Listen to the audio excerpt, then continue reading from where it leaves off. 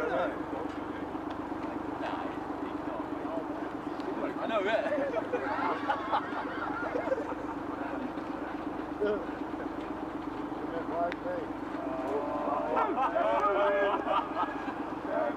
You can't talk. Oh, that's not a bad. It hasn't changed, bud. Yeah, no, it's just swirling, mate. I needed a slow reading. 55, man. Don't get it.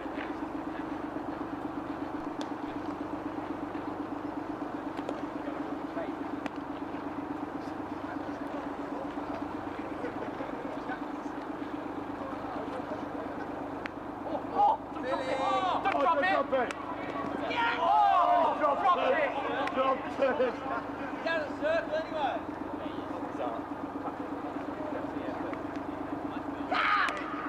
I'm shaking. No, pause it. Throw that in the So you can dive, catch it for a half.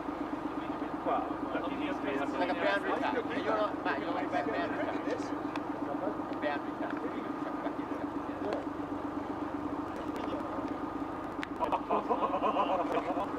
Okay. Ah, shit. Oh, here he comes.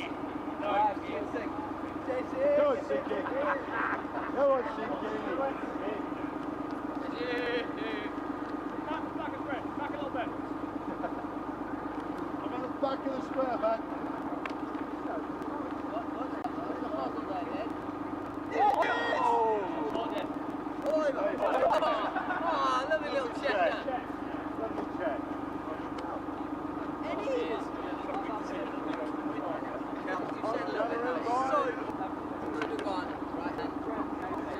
Jackie boys, with JK.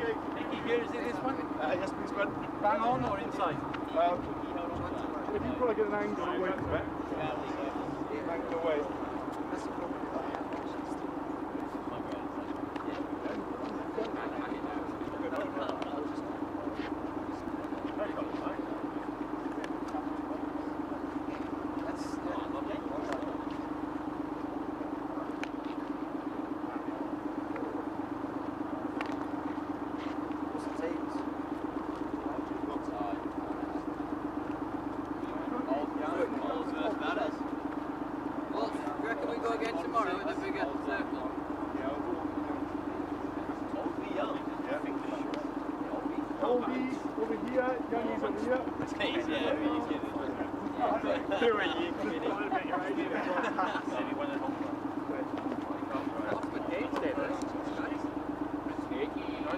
Obviously, young, just make sure we have equals. Get into the game.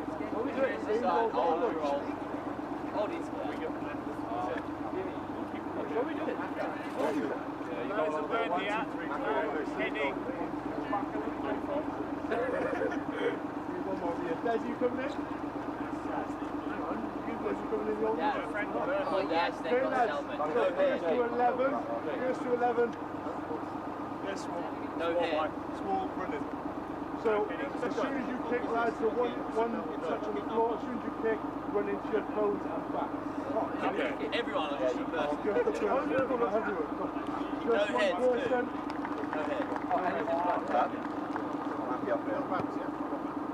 It's all about the shoulder. Matthew. Make sure you're running, lads. Oh, attack! Or is it just on there?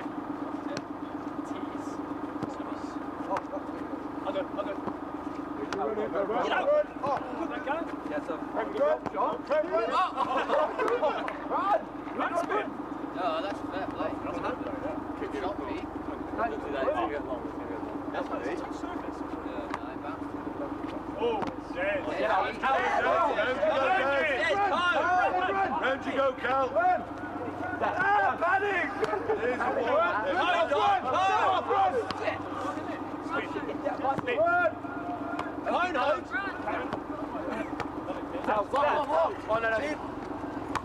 Get up! Tom! Get it off. Very well. Right, go. Yeah, under, that was. Billy! Score. As soon as you kick One cookie. Cone, cookie. Oh, get it. Spin, spin. Oh.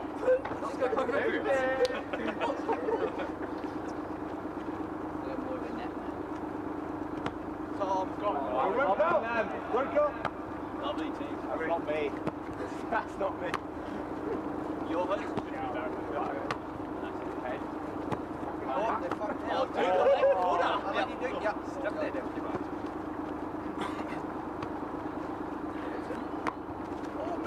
Lovely. Drop shot. Right the edge, sir. Right. Yeah, please. What's the score, mate? No, I do that. No hits. COVID. One cookie.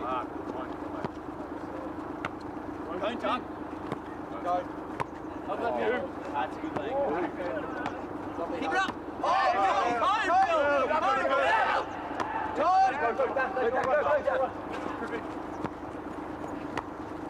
Eric! Cone panning. Who's cone? Oh, Lukas! Cone! Grab that. Unlucky. Yeah. What's that? 5-4. 5-4. Very nice, boys. What's the score? 5-4. Go. Time. Oh, hold on like that. Oh, I got it. Yeah. Get it. It's out. 6-4. Yep, there's about 2 balls now. Still serving.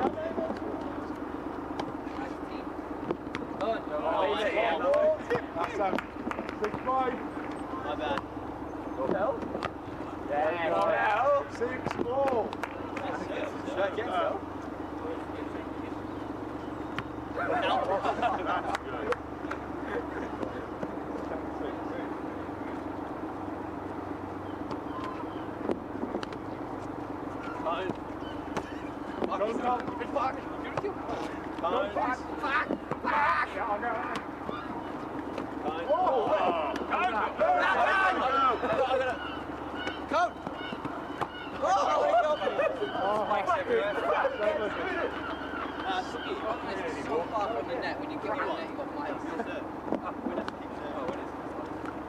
Come on, 6 then.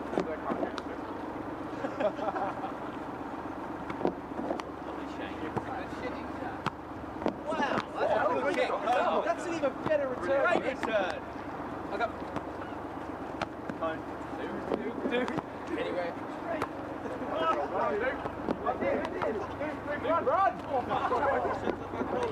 Cone.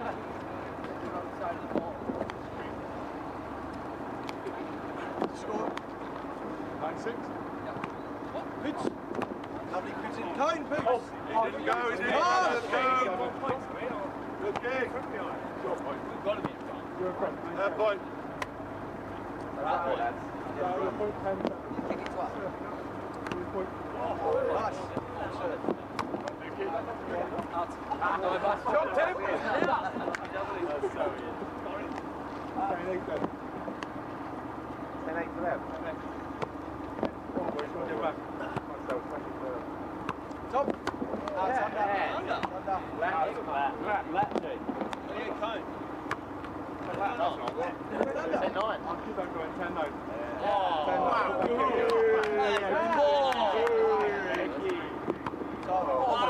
Cheers, boys.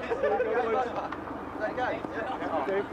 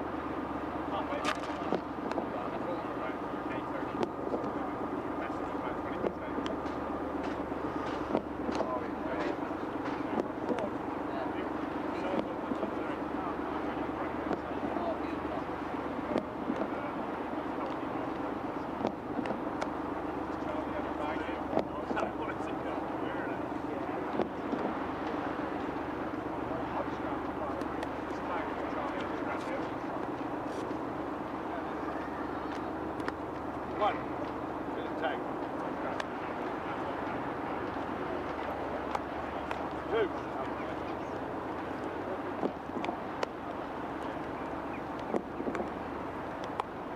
3.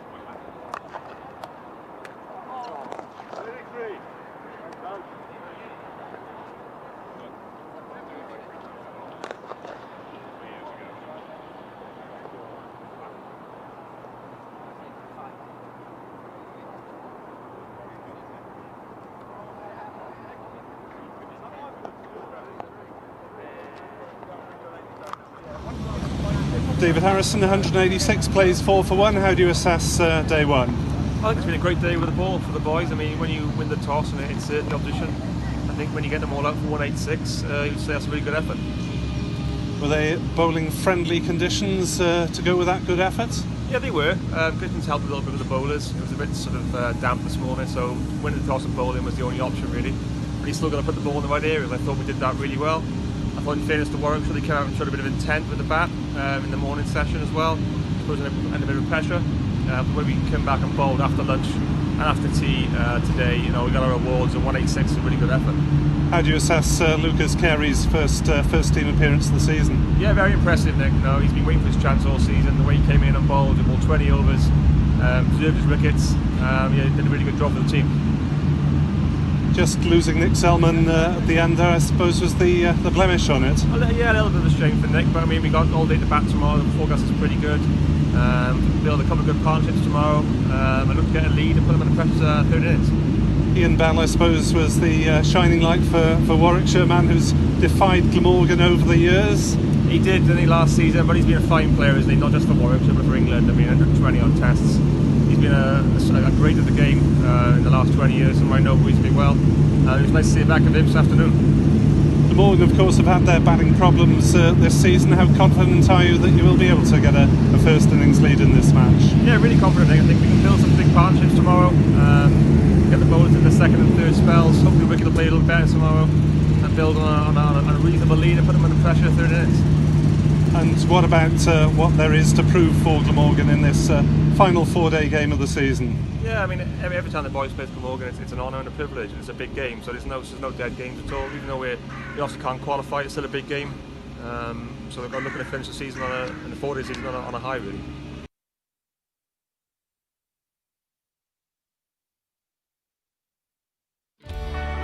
Bell hits half-century in first-class swan song. Glamorgan and Warwickshire headed into the final round of their Bob Willis Trophy campaign, with both sides still chasing a first win of the tournament. Neither side could qualify for the showpiece at Lord's, but Warwickshire batsman Ian Bell was keen for a positive result, with the 5-time Ashes winner announcing his retirement from professional cricket at the end of the season. Glamorgan won the toss and elected to bowl in Cardiff, and that decision was vindicated early on. Bears skipper Will Rhodes made a double century in round 4, but fell on the 4th ball of the day as he pushed Tim van der Hoogten's delivery to depart for 2. Sam Hain took to the crease, but van der Hoogten's tail was up, and Hain only lasted for 4 runs, the 5th time he's departed on single figures this tournament, to leave Warwickshire 17 for 2. That brought Bell in, albeit earlier than he'd have liked, in his final first-class match, and he looked comfortable early on. But they'd lose another wicket shortly after, as Yates nibbled at Lukas Carey's delivery to leave the visitors in trouble on 23 for 3. On a bowler-friendly pitch in Cardiff, Bell continued to lead the recovery, bringing up the 50 partnership with Dan Molesley, as Warwickshire headed into lunch on the ascendancy on 89 for 3. With Warwickshire approaching the 100 mark, Molesley's promising innings was brought to an end by Carey for 31. But Bell continued to lead the charge, with another trademark stroke to move him to 48 and bring up 100 for the visitors. He was running out of partners though, as Warwickshire keeper Michael Burgess mistimed Carey's delivery to hand him a 3rd wicket of the match and swing the pendulum back in Glamorgan's favour, with their opponents now 117 for 5. Bell would sit on 49 for a good 5 minutes, but his moment would eventually come. A fitting half-century for the outgoing batsman, whose experience shone through to bring up his 149th first-class 50, before bad weather drew an early tea. Bell failed to add to his score on the resumption, a memorable moment for Dan Douthwaite as Warwickshire fell to 132 for 6. Douthwaite had another soon after as Ethan Brooks nibbled. Nick Selman took the catch to leave the visitors 138 for 7. Warwickshire's troubles deepened in the next over as van der Hoogten was brought into the attack. 3 balls in and he had his 3rd wicket as Alex Thompson fell for 6. Before a tame dismissal from Liam Norwell handed Douthwaite his 3rd wicket as he flicked straight to deep square leg.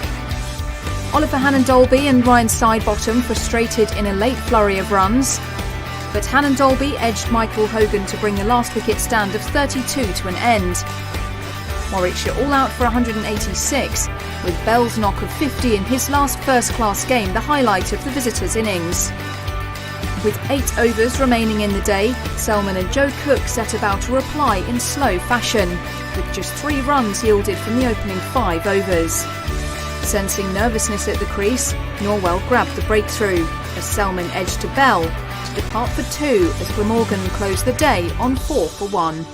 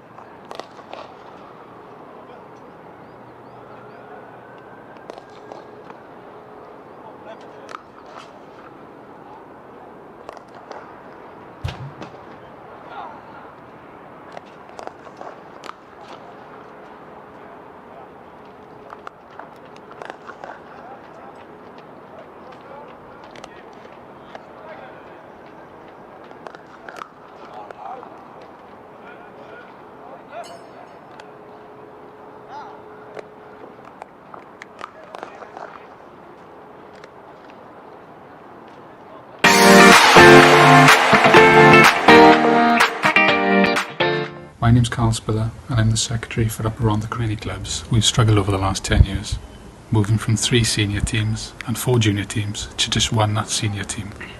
In 2014 we reached our lowest point, where we ended up forfeiting 3 games. From that lowest point, we've improved significantly in terms of participation, thanks mainly to the members who've taken the lead in increasing their own participation as well as getting other members of the club involved. In 2017, the club also took a major step forward when we entered the All-Stars programme, which, after a couple of seasons of running that, resulted in us running an under-9s team in the Cardiff and Vale Junior League. The next development saw the club start a women's team. This was very much a surprise to us, and sort of fell out of seeing a number of the parents being involved with the children in All Stars and then likewise in the under 9s. Other clubs to explore the potential to start a women's team within their own club.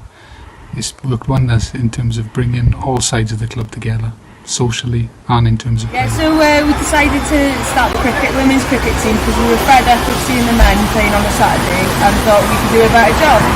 We are partners of the men's team as well as me. I am a mother of the junior team, but as well as we are trying to build the junior team as well as the men's team, the women's team, but all together now we have just come as one club.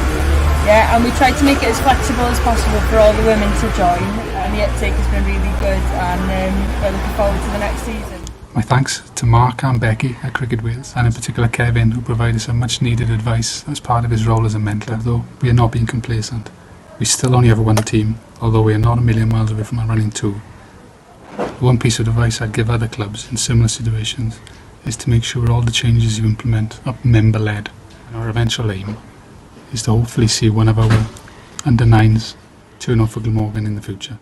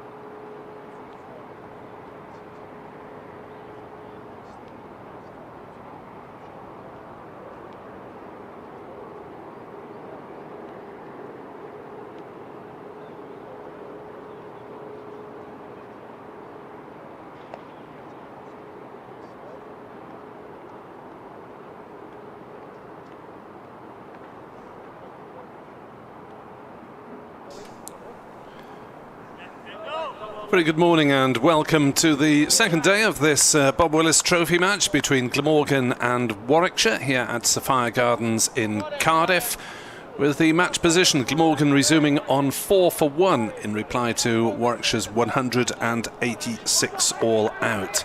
Warwickshire's batting hero yesterday was Ian Bell, who held them together with a half century, exactly 50, in his final first-class match before retirement. And Glamorgan's seamers enjoying dominance for most of the day, with 3 wickets apiece for Tim van der Gugten, Lukas Carey and Dan Douthwaite, 1 for Michael Hogan. Glamorgan, in the 8 overs that were left before the close of play, reached 4 for 1. Nick Selman the man out, which means that Tim van der Gugten, the night watchman, is on strike for the first ball of the day from Hannon Dolby, and he pushes forward back down the pitch. Van der Gugten is yet to score. Joe Cook is on 2. I'm Nick Webb from BBC Sport Wales, and alongside me is Clive Eakin of BBC CWR. Good morning. Sort of game where you feel the first innings lead is going to be crucial. So it's going to be very interesting to see how Glamorgan fare. Relatively low total for them to respond to, but difficult conditions. Ian Bell thought par was around about 220 on this pitch. As Hannon Dolby is in to bowl to Van der Gugten, who's driving on the bounce back to the bowler, no run. Similar weather conditions in that it's overcast. Outfield looks fairly lush green, still pitch looking quite green. So it doesn't look as if the conditions have changed much. No, the ball was moving around a little bit off the pitch, it seemed, yesterday.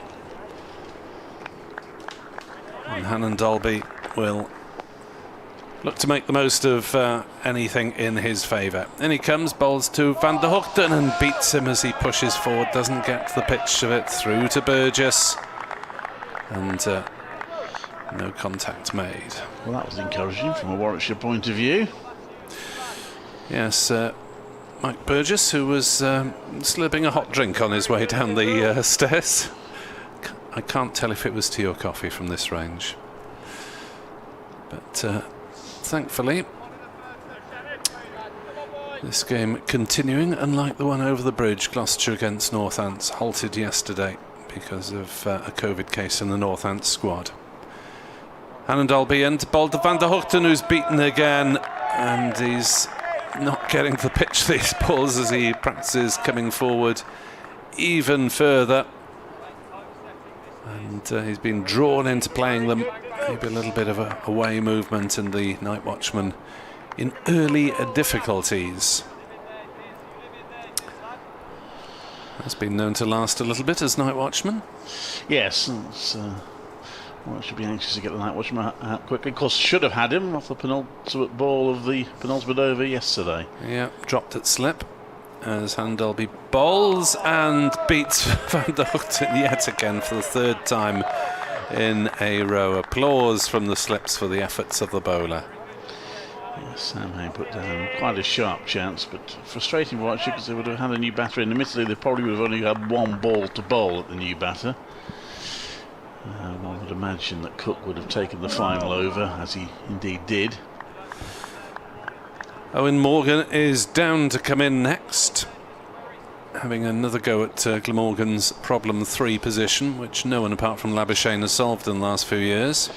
As Van der Gugten will get a run here, pushing out into the covers. There's a shot wicket, and it's hit. But Van der Gugten, who I don't think was expecting that, was safely home. And Glamorgan move on to 5 for 1 as the night watchman pinches the strike. The only thing I'll say is there was no great effort for him to put the bat down there. Umpire was in a good position. Yes, he didn't seem to think there was any danger there, Tim van der Gugten. Be interesting to see on the replay. It was, as he pushed it out into the covers, set off for a single. Oh, he was easing up at the end there, but there we are, he was home. So his judgment is not further called into question, but he is on strike. So Warwickshire sticking with the opening 2 bowlers that bowled the first 8 overs yesterday, 4 apiece. Liam Norwell was a man who got the wicket. And he's bowling to Van der Hoeden, who nicked the strike as night watchman, and stretches that and plays that to the offside. And there's no run. He did well enough, didn't really move his feet, but got that away. But Will Rhodes able to field, and there's no run. Fairly gloomy here. Spoke to Ian Bell at the end of the game. Says he has no regrets about announcing his retirement. Apparently tweaked his groin during the course of the day, which was a reminder to him as to why he's retiring. So he's not particularly sad about it. So just feels it's the right time. Norwell comes into bowl, and that's left. There's no run. 5 for 1. Glamorgan replying to Warwickshire's 186.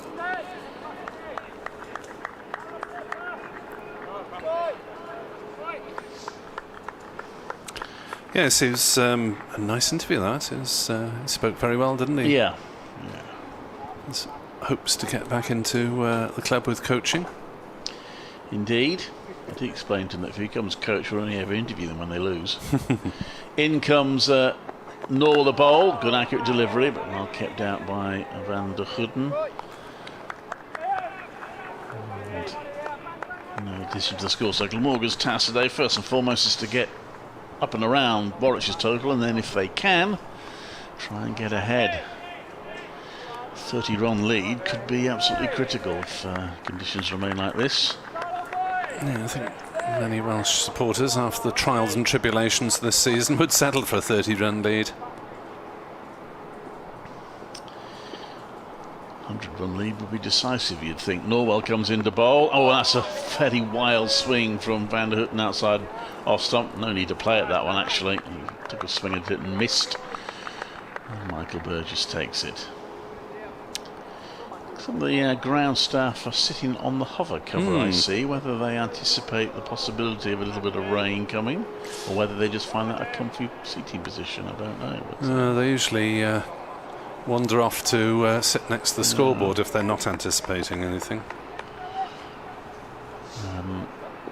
In comes Liam Norwell to bowl, and that's nicely played off his pads by Van der Hoeden, who will get his second and third runs of the morning and move on to 3. 7 for 1. That's when the Warwickshire ground staff do sometimes get slightly passive aggressive. If there's a bit of rain around, you will hear the hover cover rev up just to remind the umpires that it might be time to come off. Yeah, the BBC forecast for Cardiff does show a 74% chance of it raining at 11 o'clock and 51% at 12 o'clock, and it drops off thereafter. Ground staff are poised. So Warwickshire may have to take advantage of this little window then if we are going to come off. And that one hit wraps Van Hoeden on the pads. There's no appeal. Might have been an inside edge onto his pads, but anyway, he got 2 runs rather that over to move on to 3, and Glamorgan are 7 for 1 after 10 overs. Yeah, so it looks as though we may well be disrupted by probably no more than a passing shower early on, and possibly low possibility of something around tea time as well. Maximum temperatures around 17 Celsius today. Not much chance of rain tomorrow, apparently, at this stage anyway. Still not exactly sunbathing weather, so I'm not sure we'd be having mass crowds even if they were allowed. But I'm sure there would be many people who would like to come among the Glamorgan faithful. As Hannon Dolby's into bowl to Cook, who's leaving that one outside off stump. This is Joe Cook, the left-handed opening bat. 23-year-old from Hertfordshire, playing in his second county game. Yes, the cloud is quite heavy at the moment, although the darkest block seems to be gradually drifting away. Seems like it's moving a bit quicker than yesterday, I think, the clouds. That's Hannon Dolby from the River Taff end. 4 slips for the left-hander, bowls, and Joe Cook leaves outside off stump. no run. Joe Cook with 18 and 3 on county debut at Northampton last week, or a couple of weeks ago, because we've had a volley of T20 matches in between. Warwickshire managed just one partnership of note really in their innings. I suppose 2 if you count the final wicket stand. So Glamorgan's task to try and get 2 or 3 decent partnerships. When comes Alan Darby, bowls, and Cook nibbles at that one. He might have tried to withdraw his bat late, but I'm not sure if it was quite in time as through it went to the keeper. A little bit of a way drift for Ollie Alan Darby. He can bowl quite long spells. Ollie Alan Darby, he's got good stamina. Doesn't seem to tempt fate. He doesn't seem to get too many injury problems for a bowler of his style, and indeed for his height. Here comes Alan Dalby again, bowls outside off stump and allowed to go through. Well, nearest comparison the Glamorgan side is Michael Hogan, who's one of the bit of a throwback, I think, in that he likes to be fit for playing cricket by playing lots of cricket. I mean, Ollie has the occasional niggle, don't get me wrong, but he's managed by and large to steer clear of major problems. Oh dear.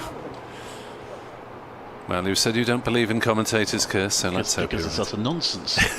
Alan Dalby bowls and Cook drives out on the offside and gets his first run of the morning, 8 for 1. That's because no one ever remembers the times when you think something will happen and it does. It's only the times when you think, say, someone's batting well and they're out next ball that actually get pointed out to you. Well, that's a bit of encouraging news. The ground staff are now moving towards their home, so they obviously decided whatever was worrying them as a threat is perhaps that dirty great bit of black cloud overhead. Alan Dalby is in to bowl to Van der Gugten, who makes a solid enough contact with that. The ball trickles up to mid-on. It is the end of Alan Dalby's over. 8 for 1, Van der Gugten 3, Joe Cook 3, Selman the man out, caught Bell, bowled Norwell for 2. So he negotiated the first few overs. Night watch was hanging around, which is always a frustration for the opposition, but still in single figures score-wise, so haven't yet started really scoring runs. The usual touch of the bat, which replaces the handshake or the punch of the gloves.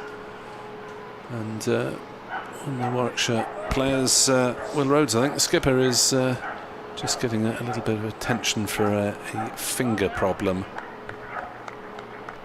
See him visibly taking a knock, but perhaps there's something uncomfortable from last night. He didn't bat long enough to take a knock while batting, but I can't recall it happening on the field. Perhaps it did. In comes Norwell to bowl, and that's nicely played out to the offside by Cook. He'll just get one for it. Rhodes fields. Reminder for Warwickshire supporters who are listening to us on the BBC website or via the app that our commentary is also available with the pictures via the Glamorgan website, should you have time to watch as well. 9 for 1 with that single. Mostly under short leg. Yeah, so 4 slips, and the second slip has taken a bit of a step forward as well. Maybe first slip's taking a step back. Norwell comes into bowl, and Yorker length but wide. Van der Gugten tries to get his bat onto it, doesn't succeed. There were a couple of catches, well, the one that was dropped by Sam Hain and a couple that Glamorgan took that did fly quite high into the slip cordon. So maybe first slip is anticipating if one comes to him, it'll travel a bit. Norwell. His first and only first-class game of the season, presumably. Bowls, and that's played straight back to him, and there is no run. 9-4-1.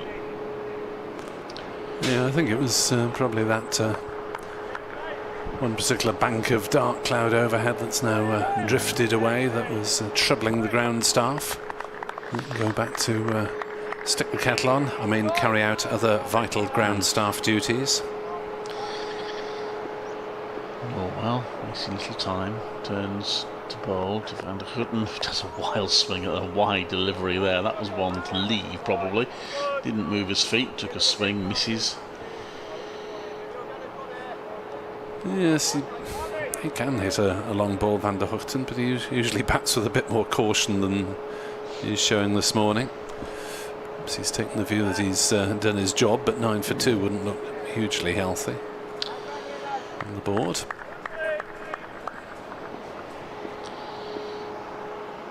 Oh well, still that short leg in place, bowls it on middle and leg, and he's a good shot there. He's going to get a couple of runs here, I think. Will Rhodes gives chase. They look to see if there's a third. They're coming back for the third. That's good running. 3 runs to Van der Gugten, who moves on to 6 and takes the score to 12 for 1. It didn't look to have been that firmly hit initially, did it? But side bottom who was chasing it, my apologies. Yeah. Did go about 2/3 the way to the boundary, and the fielder side bottom from the infield had to backtrack. Norwell's reaction suggests he wasn't too impressed that was a 3. Go on, boys. I know it's 11:15 in the morning, the last red ball match this season, but get your act together. So no short leg for Cook, and Norwell's coming round the wicket to the left-hander and has got him caught behind, has he? Yes, the finger goes up. Batter waited for the decision. Warwickshire was certain, they weren't appealing, they were celebrating, and Jeff Evans does raise his finger, and Norwell has his second wicket, and Cook has gone for 4. So that's the wicket Warwickshire would want to most this morning, the senior batter, and catch taken by Michael Burgess. It's 12 for 2 in the 12th over. Yeah, just a little prod forward from Joe Cook. Didn't get to the pitch of it, and Glamorgan's top order problems continue despite the shuffling at the top of the order, with Cook replacing Charlie Hemphrey in the last couple of matches. They haven't really managed to get going with any sort of score from both openers at one time at all. But looking back, I think the best has been the 39 that they managed in the first innings against Worcestershire, and first innings against Northampton was only 31, so Glamorgan haven't got any sort of starts this season, and the pattern continues, and they are 12 for 2 as Owen Morgan, the latest lucky recipient of the Glamorgan number 3 position, comes in to join Tim van der Gugten, the night watchman.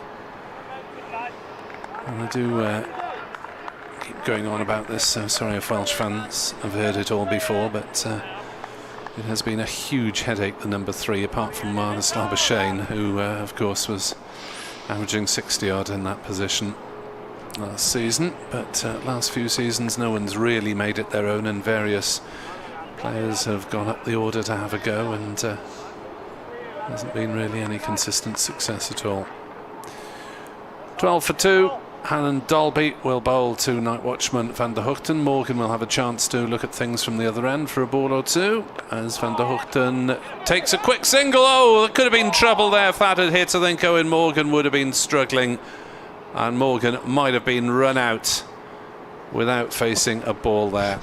That was not a great run at all. Morgan would have been delighted with that, wouldn't he?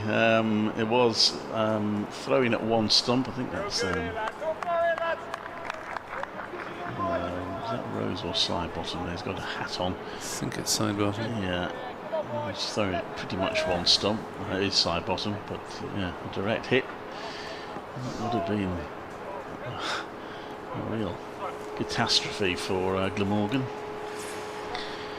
Yeah, the ball just played to the side of square leg, not very far from him. He's in front of the umpire. But here comes Hannon Dalby to bowl to Owen Morgan, who's pushing forward. Big appeal. That sounded more speculative than convinced, that one. Yeah, didn't really go through with the appeal. He did turn around and ask the question, but I think he probably would have appealed with a bit more gusto if he really believed it. You occasionally see those given. You occasionally see appeals that don't have much to them, and the umpire's still got to give the decision, and if he thinks it's out, he's got to give it out. So you do occasionally see ones where they don't really appeal with much conviction and the finger goes up, but you get the feeling they're just warming up so that when they really believe in one, there's a bit of cumulative pressure on the umpire. Put a bit of doubt on the batter's mind as well. I've nearly been run out the ball before. 13 for 2 as Owen Morgan faces up to Hannon Dalby again and gets bat on this, and will get off the mark with a proper single up through mid-off. Van der Gugten raises his hand saying no for the second. Risk another potential run out. So Owen Morgan, in his first class match of the season, is up and running. He did play in the T20 at Edgbaston against Northants the other night, Thursday night, I think. Time blurs after 6 weeks of county cricket. He made 13 in that T20 match.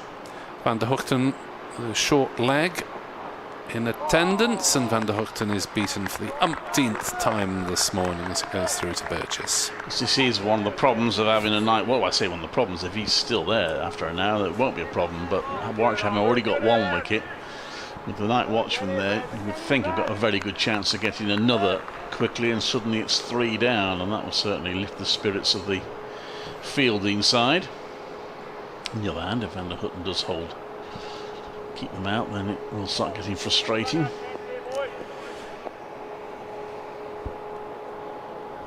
As in comes Hannon Dalby again, bowls, and Van der Gugten slaps that off the back foot through the covers for 4 runs up towards the scoreboard, and Glamorgan move on to 18 for 2 with the first boundary of the morning.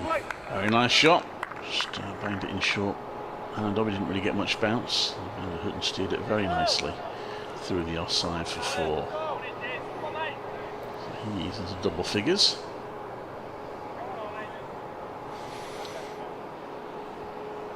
Now I've got to try and keep the scoreboard moving, Glamorgan, difficult though it might be out there. Yeah, well, there's enough attacking fielders to make sure that there are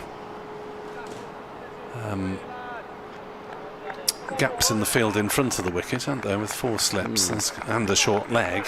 There bound to be holes in the field somewhere if you just push it into a gap. Big gaps at mid-wicket and cover. 18 for 2. Van der Gugten on to 11 as he faces up again to Hannon Dalby. And drives this one out into the covers. They think about a single. There certainly isn't one there as the skipper Rhodes fields, and there is no run. Van der Gugten's scores this season: 23 not out, 1, 30 not out, 4 and 4. So he's got going a couple of times towards the tail end. Well, a 30 in the context of this game wouldn't be too bad. That's 1 half century in the Warwickshire innings. That was exactly 50 for Ian Bell. Yeah, the 30 not out was in the context of saving the game against Gloucestershire, where he batted through the final session with Chris Cook to save a game that looked likely to be lost at that stage with 1 session to go. He's on 11. It's Morgan on strike for Liam Norwell, who's still on for all 10. He's got a short leg in for the new man, so 4 slips and a short leg. Right arm over, bowls it straight down the leg side, and Morgan whips it away. There is a man down there to find out, so he'll just get 1, but just a little offline there. Norwell. Morgan doubles his score, moves on to 2, 19 for 2. Yeah, Owen Morgan was initially seen as more of a bowler than a batsman when he came into the first team squad. Left arm spinner, batted in the lower middle order, but his batting has come on and his bowling has been less used over the years. Norwell in, and that's pitched up and it's just pushed out to the offside by Van der Houten, who's getting quite a lot of the strike this morning, which probably, I suppose that would be about right. As the night watchman, might as well, while he's out there, do the lion's share of the work. Occupy the difficult overs. The ball relatively new. I think the cloud conditions are likely to remain overhead for the rest of the match. Looking at the forecast, we're going to be bathing in any great sunlight anytime soon. In comes Norwell to what is quite dark. He comes into bowl, and that goes past the outside edge to the wicketkeeper. The floodlights aren't on yet, so it's fairly gloomy out there. Will Rose just had a chat with umpire Jeff Evans, and what that was about. Nothing very much, but no sunglasses from umpire Evans today. They were rather optimistic yesterday.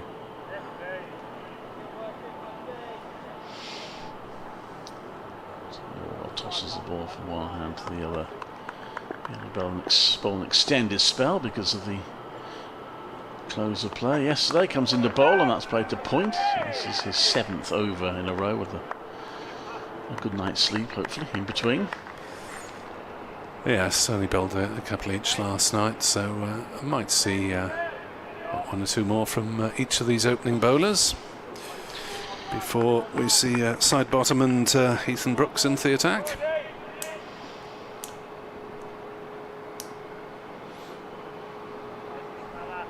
Doubt Alex Thompson will get on before 12:25. Comes into bowl. Norwell, shortish delivery and a bit of a wild swing by Van der Houten. Burgess dives to his right and grabs the ball. He's played a miss at a few, the night watchman. Yeah, I'm not quite sure if he's got his head on sometimes this morning, Tim van der Houten.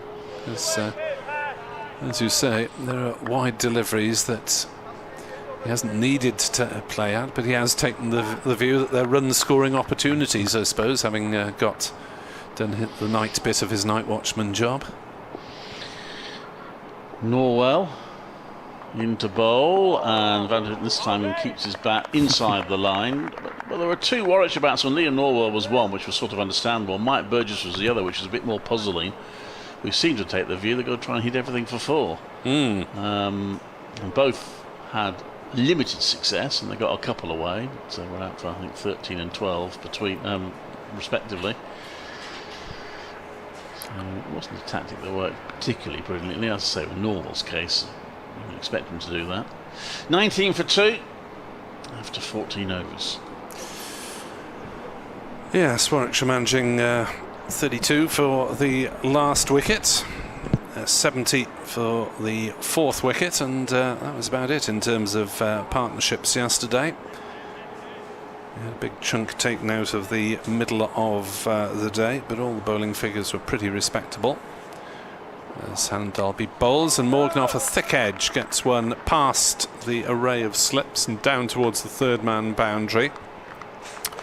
It wasn't entirely under control, but it was safe enough for Owen Morgan, who moves on to 4 not out. Morgan's wicket takers yesterday: Tim van der Houten 3 for 45, Lukas Carey 3 for 54, Michael Hogan 1 for 27, albeit having had 2 chances dropped along the way. Dan Douthwaite 3 for 42, and we just saw the single over from spinner Callum Taylor. Lights are on as Owen Morgan drives out into the offside and may get a couple of runs here. Sidebottom is on it, and does enough to deter them from coming back for a second run. Morgan 5, Morgan 22 for 2, 160 runs, 164 runs in arrears. Lights on, hopefully someone home.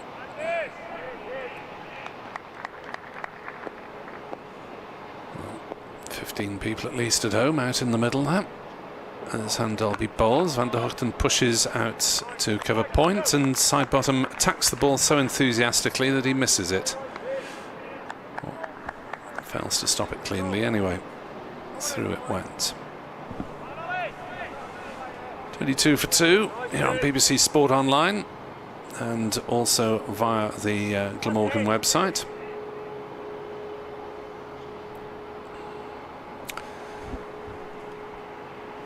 Van der Gugten 11, Morgan 5. The man out this morning, Joe Cook, caught by keeper Burgess off Norwell for 4. And Dalby still bowling with the 4 slips. Van der Gugten gets everything behind that one and pushes it back down the wicket. And there is no run. Bowled out to Andy Ward, hoping for the best for this Glamorgan first innings, which has been a little precarious this season. And Graham Smith points out that Morgan is batting a long way out of his crease, so it would be difficult to give him LBW. He was the subject of an appeal first ball, albeit a low to medium strength appeal, if I can put it that way.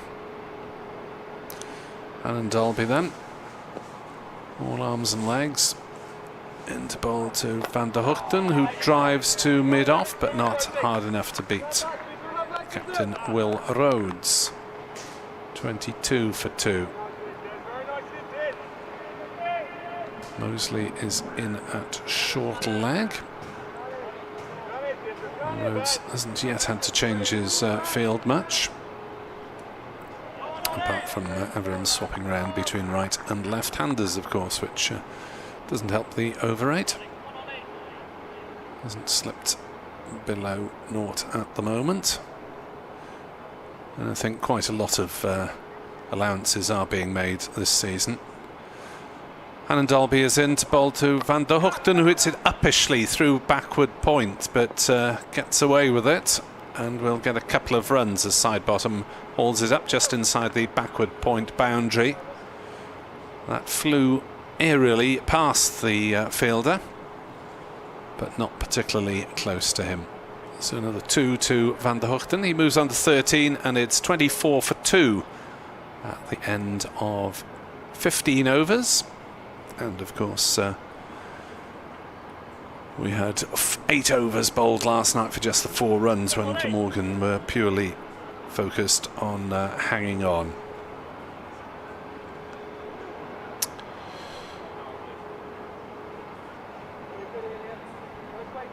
So 24 for 2. That's Liam Norwell from the Cathedral Road end into Owen Morgan, who leaves outside off stump, and there's no run. Owen Morgan did hit 1-6 in that T20 match last Thursday, but tends to be more of a correct batsman than a hitter.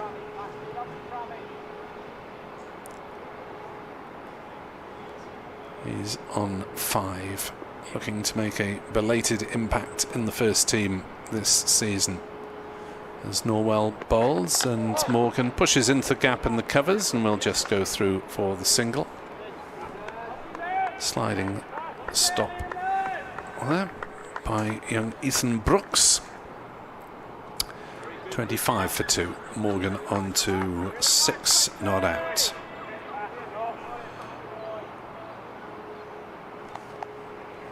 News this morning that Joss Butler won't be taking part in the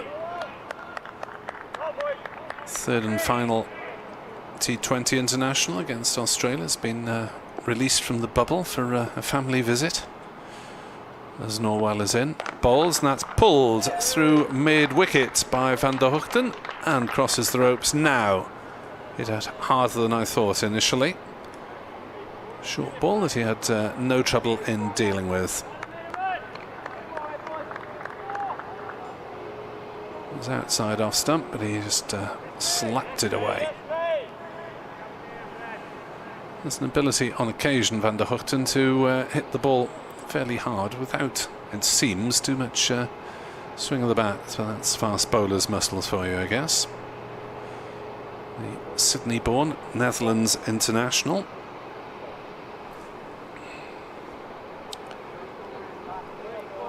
And Glamorgan move on to 29 for 2.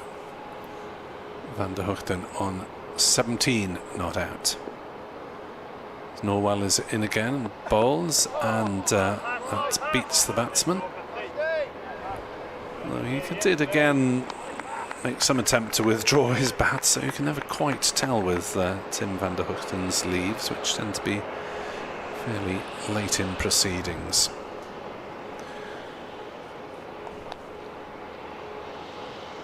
Norwell, one of the 2 changes in the Warwickshire side for this game from the last 4-day affair. Norwell and Ethan Brooks replacing Craig Miles, fellow former Gloucestershire bowler, and Tim Bresnan. As another one goes past the edge of Van der Gugten's bat again, it's difficult to tell whether he's playing inside it deliberately or not, but certainly frustrating the Warwickshire bowlers today underneath the lights here in Cardiff.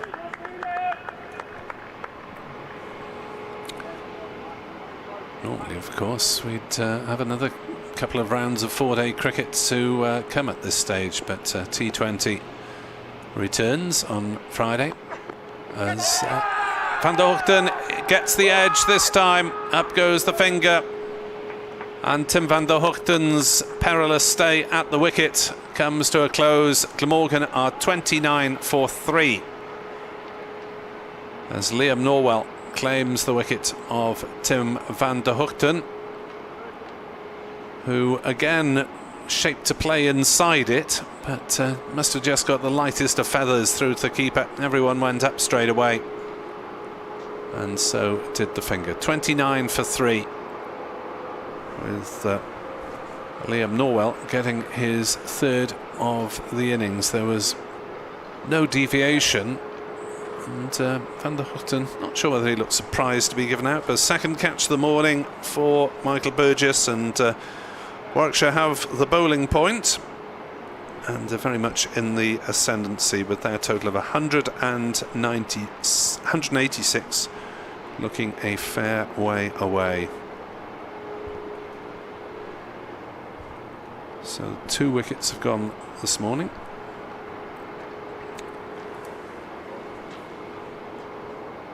And Glamorgan in trouble. Scorecard so far. Last night, Nick Selman caught Bell, bowled Norwell 2. This morning, Joe Cook caught Burgess, bowled Norwell 4. He faced 32 balls. And Tim van der Gugten caught Burgess, bowled Norwell for 17. Faced 42 deliveries and hit the only 2 4s of the innings so far. So it has been a laboured affair, this Glamorgan knock, as Captain Chris Cook comes in ahead of Billy Root, which is presumably the path of thinking behind Cook relinquishing the gloves that he can bat further up the order. Ollie Hannon-Dolby into Owen Morgan, who leaves that outside the off stump, to a chorus of approval from those behind the stumps. Norwell 3 for 13, Hannon-Dolby 0 for 16 at the moment, and Hannon-Dolby is into his 9th over, but 2 of those were delivered last night.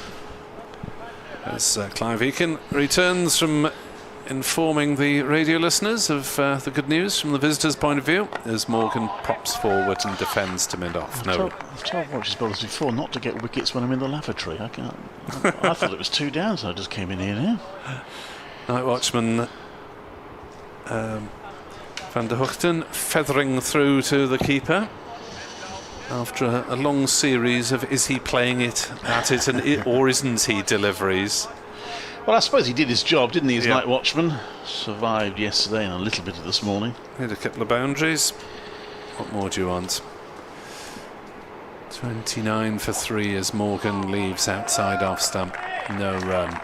Still not convinced about night watch. I remember I brought it up And Ashley Giles at Warwickshire brought it up in the hotel bar with him briefly, and the response, he just looked at me as if I was mad, so I didn't bother carrying on with the discussion. What are you talking about, man? I just never really been convinced by them. Well, it's a psychological thing more than anything, isn't it? To protect the better batsman.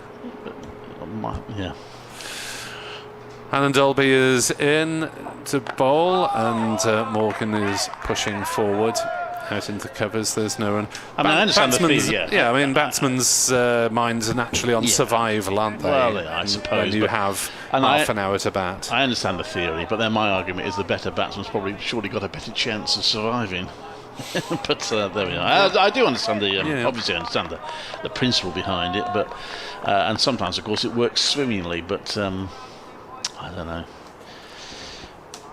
Does put a bit of pressure on the scoreboard the next morning, as Glamorgan also lost the other opener.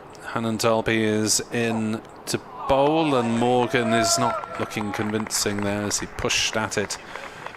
His feet were on the move, I think, as he played that. I'm not quite sure why. 29 for 3, Morgan 6, Chris Cook yet to face. Chris Cook coming in ahead of Billy Root to take advantage of not having the keeper's gloves, as Annan Dolby is in to Morgan, who gets a thick but safe edge down towards the third man boundary. They'll pick up a couple of runs. They'll pick up 4 runs as the sprawling dive of enthusiastic fielder Ethan Brooks is not enough to halt the ball's progress. So wasn't where he was looking to play it, but at least he was on top of the ball, Owen Morgan, and made sure it went along the ground. 33 for 3. Morgan is into double figures on 10. Chris Cook, the new batsman and captain, is yet to face. 17 overs gone and still no bowling change. No, that's, I suppose, the advantage of getting the opposition in for 8 overs before the close the previous day. Let's give you a little bit more wriggle room in terms of use of bowlers. So 4 slips and a short leg. Norwell comes in, it's dabbed out to the offside, well run single, and called it immediately, so gets him off the mark. Cook number 2. And it's 34 for 3. Oh yes, the scorecard on the BBC is failing to delineate the 2 Cooks. Oh, is it? Yes, well, it's got them in the team lists, so you should be able to work out, but they usually put initials on straight away. In comes Norwell, wraps him on the pads. He's appealing with some conviction, but despite Norwell's conviction, he's unable to persuade umpire Evans. A little sort of shrug of the shoulders. Oh, okay, if you're sure, is Norwell's response to the not out. They've been doing a little too much, the angle that one came in at.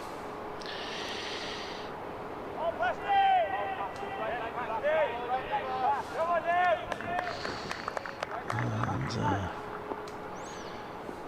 Norwell in again.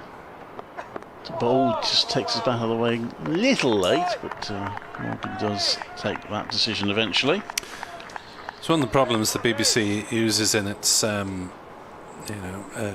records of rugby matches, in that I don't think it was set up by a Welshman, because you see Jones, Evans, Williams, Jones, Evans, Williams. Which one? And quite not wishing to perpetuate any national stereotypes about Welsh names, but for example, Cardiff Blues have 2 scrum halves called Williams, Thomas and Lloyd, and you need to know which one it is. Yeah, in comes Norwell to bowl. That's left, there's no run. We're talking about the BBC website. Remind you can follow text commentary on all the games while listening to us. On the BBC website, it might be on the page you're on. If you scroll down, you'll see updates from all the games currently going on. 34 for 3 is the score here. So the innings at the moment have run fairly parallel, with 3 wickets falling fairly early in both cases. It was Warwickshire's 4th wicket pair that got going a bit. That one drifts away from Norwood. It's left by Morgan. There's no run, 34 for 3. But Warwickshire lost their wickets at 3, 17 and 23. Glamorgan so far 3, 12 and 29. So marginally ahead when the 3rd wicket fell. Yes, they've got a thing using, if you want to tweet using hashtag BBC Cricket to tell them why about your favourite county stalwarts. So if you want to hymn the praises of Patel, Bell or Hogan, then tweet them. Next one is driven nicely by Morgan. Norwell got quite excited, but I think Morgan was in control of that. He gets 2 runs and moves on to 12, 36 for 3. Yeah, end of the over. That Joss Butler story, he has asked for time to see his family, who he hasn't seen for 10 weeks apparently. And since he'd won the match and therefore the series for England, they've allowed him a little bit of latitude. I didn't realise there was quite that constant for players involved in all the series. I think that's been the problem, and it's the same with the media covering it, because they have to stay in the bubble, don't they? They're just not allowed out, and I think particularly when it's at Old Trafford, there is very little room for wandering around. And Southampton at least has some nice grounds in the hotel, but it has been quite testing for all involved, I would suggest. As Hannah Dalby is in to bowl to Chris Cook, who's beaten pushing forward, 36 for 3. People listening may scoff at this, but you know, hotel life, all right, you usually get nice food and good service, but it is a little wearing to be away from home for long times in a period, but I'm sure there are many people of lots of professions who can say the same thing. I think it's different though now, because they are away from all the time. They don't even get brief stints back home. Cook drives down the ground. He's beaten mid-on. Side bottom is off in pursuit, but it'll be a vain pursuit, and that'll be the first boundary for the Glamorgan captain, Chris Cook. 40 for 3 as he moves under 5. Doesn't apply to the county cricketers. They're not in the same sort of bubble, but for the international cricketers, once they're there at a match, they're there. And as I say, it applies to the BBC's commentary team and those media that are inside the ground. Well, yeah. 4 days away at a county championship match is enough for the likes of us, but Clive is clocking up the miles this week. Back and forth. 40 for 3 as Cook is hit on the thigh pad. Ball loops to slip. Hayne takes it, but there's no serious appeal. It's strange though this season that we just got the pace of it and it'll be over in a couple of weeks. There we are. It's better than nothing. We're so looking forward to a Lord's final in this competition, but not to be for Warwickshire or Glamorgan, sadly.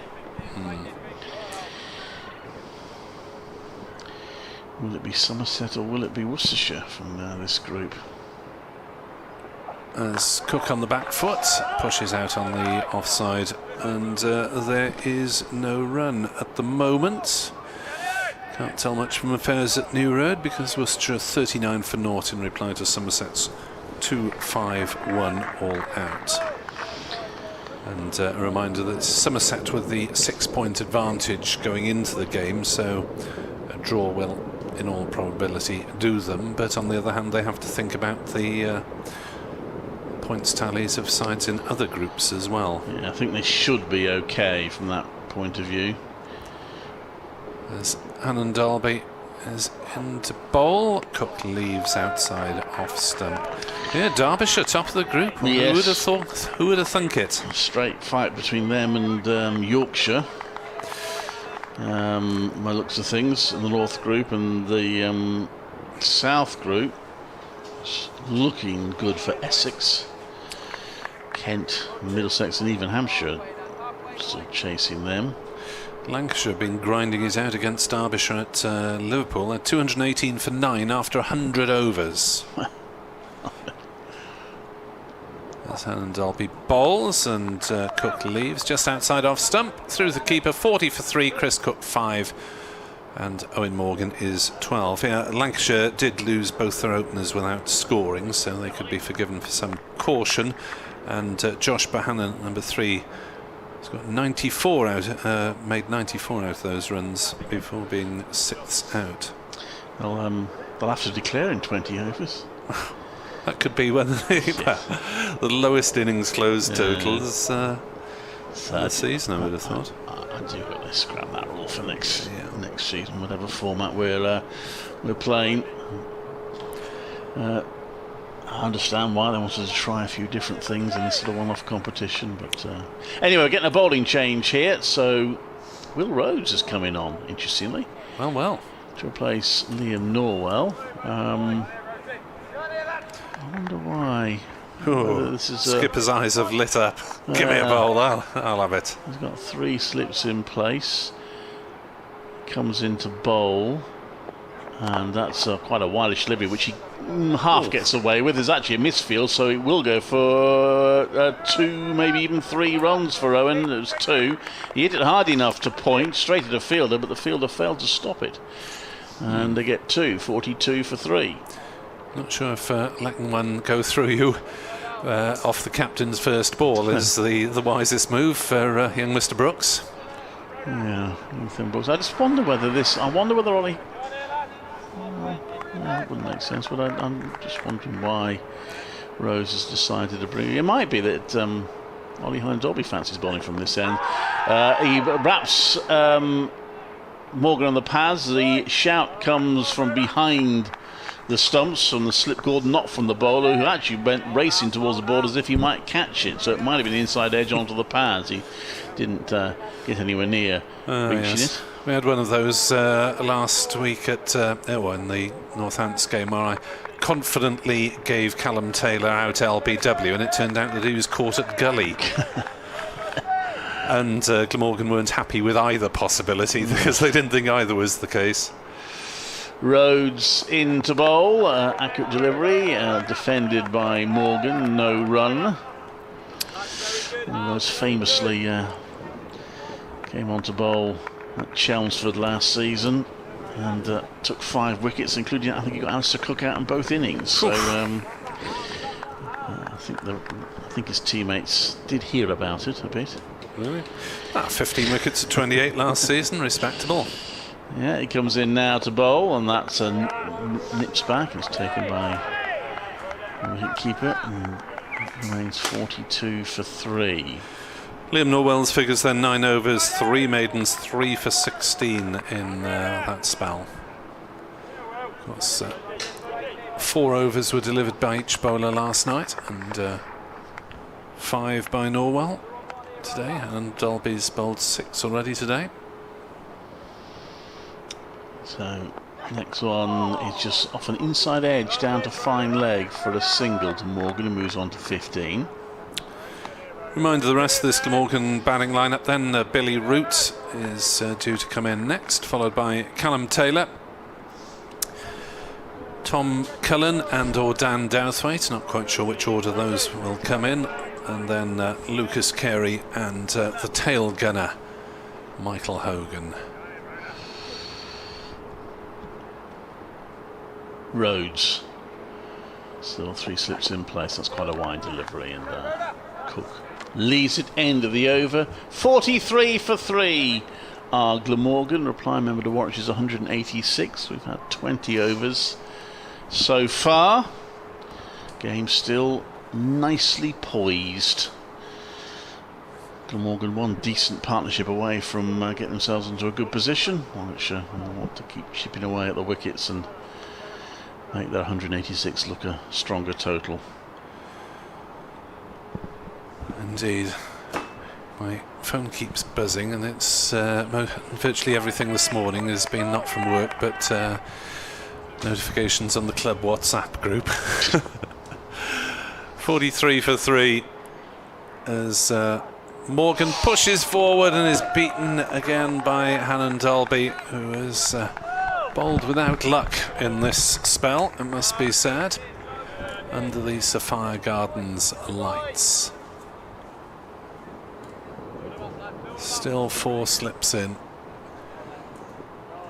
Still tough going for Glamorgan.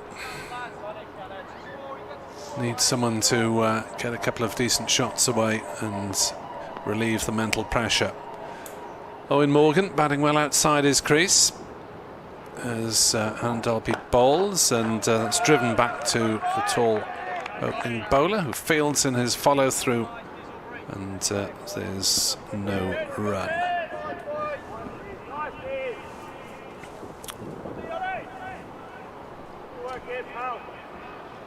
So important innings for Morgan.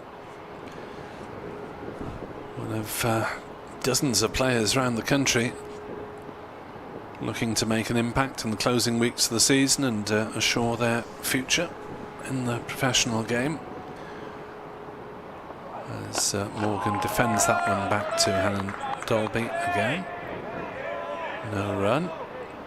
Plenty of applause from the Warwickshire bowlers as Hannon Dolby goes into his 11th successive over for them last night, 7 this morning. The lights are on, and presume that they might well stay on for much of the day. So it looks as though we are going to get quite a lot of dark cloud as Morgan's pushing forward and beaten by a ball that came back a fair bit as well. Couldn't have missed the stumps by much, as well as just beating the outside edge as Hannon Dolby smooths down some sawdust in his bowling crease. And that one in fact went over the top of middle stump and was taken by Burgess going to his left. So Hannon Dolby can count himself unfortunate not to have joined the wickets column, with Liam Norwell having claimed all 3 to fall so far. 43 for 3 Glamorgan as Morgan drives up to mid-off, but there is no run. 43 for 3. See the red lights on top of the cranes in the city centre pretty brightly. The cranes of the large construction over in the Cateys area of the city seem to have mostly done their work. We're staring at them for most of last season. Appears to be some giant edifice that's now mostly in place. 43 for 3. Hannon Dolby into Morgan, who leaves that one bouncing high and going past harmlessly outside off stump. 43 for 3. Cook 5, Morgan is 15, and the bowlers on top, as we've been saying, virtually all the game, apart from that spell when Bell and Mosley added 70 for the 4th wicket and a very brief flurry for the last wicket for Warwickshire. Bell made 50, Mosley 31. Bell twice Mosley's age and had started playing first-class cricket before Mosley was born. In comes Rhodes again, bowls, and a big swish of the bat from Chris Cook, who saw that as a wide one that he could latch on to, but made no contact through to the keeper. So it looks as though Chris Cook is willing to have a go at anything he judges to be offline. Scoring rate 2 runs and over after that slow, understandable start last night. That's hits Cook on the pads as he tries to work on the leg side. Gets rather squared up by that one. Scratching away at the crease. Having a word with Owen Morgan. Maybe getting a second opinion on what that ball did. As Rhodes marches back towards us, polishing vigorously, and runs away past umpire. Bowls, that's down leg side. Cook missed out there rather. Tried to tuck it away, made no contact, and through to Burgess once more. We can't complain too much because it's his skipper who's bowling. Most of the Warwickshire side in sleeveless jerseys this morning, with a few exceptions. Rhodes bowls, and that's flashed at by Cook, and he's got 4 runs over the slips. So Cook is taking the view if it's there to be hit, he'll throw the kitchen sink at it, and got away with that one, edging it over the slips for 4 runs. 47 for 3. Cook on to 9. That will give Rhodes some encouragement, I think, that he's willing to have a go at it. And that one flashed over the head of third slip. Ian Bell took a smart catch yesterday, but couldn't do anything about that one. Rhodes bowls and beats Cook's defensive prod through to Burgess. 47 for 3, Glamorgan. Still 139 runs in arrears here on BBC Sport Online. If you are just joining us, Liam Norwell claimed the first 2 wickets of the day.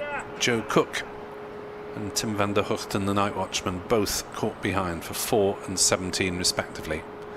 Rhodes bowls, that's on leg side, and Cook this time does get back firmly to ball and dispatches it through square leg for 4 to bring up the Glamorgan half century. 51 for 3, Chris Cook is on 13, Owen Morgan is on 15, and well, Will Rhodes is getting a bit of swing, but when it's swinging wide of leg stump, there's not much use in it. And Chris Cook gratefully tucking it away in rather more convincing style than his previous boundary and that over. 51 for 3. Even a partnership of 50 or so would get Glamorgan going and just ease a little bit of the mental pressure on the lower order, you feel.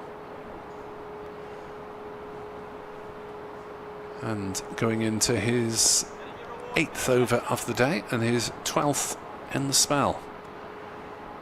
Ollie and Dolby from the River Taff end. And he comes to Chris Cook, to Owen Morgan, who pushes forward defensively. And there's no run. So this is the final round of Bob Willis Trophy matches. There is then the final at Lords, which won't be involving either of these sides.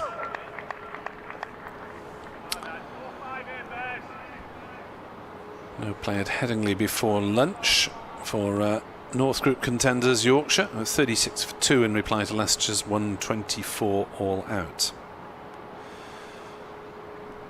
As Hannon Dolby is in to bowl, and Morgan pushes and runs on the offside, and that's quite a clever single because he played it very softly indeed off a very dead bat, and there was a quick look between the batsmen and off they set. 52 for 3. Lancashire have now been dismissed for 219 in 101.3 overs by North Group contenders Derbyshire. And in the other match in that group, Notts 7 for 1 in reply to Durham's 294 all out. Think of a reliable Chris Rushworth with the wicket, no surprise there. Worcestershire have now moved on to 45 without loss in reply to Somerset's 251 in the match that'll decide this central group. And Dolby bowls and Cook drives, but with no great force, up to mid-on. And there's no run. Of course, the other game in the central group yesterday was abandoned, Gloucestershire against Northants, because of a case of COVID in the Northants squad, although not involving anyone involved in that match. So Gloucestershire take just the 8 draw points, and Northants had got 2 bowling points before lunch, so they take 10 points from the match. Alan Dolby to Chris Cook, who tucks another one through square leg. May well get 4 runs for it. He does. The charge from Norwell round from fine leg was in vain. Chris Cook strong off his legs and pushed that one away comfortably enough. Chris Cook to 17, 55 for 3. And we'll run through affairs in the South Group. Essex against Middlesex. Essex into a first innings lead at 171 for 5, already 33 runs ahead of Middlesex, with half century there for the keeper, Adam Wheater. As Essex recover from 44 for 4 at one stage. Good fight back from them at Chelmsford. Alan Dolby is in to bowl, and Cook forces through the offsides and won't get a run there because it's well stopped by Ethan Brooks. Would have been probably a couple or maybe 4 had it gone past him, but managed to intercept it just as it was running away from him. Yeah, May's up for his earlier error, and he was guilty of a misfield that cost a couple of runs, but that was a very good stop. Kent against Hampshire. Kent 63 for 4 in reply to Hampshire's 191. 3 wickets there for a debutant, Scott Curry for Hampshire. No sign of an Aaron Donald in that Hampshire side, the Welshman, after his surgery earlier in the year. As Cook props forward, plays back the bowler. No run. 56 for 3 Glamorgan.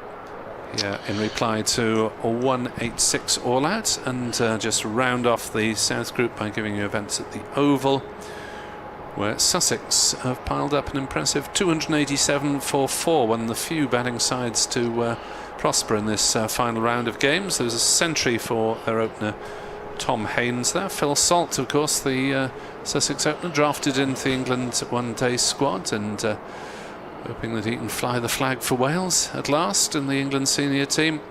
Also Delray Rawlins 65, and Ben Brown, the keeper, is 40 not out there for Sussex. 288 for 4 at the Oval. Hey, I mean, it's still early days in this partnership, but the parallels kind of continuing, because just as both these teams losing 3 wickets in their 20s, Warwickshire had a 4th wicket partnership worth 70. So far these two have steadied the ship with 27 rather, for this partnership. So certainly the beginnings of a partnership. Ryan Sidebottom coming in, I suppose. Rose, if you bowled a couple of us, just leave Ryan Sidebottom a little longer, so maybe get the ball to swing a bit more, and it's just a little bit older. Well, there was a little bit of swing for Rhodes, wasn't there? But wasn't probably as accurate as he would have liked to have been. I see the bowling markings run up. One of them is labelled John Wayne. If you're going to ask me who that is, I haven't the slightest idea. There we are. There's one for your post-match interview today. Which bowler claims to be John Wayne? Sidebottom comes into bowl, 3 slips in place. He's bowling to Morgan. Morgan leaves that one. It was a good leave. It was off target, not miles off target, but enough to make it a decent leave. So Rhodes 2 overs for 11 runs. Yeah, it's an interesting decision that he brought himself on before Sidebottom. Say it may be some sort of theory about Sidebottom wanting the ball to be just that little bit older. He comes in, right arm over, and that goes past the outside edge. Did he play that? I'm not sure, but it was a bad delivery from Ryan Sidebottom, who has played in just 2 of these matches. Got 3 wickets so far. He's one of the bowlers that struggled in the second innings against Northants. He finished none for 129, as Northants' 7th wicket pair battered for a whole day. That's good going. It is. Well, it was somewhat frustrating from a Warwickshire point of view. A match they thought they were on their way to winning. Side bottom bowls. That's wide of off stump. It's left by Morgan. A little bit of carry in that from side bottom. Off target. Yeah, we thought Glamorgan were doing well on their, what was it, 9th wicket partnership last to the final session here against Gloucestershire. Yeah. Cook and Van der Gugten on that occasion. Did see Cook and Ingram bat out a final day here against Notts once for a draw, but obviously both top order batsmen. Side bottom into bowl, and that's an accurate delivery which is defended to the offside. Warwickshire have found it difficult at times this season to bowl teams out. Relatively low scoring game at Bristol, but they struggled in the second innings to get Gloucestershire out as cheaply as they should have done, and ended up losing that match. Had that problem against Northamptonshire. They struggled admittedly on a very unhelpful pitch to bowl Worcestershire out at New Road. BBC forecasters still suggesting a high probability of rain in the next hour. Clouds haven't emerged yet. Side bottom into bowl to Morgan, who defends out to the offside. Made him play there. But then it was a relatively low possibility of rain yesterday afternoon, and it hosed it down for about half an hour. And there was a break for an hour and 3/4, including the tea interval. Well, Liam Norwell is looks as if he's preparing to come back on. He's obviously still got his eye on all 10 here. Hasn't been off long. Strange. And side bottom into bowl, and that moves back at Morgan, who plays it nicely away from his body down to third man for 2, and Morgan moves on to 18. End of the over, a couple of runs off it. 58 for 3 are Glamorgan replying to Warwickshire's 186. And Norwell is going to, that might be again why Rose bowled, just as he probably had in mind bringing Norwell back then quite soon with a change of ends, so he'd hold up a couple of overs at this end and then let side bottom have an extended spell. Would Ethan Brooks maybe a tad disappointed not to be next in line? Maybe, but Norwell's been going so well, I suppose. He has, yeah. So presumably this won't be a massively long spell from Norwell. So presumably he'll bowl a few overs and then Brooks will get his opportunity then. So the straw-haired seamer warming up. Bowling another couple of practice deliveries, and now will come in from the River Taff end, the opposite end to where he's claimed his 3 wickets from, as he bustles in and bowls, and Cook behind that one playing it gently out onto the offside. No run. 58 for 3. Glamorgan looking to steady this ship and get the innings heading towards possible advantage. Warwickshire 186 not out, all out. Glamorgan 29 for 3 when night watchman Tim van der Gugten followed the openers Nick Selman and Joe Cook back into the shed. There's Cook. Chris Cook leaves one outside off stump through to Burgess. I say back into the shed. I should say back into the bar, or the area that is normally a bar on the first floor of the pavilion building, which is a very large pavilion building used for conferences and business meetings and so on in normal years, but sadly not this year. It is a lot of grass, isn't there, in front of the pavilion. It's a long old walk for the batters. Yeah, makes it worse being out. As Cook angles that one down through the gully area and will pick up a couple of runs. It'll be hauled in inside the ropes by Ethan Brooks. Cook moves on to 19 and Glamorgan on to 60 for 3. And to show the coolness of the temperatures, the Glamorgan coach Matthew Maynard is wearing a bobble hat this morning. Yes, that's an advertising tactic to sell Glamorgan bobble hats to viewers of the county video stream. 60 for 3. As Norwell bowls, and Cook leaves a ball that came back a bit and kind of been too far away from the top of off, judging from the bowler's reaction. But the castle remains undisturbed. Monetize virtually everything these days, can't they? With rugby and matches, you see the coaches on their laptops with the advertising slogans carefully on the back of them, so that TV viewers get an extra little ad each time there's a shot of a coach. Norwell into Chris Cook, who leaves that one rather more safely through to Burgess lower down.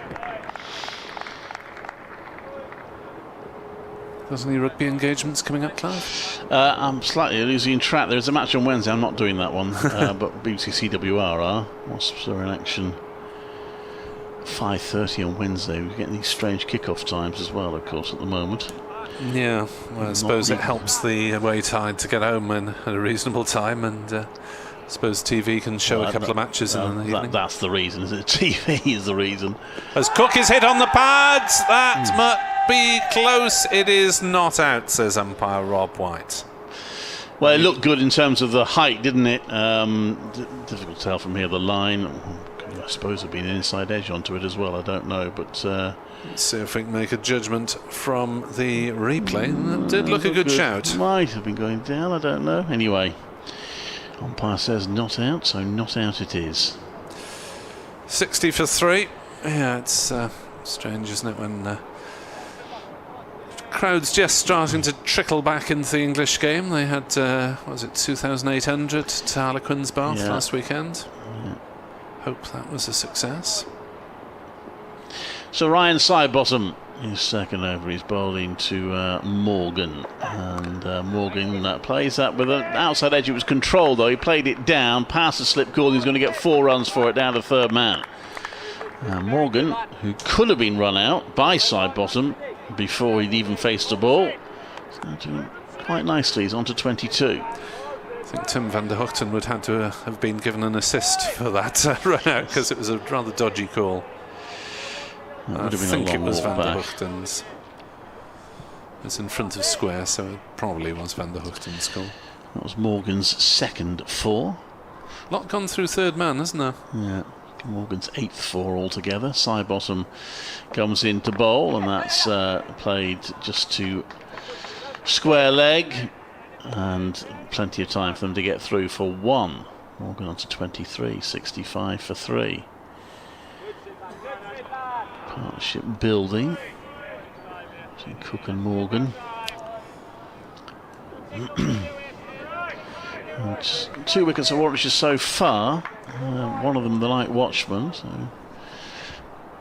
Morgan will feel they haven't done badly in the first hour and a quarter, in the context of a modest scoring game so far.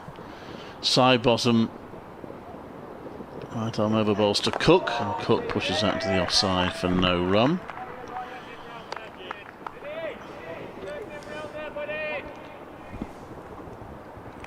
Yes, I suppose it is 3 down, but one's the night watchman, so it's a little bit of extra context, isn't it?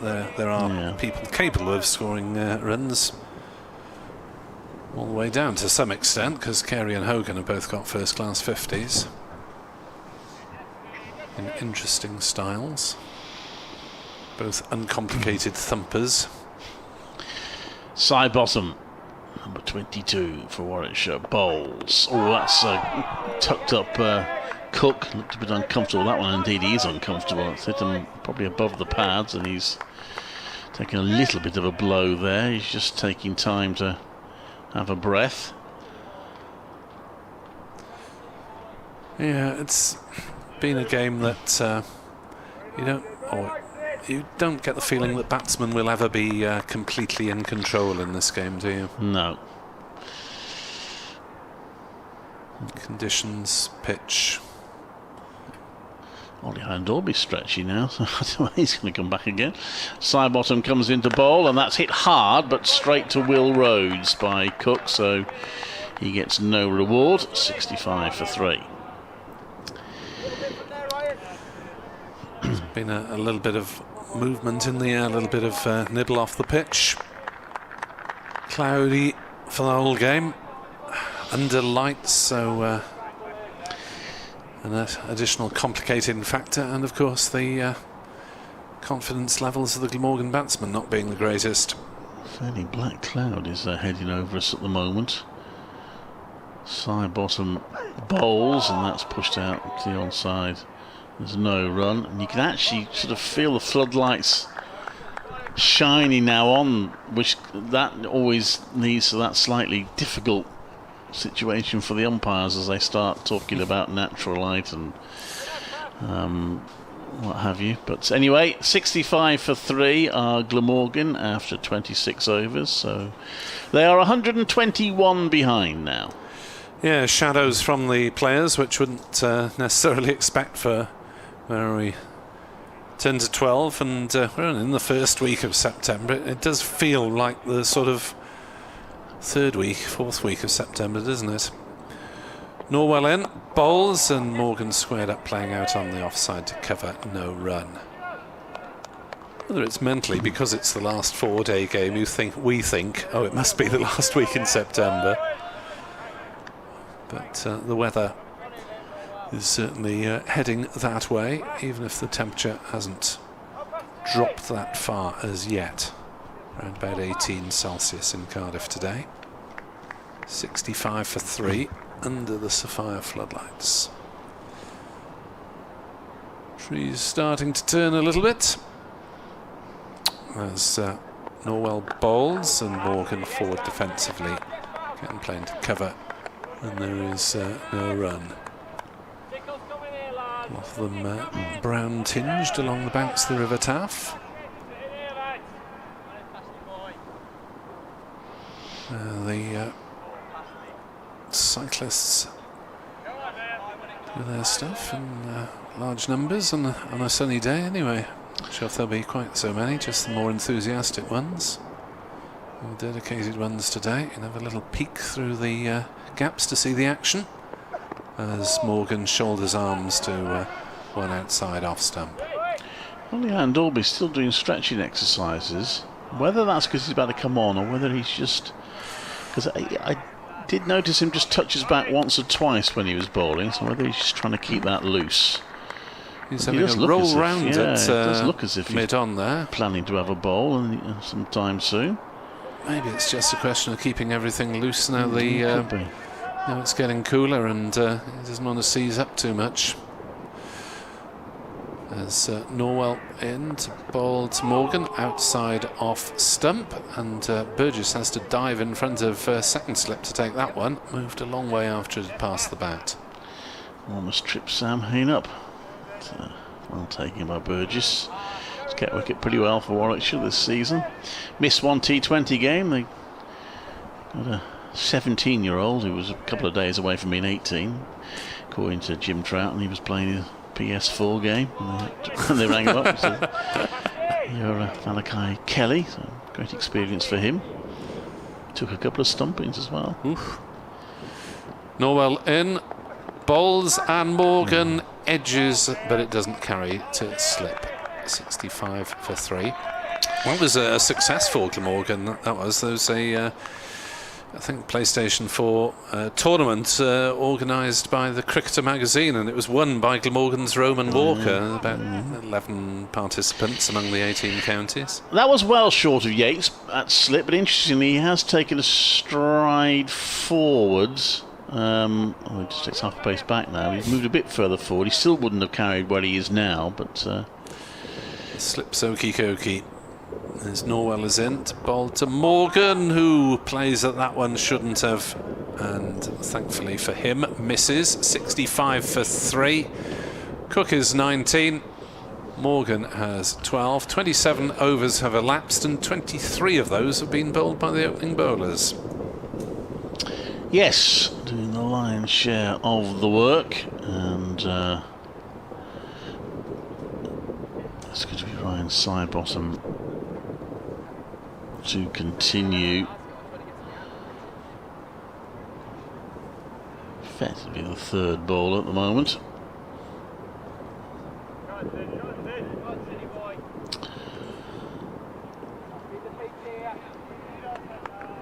He's got 3 slips in place as he comes in to bowl to Chris Cook, and then he doesn't. He stops and will start again.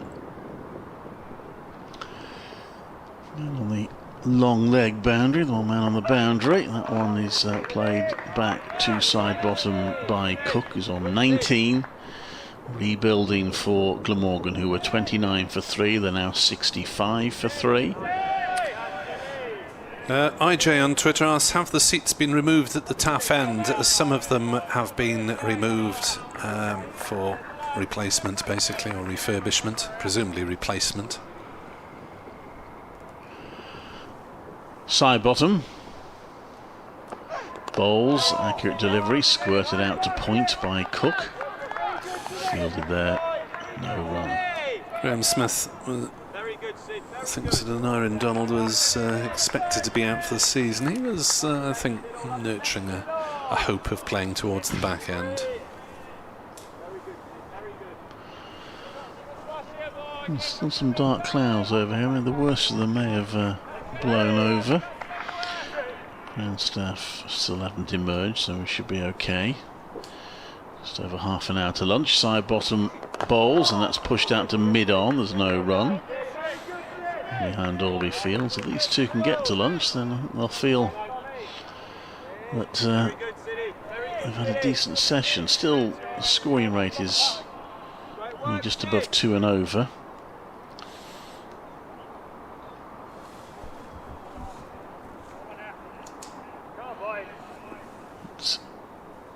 I'm not sure. I wanted more than 2 wickets in the session. Still got time to get them. Sidebottom to Cook. Bowls a bouncer. Cook leans back, hits it hard into the ground. It's well stopped by Ethan Brooks. Doesn't stop it cleanly, but stops it well enough to prevent any run.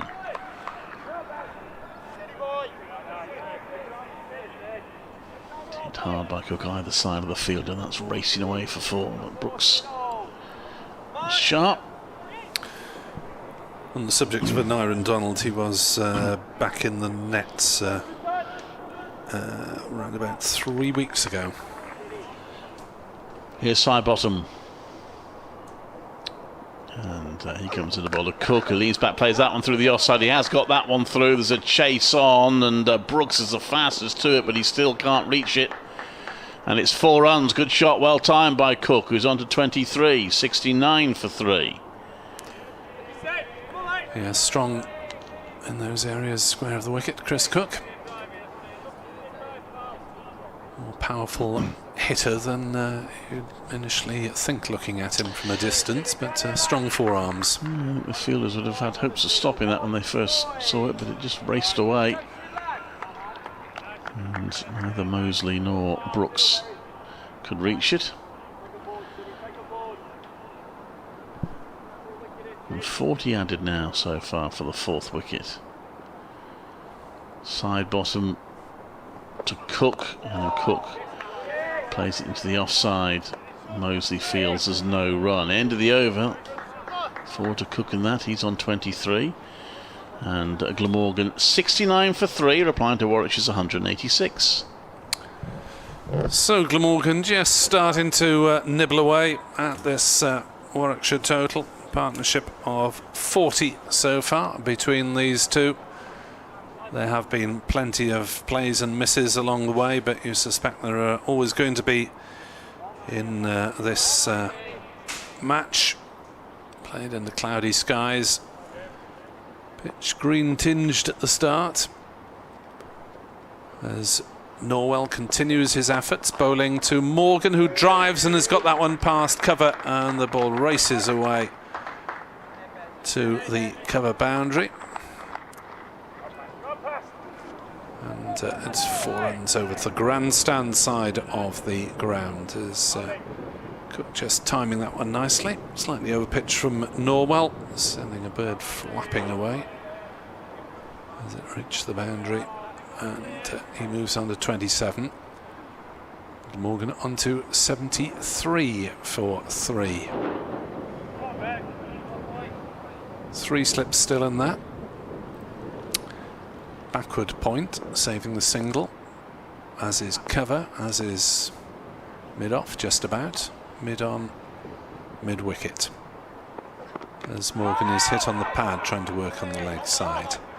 In comes the man from mid-wicket, Alex Thompson, and there's no run. Fine leg being the only fielder I haven't mentioned in the near ubiquitous position on 45 degrees.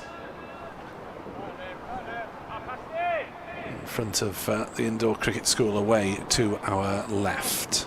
The pitch for this game is towards the right-hand side of the square, towards the grandstand as we look out.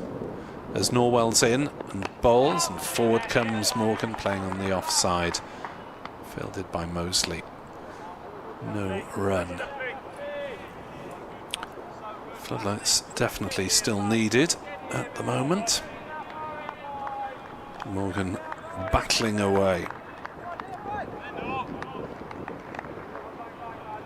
Can one of these batsmen break the pattern of this game? Highest score 50 so far from 38-year-old England batsman Ian Bell in his final first-class match before retiring. Norwell bowls, and that's flicked by Morgan down the leg side. There were shouts of catch it. It's run away for 4, and they were leg byes. So umpire White decides no contact with the bat.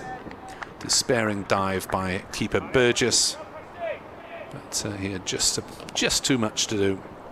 Almost got there, and it ran down to the hoardings in front of us at the Cathedral Road end of the ground. 77 for 3. Morgan remains on 27. Cook on 23. Morgan still batting with his right foot, a good foot outside the crease, as he defends that one on the offside. Rolls down to the point area, and there is no run. Just joining us, Glamorgan losing 2 wickets this morning, both caught by Mike Burgess behind the stumps off the bowling of Liam Norwell. Victims Joe Cook, left-handed opener, for 4, and Tim van der Gugten, the night watchman, for 17.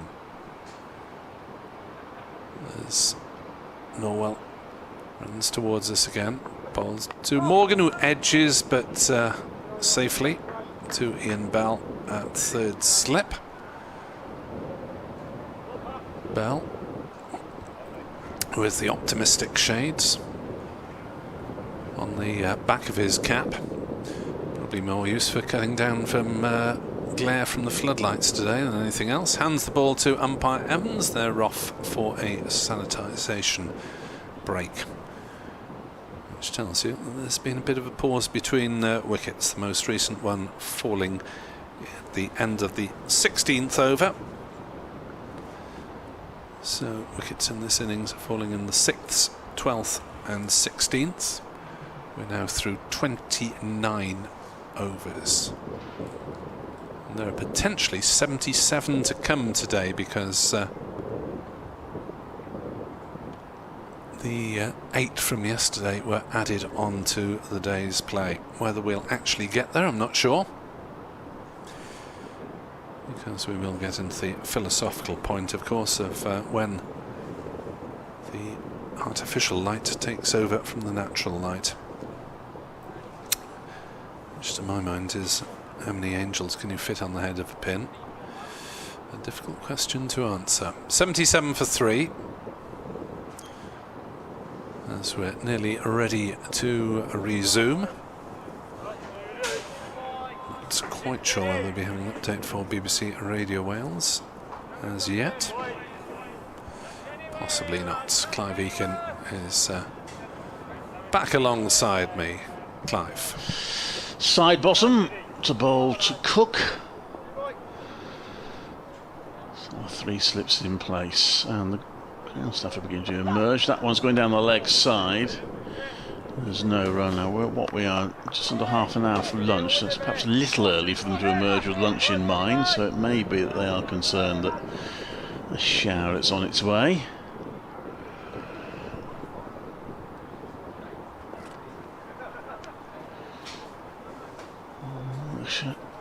In need of a breakthrough here. Not got a lot to defend.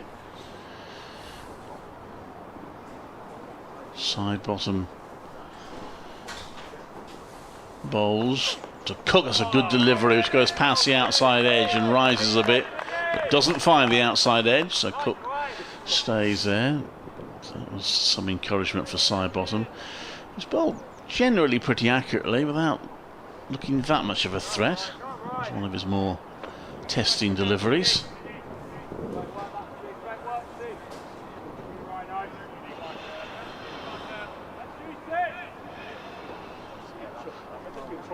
Comes in now, once again turns bowls. 4 members of the ground staff sitting on the hover cover. He bowls and Cook leans back, hits that hard into the covers, but doesn't beat Dan Mosley, and so no run there. Neil Rhodes doing a couple of practice deliveries. Still no Ethan Brooks, and we haven't seen any spin from Alex Thompson yet. She may have to try some different things. At the moment they are being held up. Side bottom in, that's another good delivery. That one started on middle, drifted away. Cook playing forward to it, missed it again. It's taken quite high by Burgess. So a couple of really good balls this over from side bottom. Yeah, you would have thought it had been one of the days when the bowlers are queuing up to bowl. It's been pretty murky out there. Yes, whether light becomes an issue, even with the floodlights on, we shall see.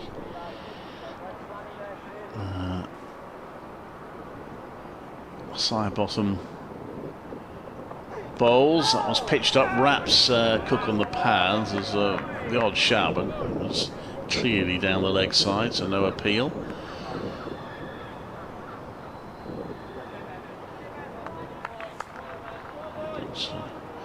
A threatening over this from Ryan side bottom. Can he make the breakthrough that Warwickshire would ideally like before they go off, whether at lunch or earlier, depending on the weather. Comes into bowl to Cook, and Cook hits that one away. He's got that one away nicely. That's going to go for 4. Just a little bit wider that time, side bottom, and Cook, despite having some difficulties out over, has finished it with a 4. He's on to 27. The 50 partnership is brought up. It's 81 for 3. So at last, Glamorgan starting to make some inroads. As we say, batting will never be easy in the next few days, and they're not fully into their stride, these two, but at least they have put together a decent partnership. It's reached the 50 mark. Only the second partnership in the game to have got this far. 70 between Bell and Mosley being the best. 81 for 3 on this murky Monday morning here in Cardiff. Last round of Bob Willis Trophy games. 5 T20 Blast fixtures to come for each team.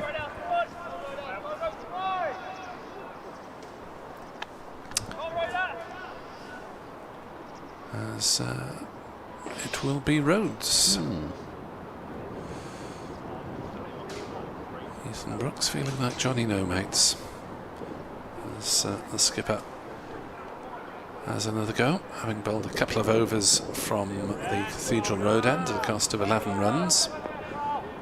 Now fancies his chance of getting something out of the wicket from the River Taff end. Bowls to Cook outside off stump, and comes back in again after it had passed the stumps. 4 members of the ground staff are perched in various poses on the hover cover down at the River Taff end. One of them appears to be doing stretching exercises. No, he's upright, along with the rest of them. There's Rhodes, 2 slips and a gully. Morgan on the defensive, pushing out on the offside, and there is no run. 20 minutes until the lunch interval here at Sophia Gardens, and Glamorgan working hard to try and mount a challenge to this Warwickshire 186 all out, which isn't the biggest total in the world but looks respectable on this pitch. As Morgan slashes at a wide one rather rashly. I suppose if you're going to slash hard, that's the motto, but was putting himself in some peril there. 77 runs scored so far this morning, just the loss of 2 wickets, so they'll be pretty happy, Glamorgan, if they can get to lunch without any further damage.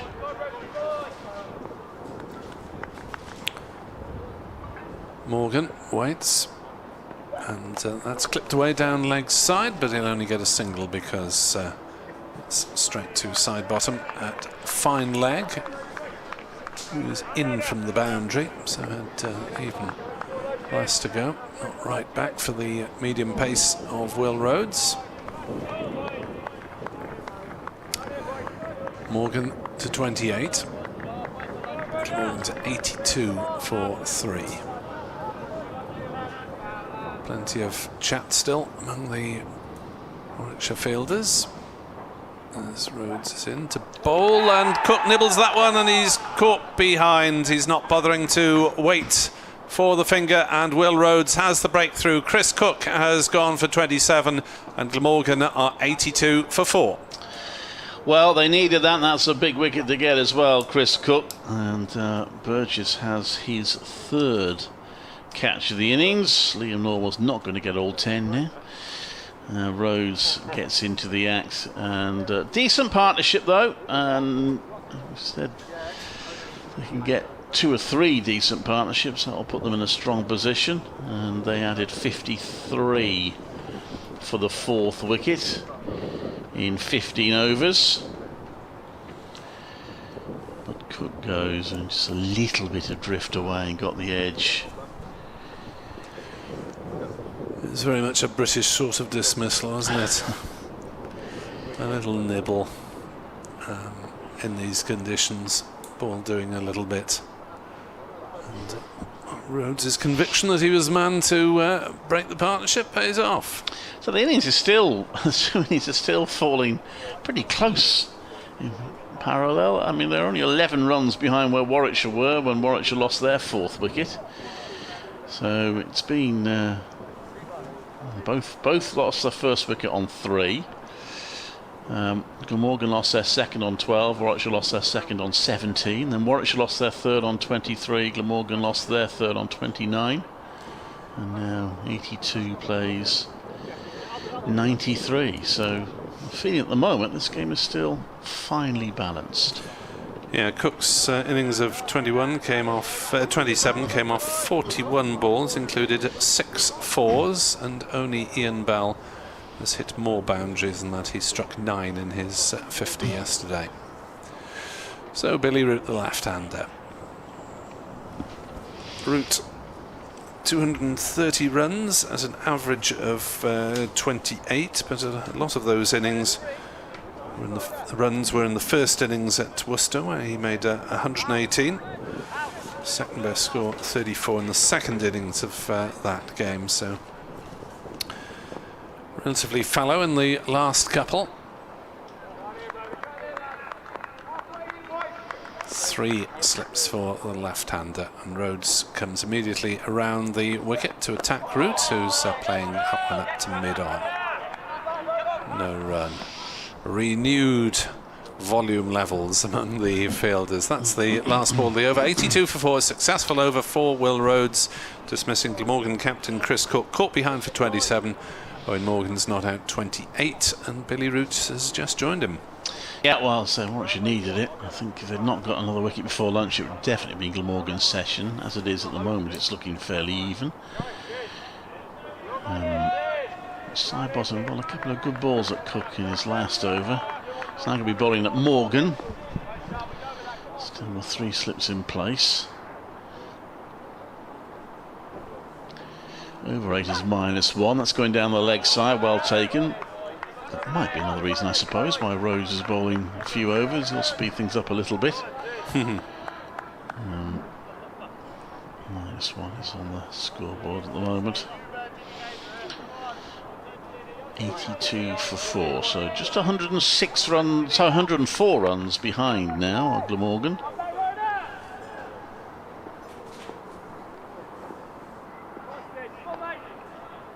Sidebottom running away from us. Balls, that's outside off stump. A grunt from Sidebottom. Morgan leaves it.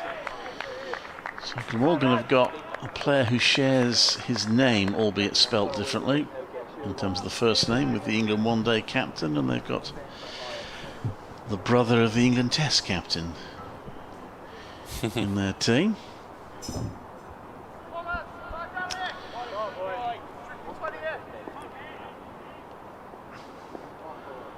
In comes Sidebottom. Ball to Morgan, pushes that on the offside, so he has, of course, the Welsh spelling of Owen, whereas the other one has the Irish spelling of Owen.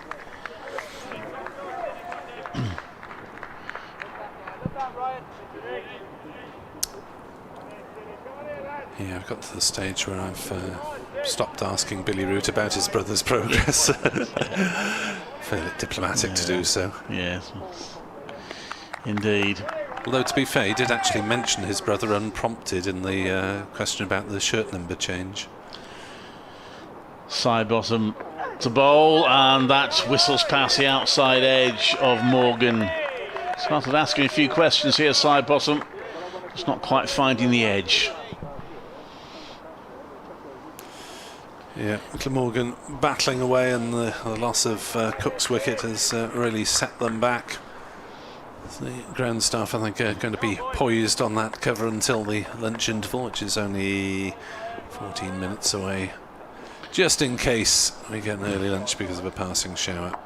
Yes, presumably we wouldn't lose any play now. It started raining. We just go to luncheon early. And that one is pushed out to the offside. That always annoys the catering staff, of course. You said lunch was 12:30. You can't come in now and expect to have it.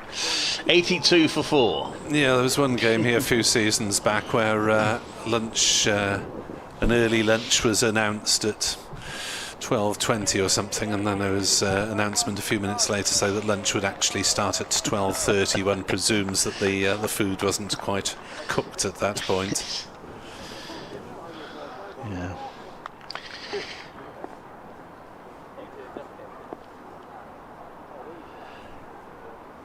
Sidebottom to Morgan, who's batted well. Morgan, and he leaves. That was a good leave. It wasn't far wide, but wide enough for him to leave it safely.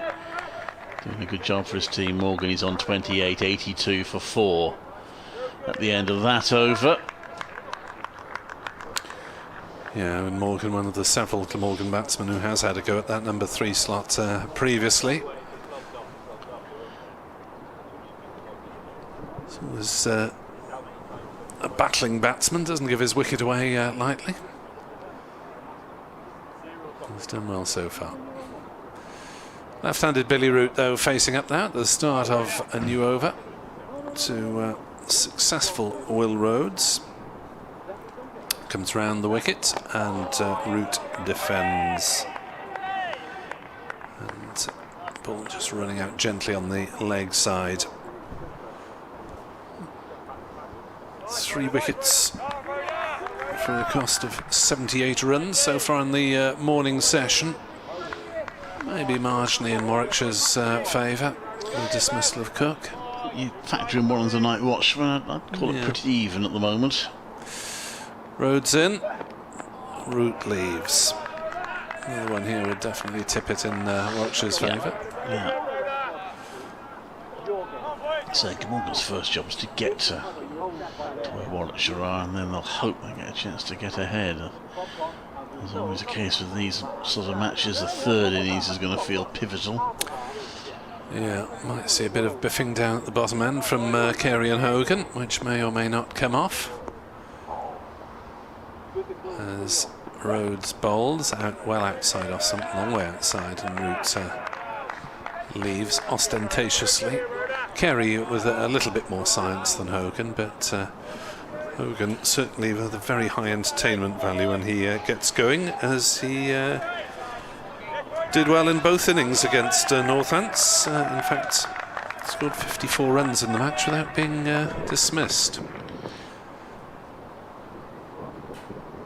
As Root leaves one again from Rhodes through to Burgess. Well, in Warwickshire's case, it was actually the more circumspect tail-enders that had the most success. Ryan Sidebottom and Ollie Hine-Dolby producing a decent partnership at the end without doing anything too extravagant, whereas Liam Norwell hit a few shots, got 12, but then got out.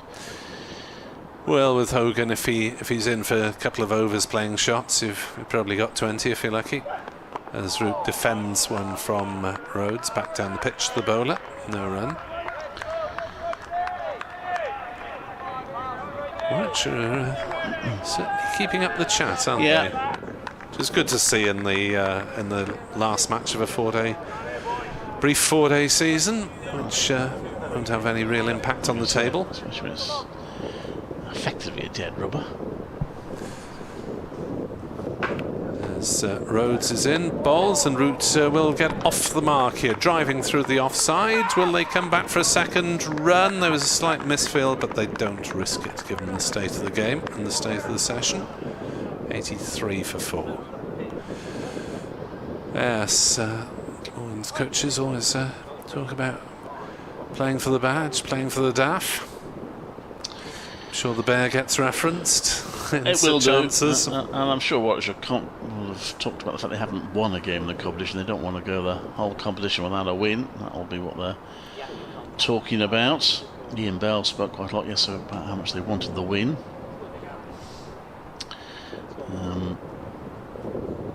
We're going to see Sidebottom continue.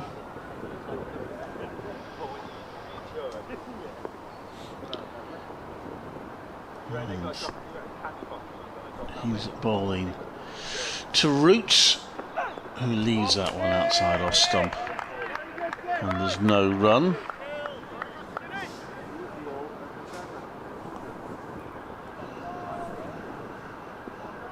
Something's on somewhere in the city centre.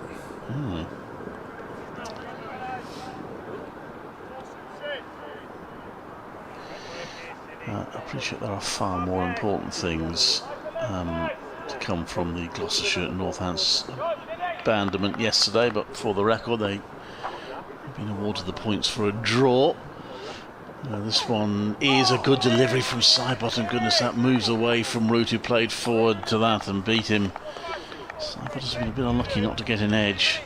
So it's 8 points for a draw, of course, in this year's competition. So Northants actually took 10 points from the games. They'd already managed to get a couple of bowling points. Gloucestershire 8.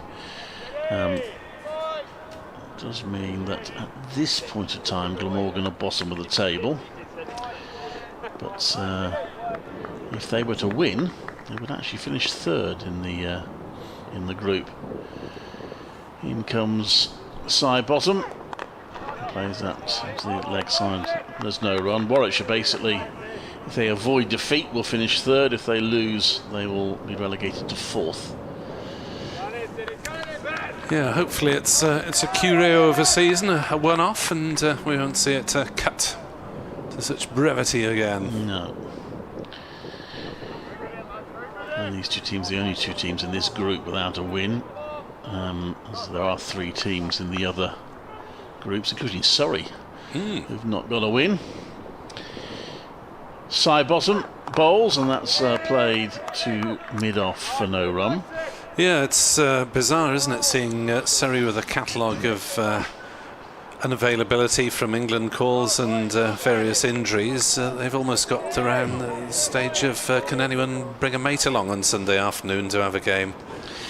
But it's a bit like that for Warwickshire at one point last year. That game at Canterbury where I think 5 wickets fell in the whole match or something. That was a thriller to commentate on.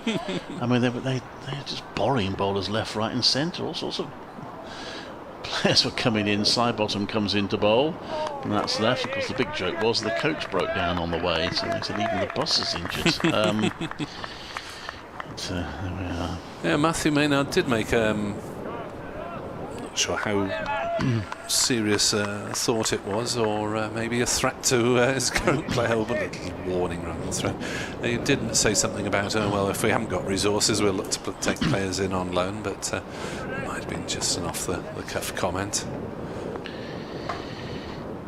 Sidebottom into bowl to Billy Roots. Accurate delivery. Roots gets bat on that to the offside for no run.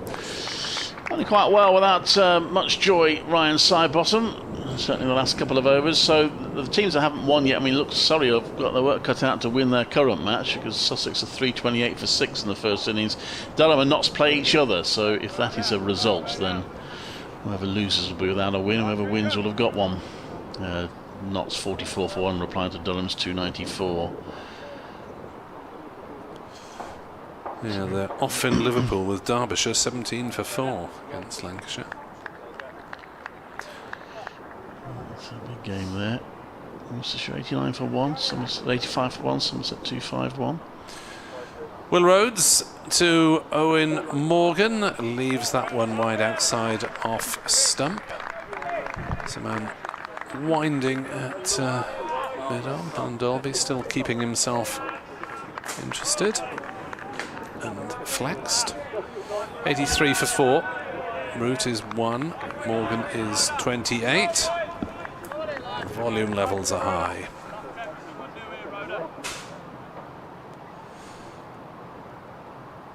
As this next delivery is again left by Morgan outside off stump, and there is no run.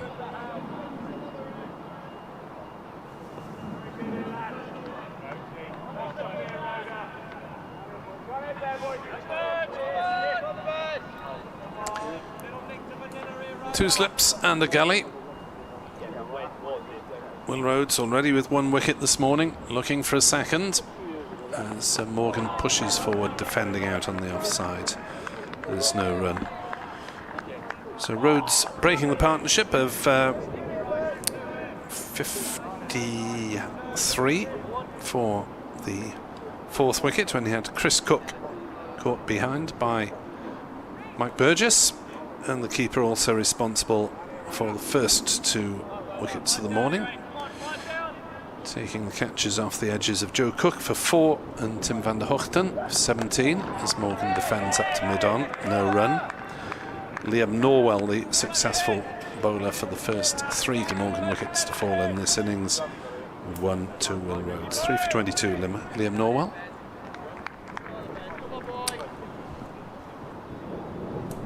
We may just squeeze another one in before lunch, depending on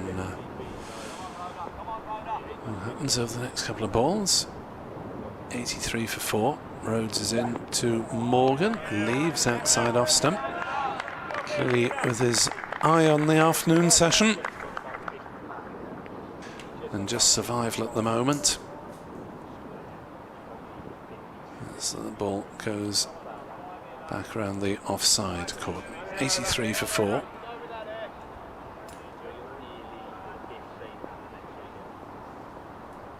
Under the dark skies and the floodlights here in central Cardiff. Rhodes in over the wicket, bowled him! Morgan's gone. Rhodes has his second, and it is Warwickshire's morning, as Glamorgan are 83 for 5.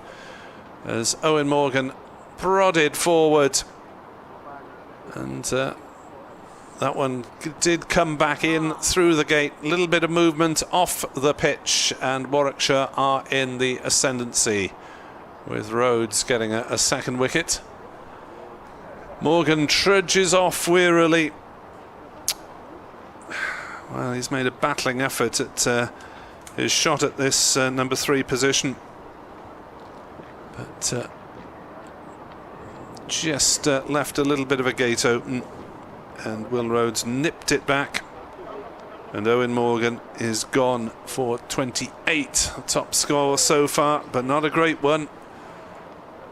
And Glamorgan in peril at 83 for 5, and Warwickshire with hopes of taking a first innings lead.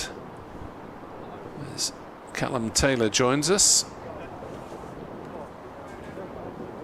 for a brief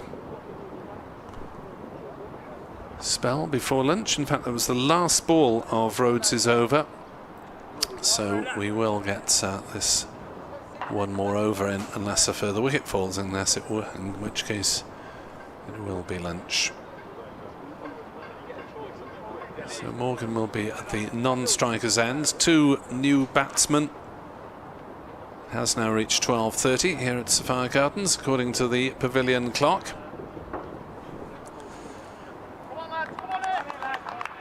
And Ollie Hannon-Dalby reveals why he's been keeping loose and stretching, because he is to get the final over before lunch from the opposite end. So Warwickshire trying things round. 3 bowlers have now bowled from 2 ends: Hannon-Dalby, Norwell and Rhodes. As Hannon-Dalby bowls, and Root drives into the offside gently, straight to cover, and there's no run. Taylor wanders down the wicket for a token prod. There's an area very short of a length. There's been virtually no short pitch bowling. Can't remember any bouncers being bowled this morning. Shows you the state of the pitch. As Hannon-Dalby's in, bowls to Root, shoulders, arms, allows that one to go through. Warwickshire's morning here at Sophia Gardens. 2 wickets apiece in the session for Liam Norwell and for Will Rhodes, the skipper, who surprised us by bringing himself on at first change, but has fully justified that with 2 for 13. Ryan Sidebottom, 6 overs, 2 maidens, naught for 15. Hannon-Dalby round the wicket to Root, who drives into the offside and will get 4 runs. Elegant shot through the covers. Races away. Boundaries in front of the wicket have been pretty few and far between this morning. Chris Cook and Owen Morgan both looking as though they were just about settling, but both dismissed in the 20s. And the Glamorgan top order scorecard has a fairly sorry look to it once more. 87 for 5, so the deficit is now down to 99, into 2 figures rather than 3 figures. There's Sidebottom with a vigorous last bit of polishing before he hands it back to Hannon-Dalby, who tries even more polishing down the side of those lengthy flannels. Root to 5, 87 for 5. Hannon-Dalby in, bowls, and Root forward, steering to point. Brooks fields, no run.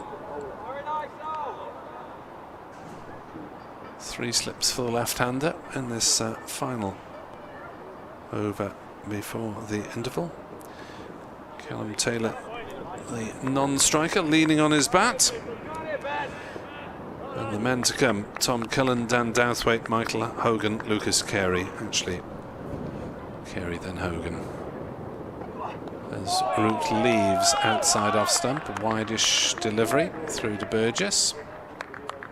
Decent length, but didn't need to be played. Root prefers to be on the offensive, but he'll have to work to earn that right here today. Warwickshire's morning, 4 wickets claimed, a cost so far of 83 runs. And Dalby runs away, bowls and beats the outside edge of Root's bat. That is the last ball of the over and the last ball of the morning's session. Ah, no, we've got it wrong, haven't we? Apologise. 20-1 is the time for the interval. There we are. It's in the regulations when you add time on. So I do apologise for anyone who is anticipating their lunch. Extra 8 overs added on to the day because of yesterday's losses. So we got an extra 10 minutes onto the first 2 sessions. 12:40 is the lunch. And therefore tea, the afternoon session, gets an extra 10 as well, as Callum Taylor faces his first ball and it's allowed to go through outside the off stump from Will Rhodes. 87 for 5.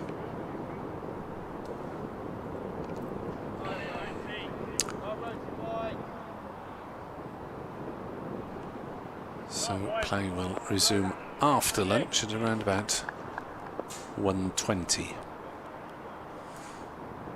As Rhodes bowled and Taylor leaves, drawing his bat away deliberately from the line of fire. Still 3 slips. 87 for 5, Glamorgan, 99 runs in arrears. Have to work hard to get even a 1 batting point. The lead, first objective, that's a long way away. As Taylor pushes forward, is hit on the pad. Optimistic appeal from Rhodes, not with a lot of support from behind the stumps. Umpire White with a grin on his face as he explains to Rhodes why he didn't really have much of a chance with that shout.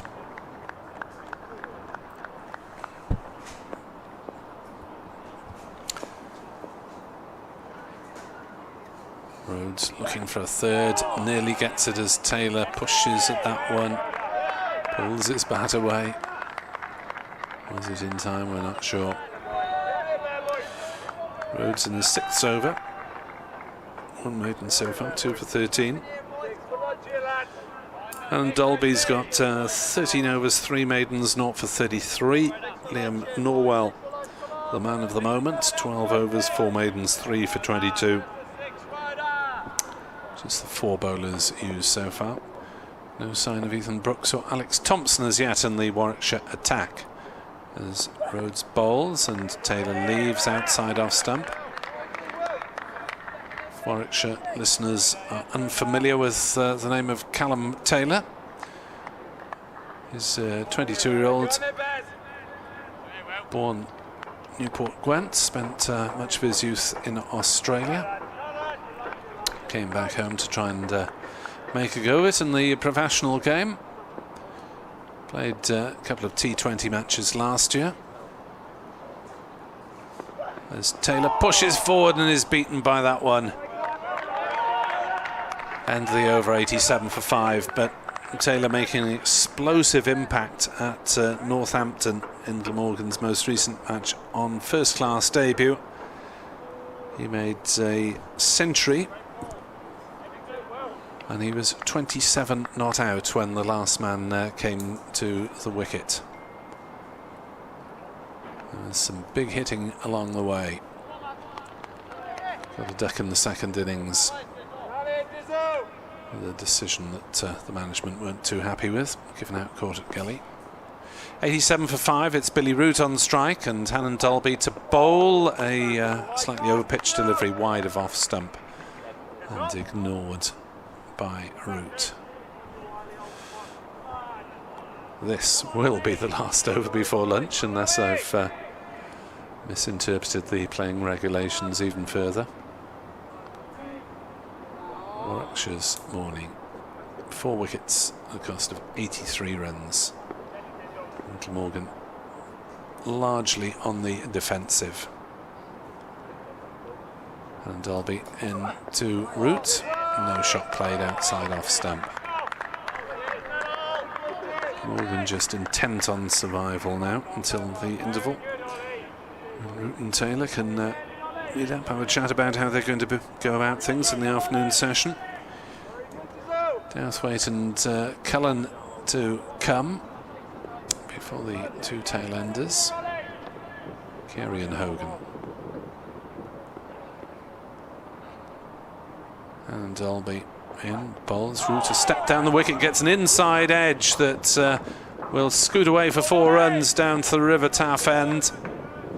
But didn't know much about that one as it shot somewhere past leg stump.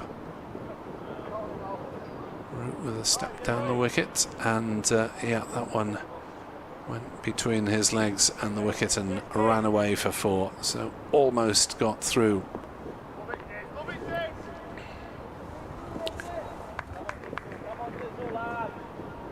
Two wickets for Rhodes, 2 for Norwell in this session.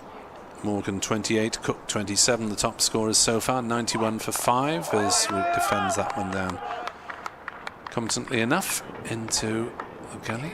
Umpire Jeff Evans goes for a little wander to stretch his legs.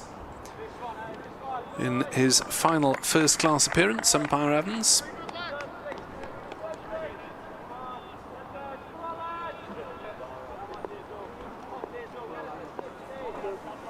And Hannon Dolby into bowl. Root forward, pushing out on the offside. Very much on the forward march. There's almost a full step in there. Not a stride, but certainly a step from Root to cut down Hannon Dolby's angles of attack and hopefully minimise or reduce anyway any LBW chances. 91 for 5, Root on 9. Callum Taylor has faced 6 balls yet to get off the mark. And Dolby bowls, Root pushes forward back to the bowler, and that, finally, ladies and gentlemen, will be the lunch interval here at Sophia Gardens, in which Glamorgan have scored 87 runs and lost 4 wickets. Warwickshire in the ascendancy. Morgan nearly halfway third total. We'll be back just after 20 past 1, therefore, with the afternoon session from Sophia Gardens here on BBC Sport Online and on the Glamorgan website. Glamorgan 91 for 5, still 95 runs behind Warwickshire.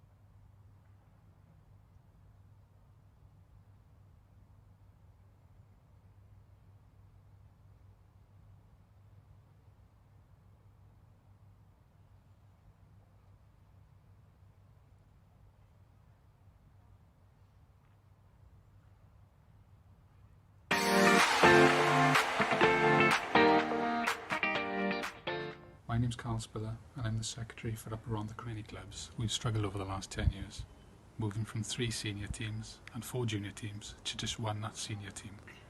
In 2014 we reached our lowest point when we ended up forfeiting 3 games. From that lowest point we've improved significantly in terms of participation, thanks mainly to the members who've taken the lead in increasing their own participation as well as getting other members of the club involved. In 2017 the club also took a major step forward when we entered the All-Stars programme, which after a couple of seasons of running that resulted in us running an under-9s team in the Cardiff and Vale Junior League. The next development saw the club start a women's team, which was very much a surprise to us and sort of fell out of seeing a number of the parents being involved with the children in All-Stars and then likewise in the under-9s. Other clubs to explore the potential to start a women's team within their own club. It's worked wonders in terms of bringing all sides of the club together, socially and in terms of... Yeah, so we decided to start the women's cricket team because we were fed up of seeing the men playing on a Saturday and thought we could do a better job. We are partners of the men's team, as well as me. I am a mother of the junior team, but as well as we are trying to build a junior team as well as the men's team, the women's team, but all together now we have just come as one club. Yeah, and we tried to make it as flexible as possible for all the women to join, and the uptake has been really good, and we're looking forward to the next season. My thanks to Mark and Becky at Cricket Wales, and in particular Kevin, who provided some much needed advice as part of his role as a mentor. Though we are not being complacent, we still only have 1 team, although we are not a million miles away from running 2. One piece of advice I'd give other clubs in similar situations is to make sure all the changes you implement are member-led. And our eventual aim is to hopefully see one of our under-9s turn out for Glamorgan in the future.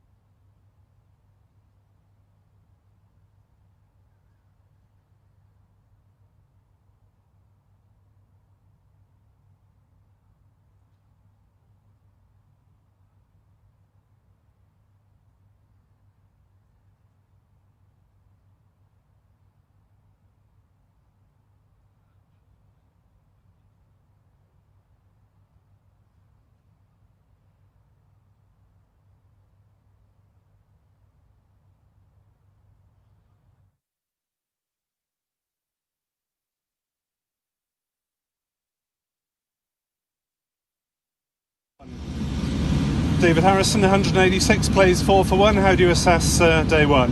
I think it's been a great day with the ball for the boys. I mean, when you win the toss and insert the opposition, I think when you get them all out for 186, you'd say that's a really good effort.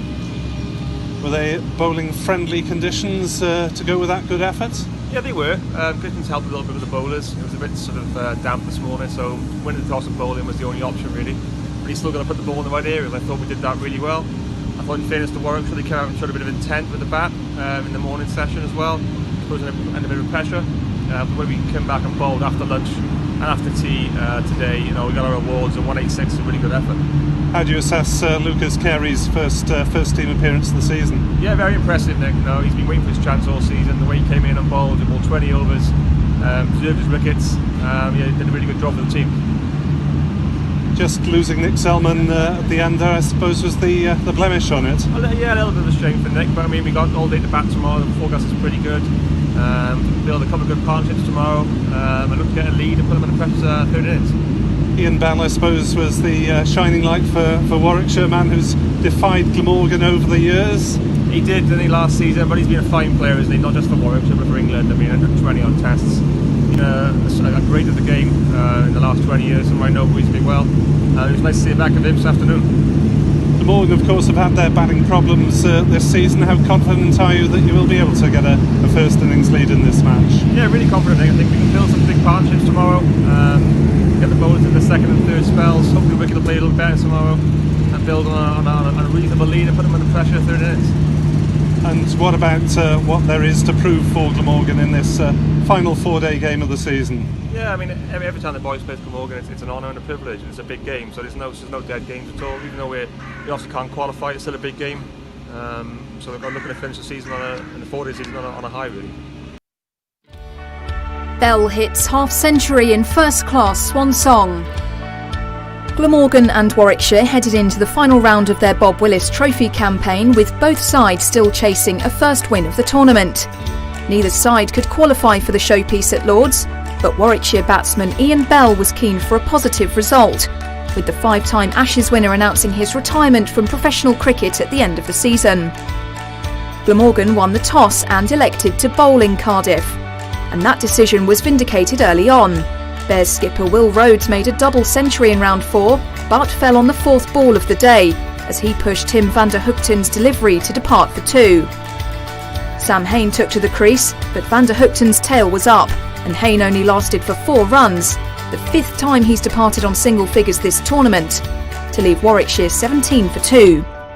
That brought Bell in, albeit earlier than he'd have liked, in his final first-class match, and he looked comfortable early on. But they'd lose another wicket shortly after, as Yates nibbled at Lukas Carey's delivery to leave the visitors in trouble on 23 for 3. On a bowler-friendly pitch in Cardiff, Bell continued to lead the recovery, bringing up the 50 partnership with Dan Molesley, as Warwickshire headed into lunch on the ascendancy on 89 for 3.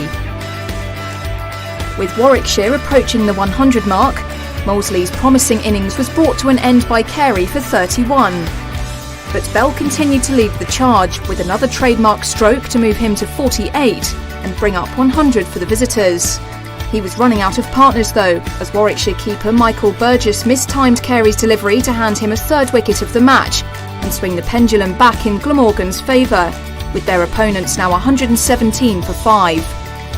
Bell would sit on 49 for a good 5 minutes, but his moment would eventually come. A fitting half-century for the outgoing batsman, whose experience shone through to bring up his 149th first-class 50, before bad weather drew an early tea. Bell failed to add to his score on the resumption, a memorable moment for Dan Douthwaite as Warwickshire fell to 132 for 6.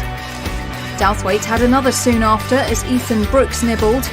Nick Selman took the catch to leave the visitors 138 for 7. Warwickshire's troubles deepened in the next over as van der Hoogten was brought into the attack. 3 balls in and he had his 3rd wicket as Alex Thompson fell for 6.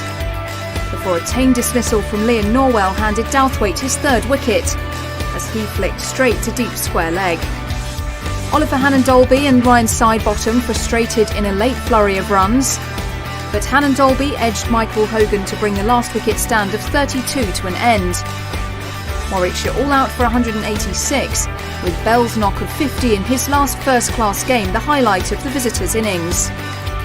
With 8 overs remaining in the day, Selman and Joe Cook set about a reply in slow fashion, with just 3 runs yielded from the opening 5 overs.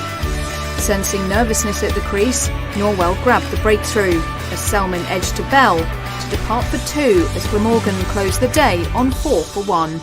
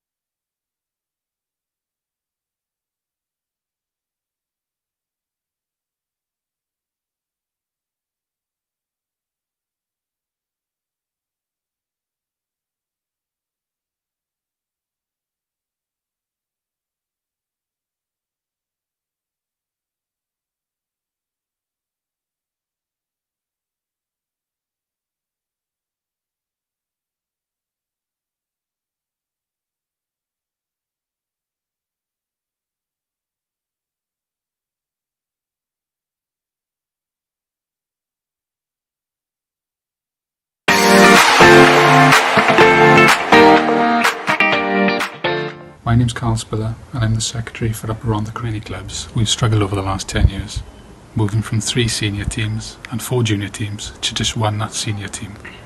In 2014 we reached our lowest point when we ended up forfeiting 3 games. From that lowest point we've improved significantly in terms of participation, thanks mainly to the members who've taken the lead in increasing their own participation as well as getting other members of the club involved. In 2017 the club also took a major step forward when we entered the All-Stars programme, which after a couple of seasons of running that resulted in us running an under-9s team in the Cardiff and Vale Junior League. The next development saw the club start a women's team. This was very much a surprise to us and sort of fell out of seeing a number of the parents being involved with the children in All-Stars and then likewise in the under-9s. Other clubs to explore the potential to start a women's team within their own club.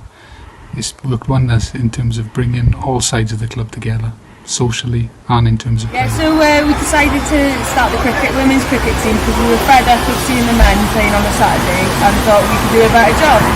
We are partners of the men's team, as well as me. I am a mother of the junior team, but as well as we are trying to build the junior team as well as the men's team, the women's team, but all together now we have just come as one club. Yeah, and we tried to make it as flexible as possible for all the women to join, and the uptake has been really good, and we're looking forward to the next season. My thanks to Mark and Becky at Cricket Wales, and in particular Kevin, who provided some much needed advice as part of his role as a mentor. Though we are not being complacent, we still only have 1 team, although we are not a million miles away from running 2. One piece of advice I'd give other clubs in similar situations is to make sure all the changes you implement are member-led.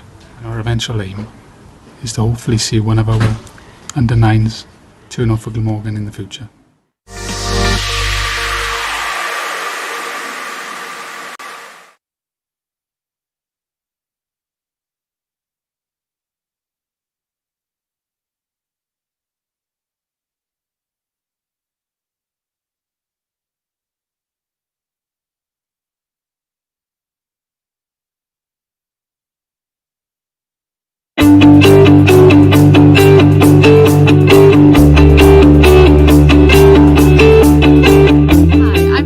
And I am the captain of the ladies softball team at Northup Hall Cricket Club.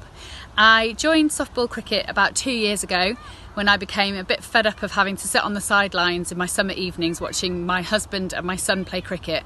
And I looked at it and I thought, if they can do it, then I can do it too. I absolutely love playing softball cricket. The women who are part of the team are absolutely brilliant. Some of them have never played before and some of them have a little bit more experience, but everybody brings something special to the team and to the game. If I can do it, then you can do it. And it's just about giving it all a go, so why not? If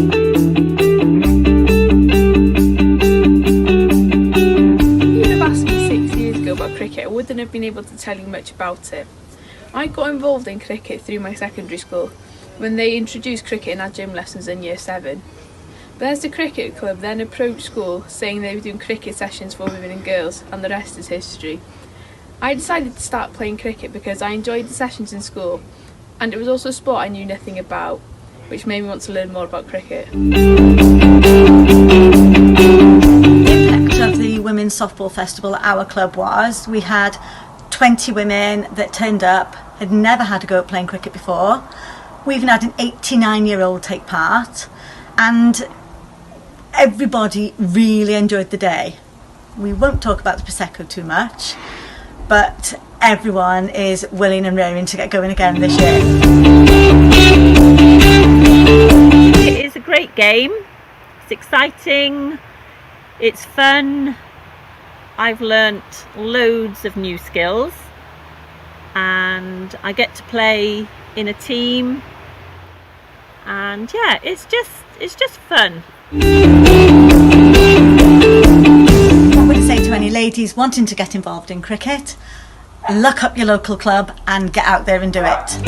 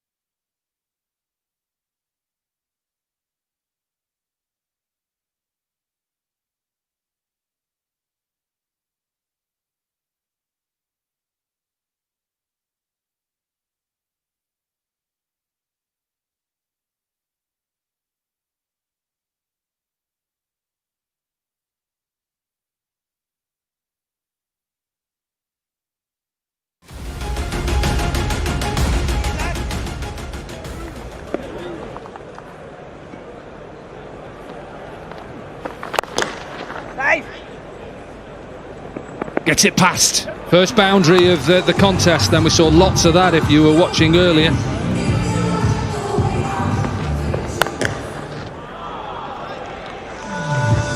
Just short and just hit it straight to that short boundary. First maximum. Just have a look at these wheels here. Look at the colour of these here. Wowzers. Bosh. All the way 6. Don't worry about them. There's traction on those shoes.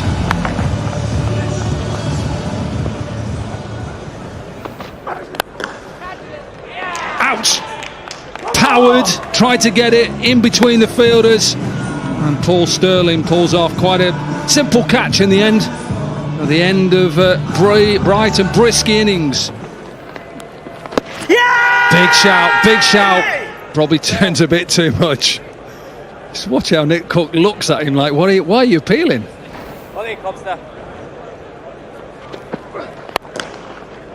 What a shot. Beautiful looking shot.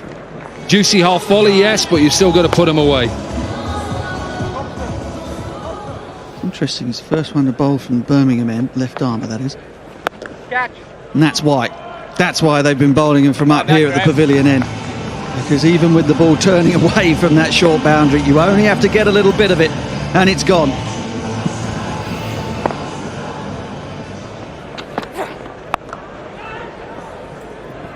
Out, would you believe it? The short boundary.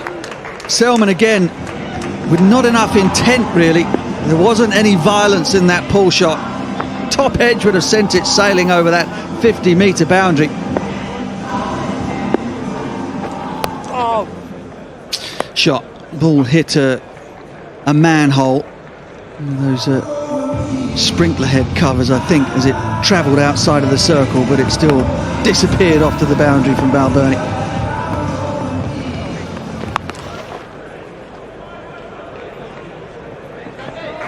Good work, Ben Sanderson. Yeah, pretty good. Really good, actually, because that was travelling. One safety. Tidy way to bring up his half century, Andrew Balbirnie. 9th T2050 in his career. Now hit hard, but maybe down the throat of deep mid wicket. Yeah! Safely taken. Safe indeed. Chris Cook has to depart. Paul Sterling with the breakthrough. That's nicely played again. Balbirnie, you know he's going to sweep.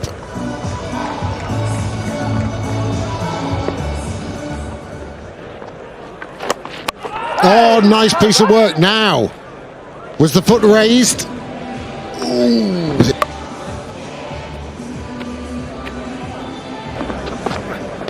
Oh, well bowled, Nathan Buck. Fabulous Yorker, rocking back middle stump. Had to be a good one to get rid of Balbirnie, it certainly was that. Catch. Once more high in the air, 2 players converging. Oh, safe hands, safe side. Fabulous catch. Had about 30 yards or so to make to his left-hand side. Quite right, you've got a big grin on your face. What a catch. What a catch. Could be 3 for 17. Gone very high. Oh, wonderful again. Oh, he's having a worldie out there, safe side. 3 catches. All excellent. And should this stand, it's another piece of brilliance. It's not all about the batting and bowling in this game. Meanwhile, told you that Glamorgan needed to get on with it straight after, out of the sweet spot of the bat and into the stands. Easy catch. Richard Levy, almost at a fly slip if you like. Didn't have to move a muscle. Straight down his throat. And it's gone high in the air. All the way for 6.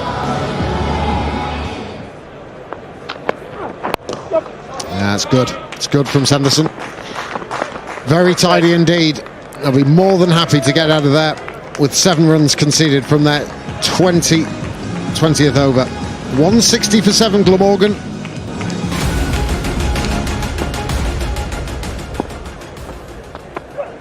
A big appeal, huge appeal.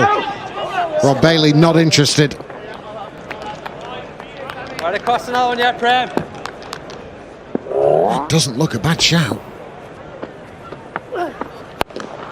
Launched away, made room for himself, elevates it. The first maximum of the night. Once again. And it's just stand and deliver from Paul Sterling. Even further, it's an enormous blow, colossal. End of the first over, an expensive one, 17 without loss. He's made one thing happen, and he has just walloped it. And I think Richard Levy has just said to Rob Bailey, yeah, that's 6, mate. Oh, walloped away. Too easy for Richard Levy. He's overtaken Paul Sterling now, his second 6. What can he do? Short, chance of a catch. Taken, first ball. Where were you 4 overs ago, Marchand de Lange? Excellent catch out in the deep. Pulled away, shouts the catch, it's 2 in the over. The 2 big wickets for Northamptonshire, and it is Marchand de Lange who's made the breakthrough. Sweetly timed. A lot to do on the boundary. Again, Taylor does well. He's been patrolling that cover boundary.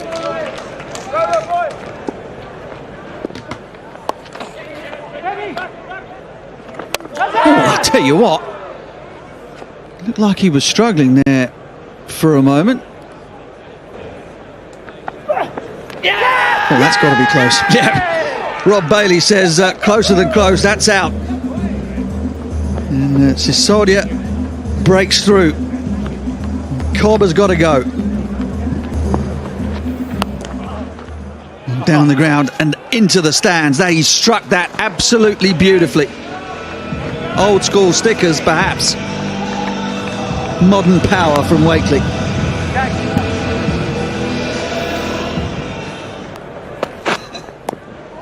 Oh, beautiful. That's really nicely done.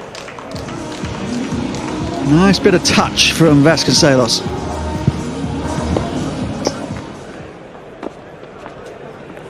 Taylor gets the wicket. First ball into the attack. All of a sudden, Glamorgan are striking back here. Get it! Yeah! Out wicket. Now Glamorgan are back in it. Very firmly clutched onto.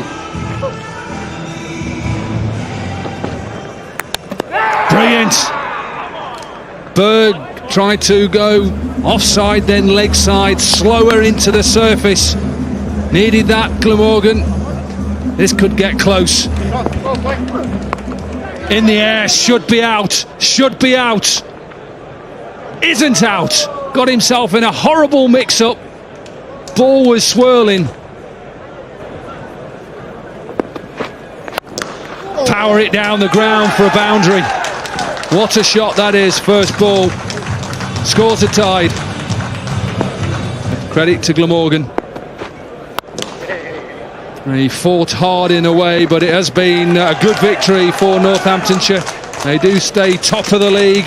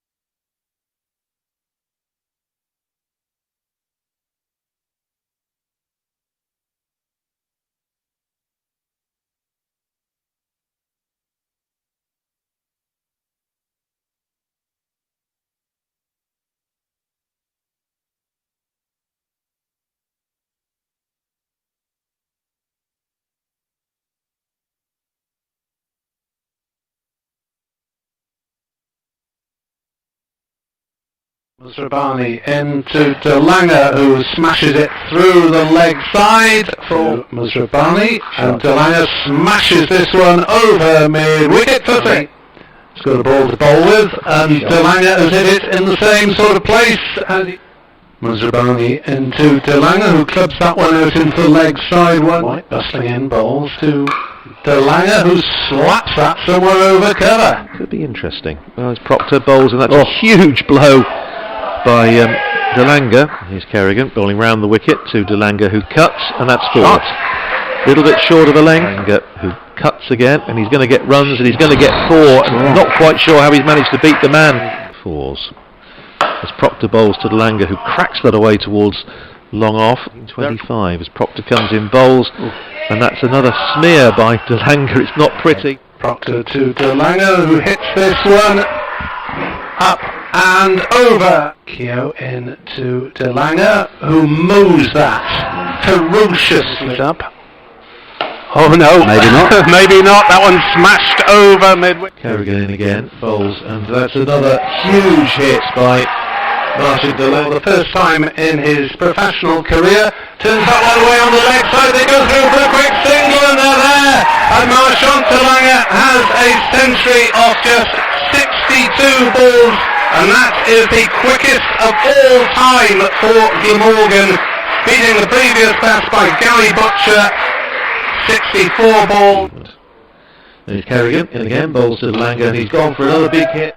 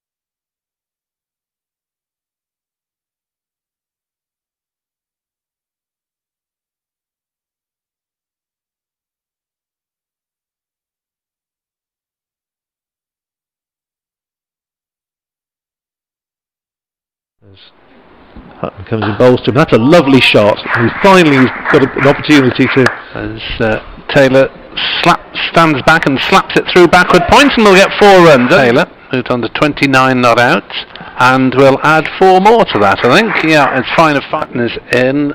Bowls to Taylor, who swings that one through the leg side for 4. It was a little bit delivery from Hutton. Sees Taylor swing it over the leg side. He's caught that one well. Slip. As Taylor comes down the wicket and slaps it between those fielders. It's well stopped. In bowls, and Taylor smears that one a long way through the leg side. As Taylor goes for another big blow, and he's dispatched that one back. 21 wickets fell in the day. As Taylor hits that, a huge hit off Kerrigan, and that's gone. Musrabani comes in again, starts afresh over to Taylor, who pulls that away. That's another enormous 72 for Callum Taylor as Musrabani bowls. He slashes that, it's gone off the top edge, it's gone over first slip. And what are we going to see this time? It's a full length ball, and it's driven over extra cover, and it's going to be 4 more. He faces this delivery from Muzarabani and drives, and he gets a thick outside edge, and it goes past mid off deep rather, extra cover, as he bowls to Taylor, and Taylor swings it. 85 balls. He bowls round the wicket. Muzarabani slashes away. It's gone over where slip would have been, and it's 4 more. To Callum Taylor. Goes for a big swing. Has he got that one? He has. It is to Glamorgan, as Taylor will get more runs down to fine leg here with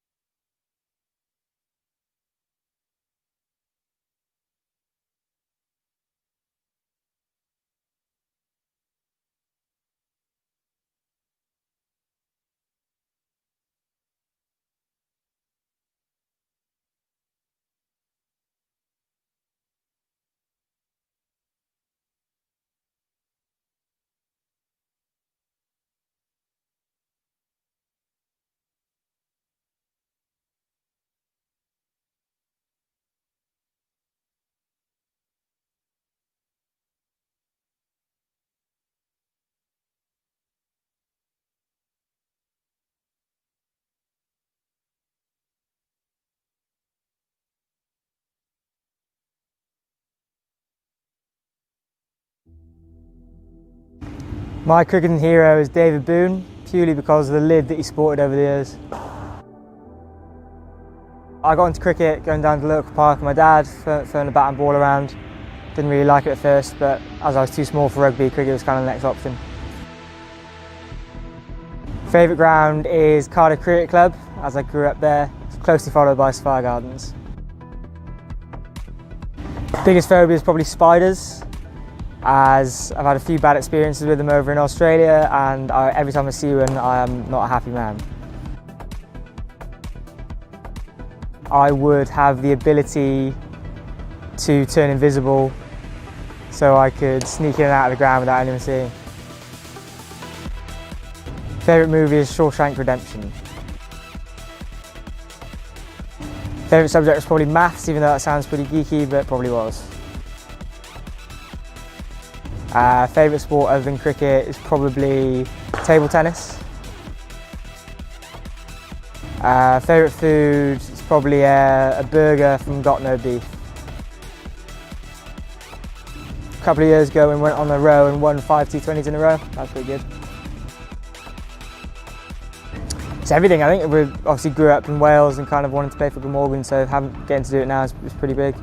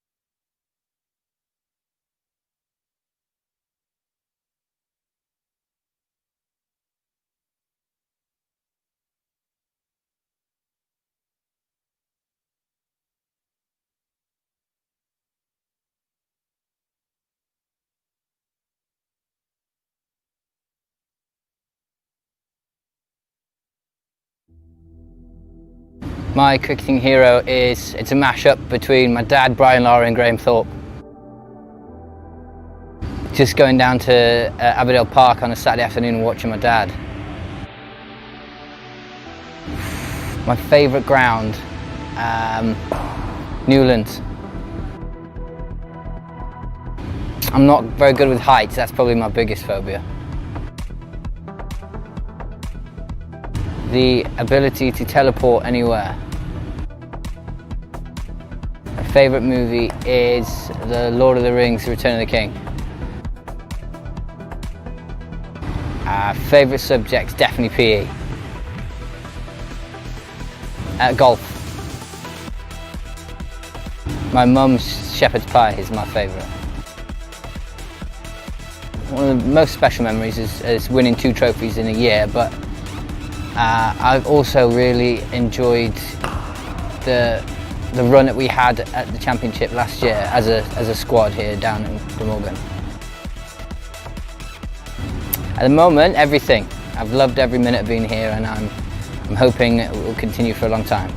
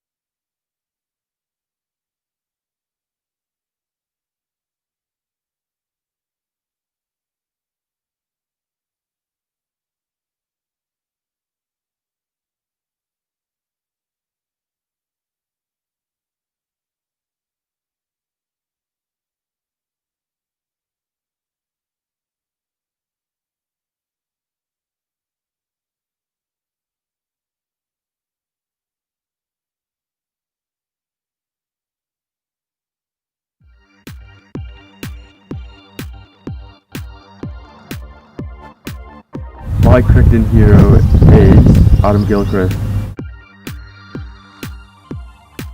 My first club is Newbridge. My biggest fear is probably heights. My favourite ground is the Wacker. My favourite movie is Forrest Gump. My favourite subject is biology. Favourite sport is probably, other than cricket, is rugby. My favourite food is steak and chips. Probably Graham Wagg because he bumped me yesterday. Well, the goal is to play Ashes cricket.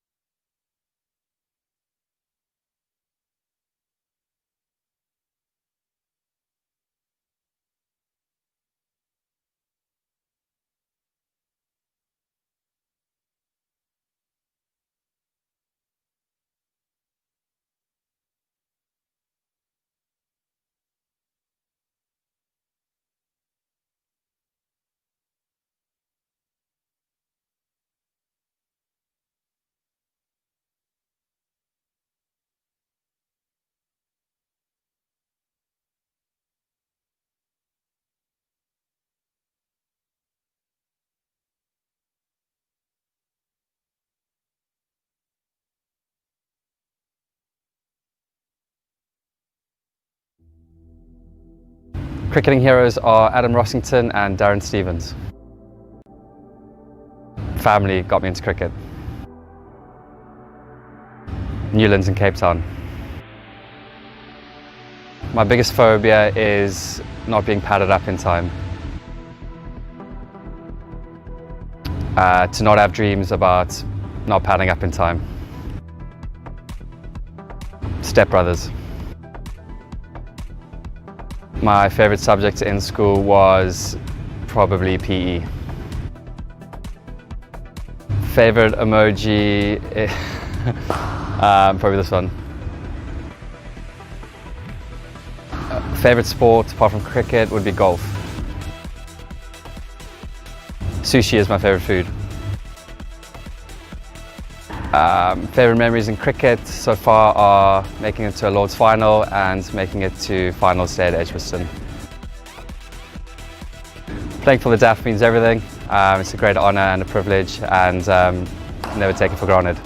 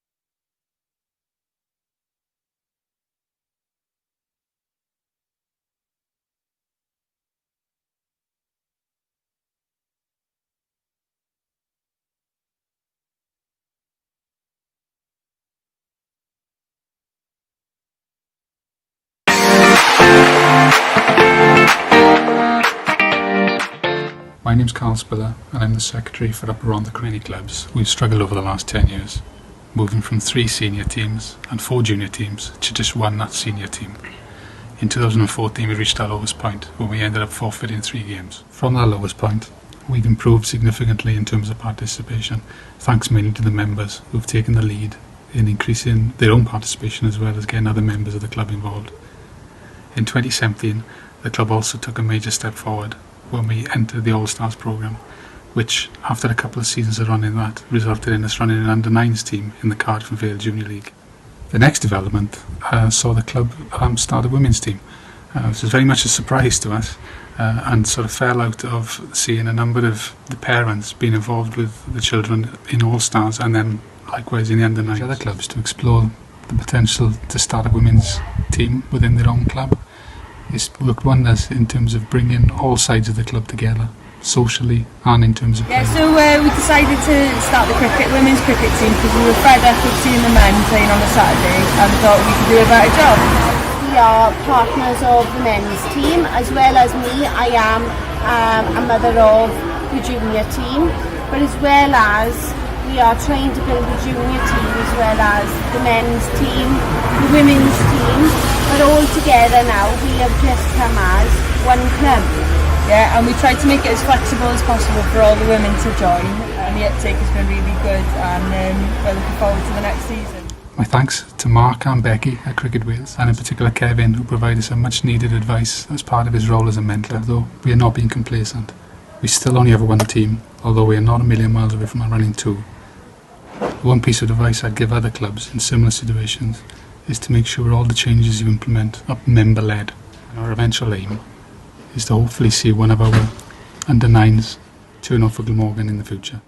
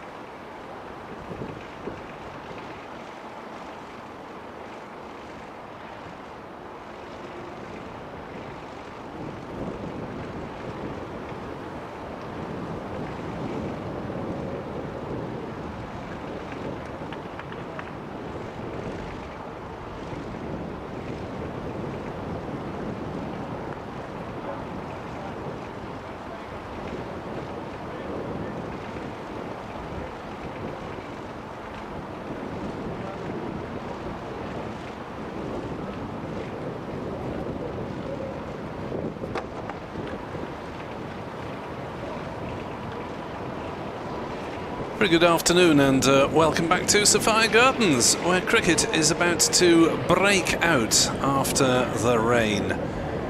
With Glamorgan 91 for 5 in reply to Warwickshire's 186 all out. That is still 95 runs in arrears. We are on day 2, session 3 of the Bob Willis Trophy, final round thereof in Cardiff. There was no session 2 because the rain arrived during the lunch interval. But we are back in action, with Glamorgan having a lot of work to do to even match the Warwickshire first innings score of 186 all out, with Ian Bell's innings looking increasingly valuable. Billy Root on 9 not out, Callum Taylor yet to score, are the 2 not out batsmen. And you're listening to BBC Sport Online with myself, Nick Webb. Clive Eakin will be rejoining me shortly from BBC CWR. And we're also available via the Glamorgan Cricket website. Umpire Rob White at the far end. And it will be Will Rhodes with 2 wickets already under his belt to Callum Taylor, who allows that one to go through outside the off stump. So a little bit of breeze around at Sophia Gardens, blowing the trees and the cameras. The rain has passed us by. And we have 33 overs potentially to be played. We're under lights, but of course there is the danger that the floodlights will take over when the umpires are meant to take players off. Rhodes is in to bowl to Taylor. It's a no ball. 93 for 5. As Rhodes oversteps, umpire White extends his hand. Glamorgan in this innings could do with all the help they can get. Will Rhodes has got some filthy flannels there. He's been diving around in the field and also polishing the ball, so a mixture of red and brown stains on his flannels as Taylor allows one to go through, shouldering arms outside off stump. Michael Burgess is the keeper. He's already taken 3 catches in this innings to get rid of Joe Cook, Chris Cook and the night watchman Tim van der Gugten. Rhodes, the captain, rather surprisingly brought himself on as first change, but has justified his decision as he bowls to Taylor. Good bit of carry in that one as it goes through to Burgess.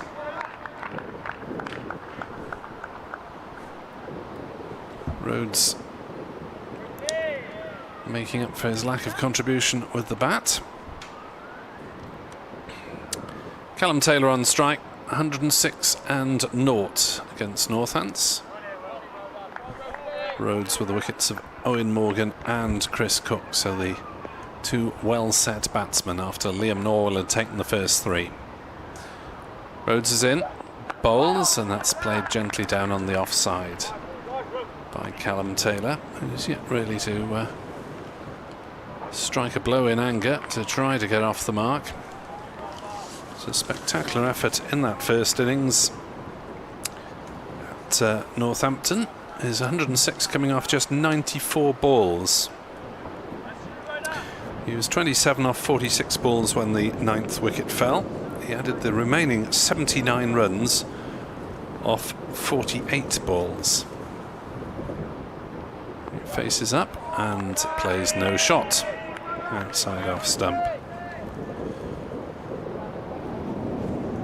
So hit 11 fours and 6 sixes in that innings. 80 therefore of his 106 coming in boundaries.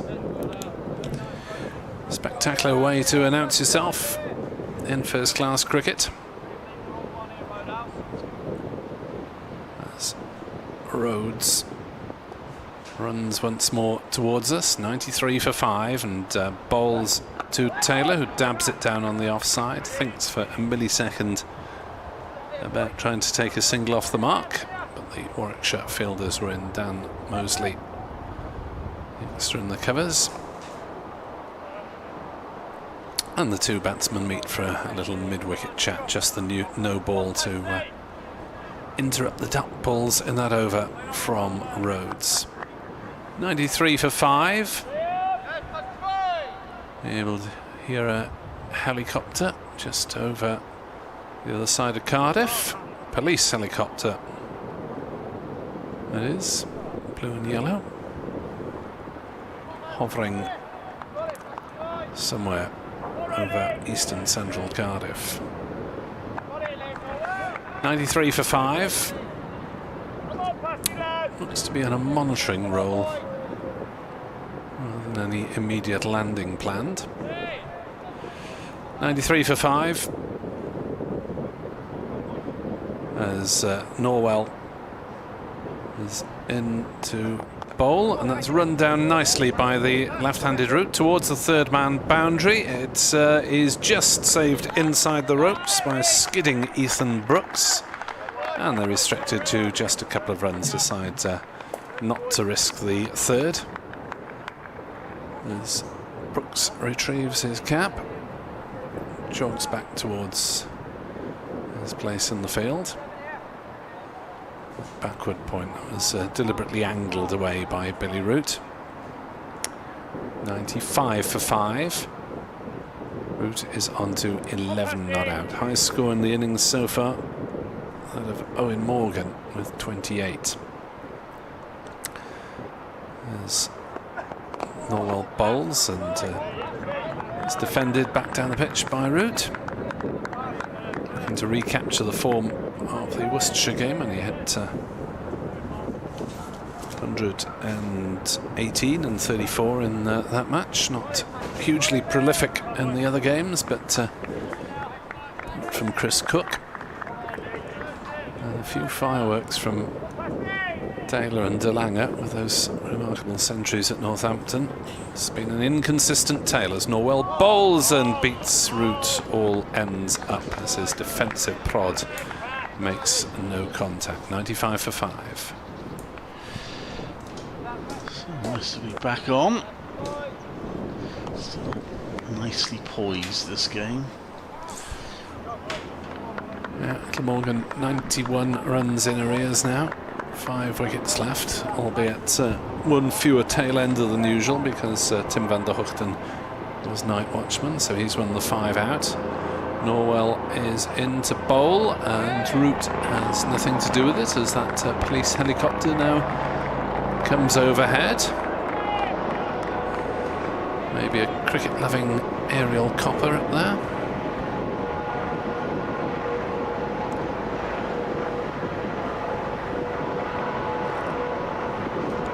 Sounds as if it's somewhere in the vicinity. It's disappeared from view for us. 95 for 5.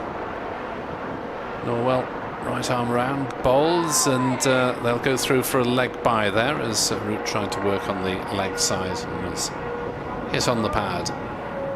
Umpire Evans tapping his left knee gently towards the scorers, who are up here.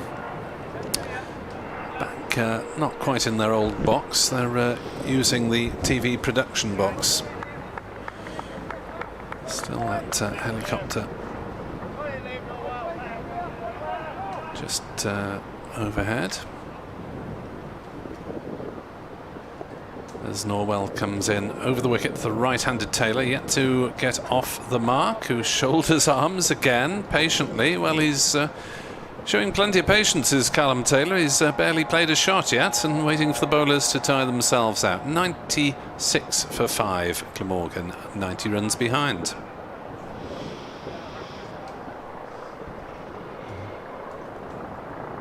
They've still got to get themselves up to Warwickshire's total.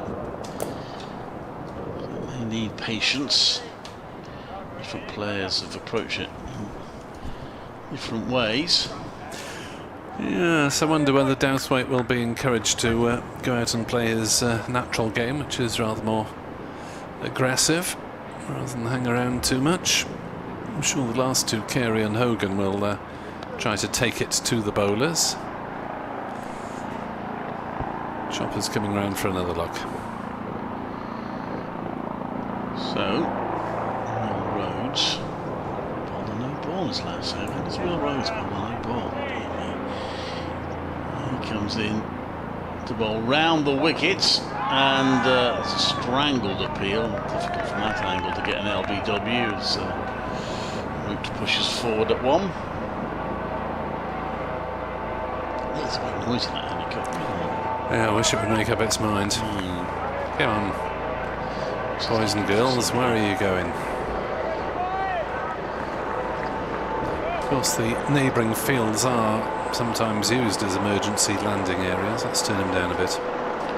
Rhodes comes into bowl. It's pushed out to mid-off by Root for no run. There's 2 wickets quite close to lunch. I hadn't realised lunch was at 12:40 today. Yes, I got caught by that as well. Yes, I left you to do the last one. You did. I thought I did my 12:30 report. That's me done. Yeah. Lunch now. Sorry about that. God dear.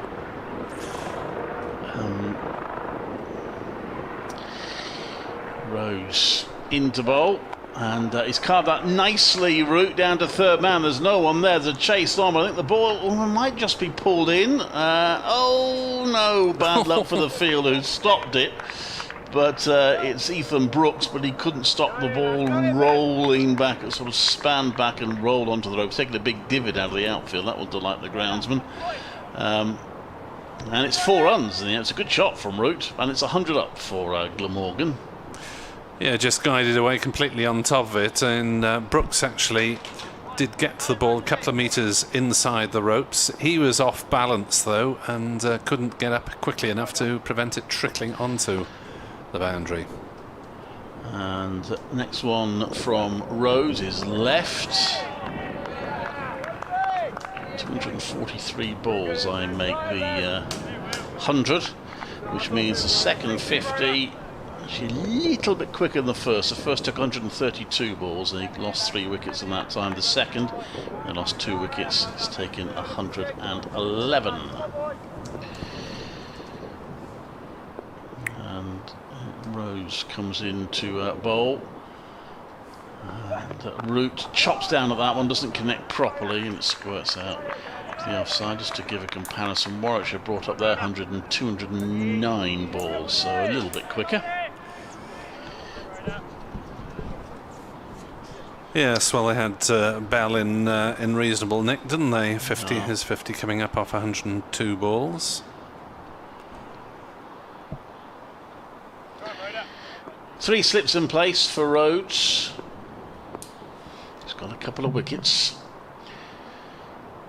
Encouraging him to stay on. He bowls. Root stretches for that one, plays it out into the offside to a fielder. There's no run. But he got a 4 in that over down to third man, so Root's on to 15, and Glamorgan now 86 runs behind at 100 for 5.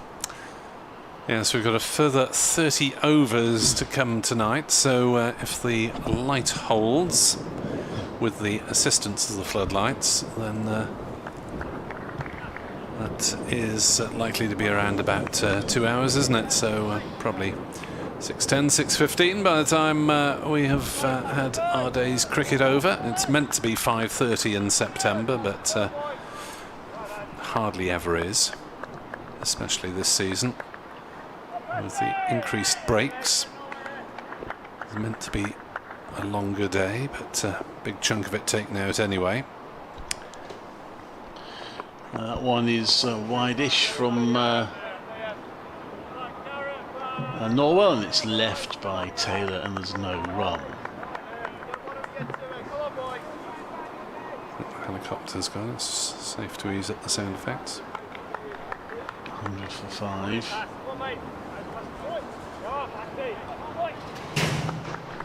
Something's crashed down there. It's not my microphone stand anyway. Oh well, the first 3 wickets of the innings into bowl. That one is left outside off stump by Taylor. Didn't get up much.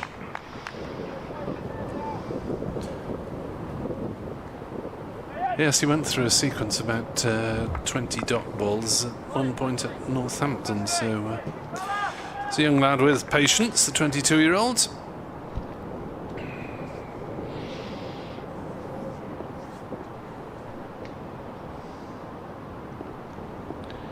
Comes in now.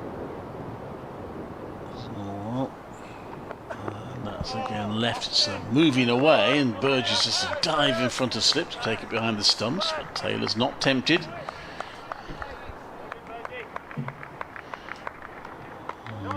And it's no run. Taylor has faced something like 17 balls so far, yet to score.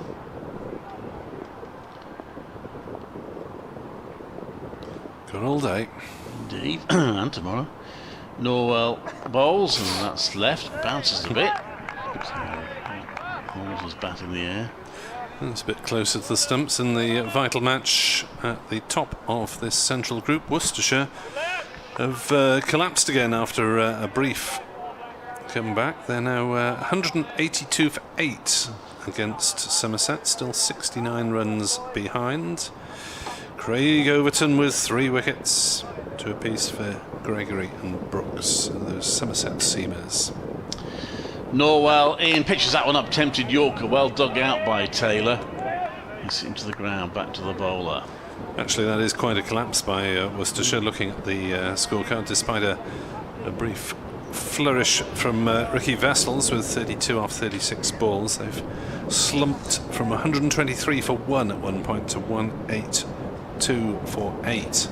Somerset 6 points ahead of Worcestershire going into that game, but Somerset might still need to win to make sure. Norwell bowls, and that was an interesting lead. That didn't look as if it missed by much. I think he did leave it, Taylor, but maybe he did play it to just beat the outside edge. So a maiden from Norwell. Last ball was encouraging, but it's 100 for 5 Glamorgan, so still 86 runs behind.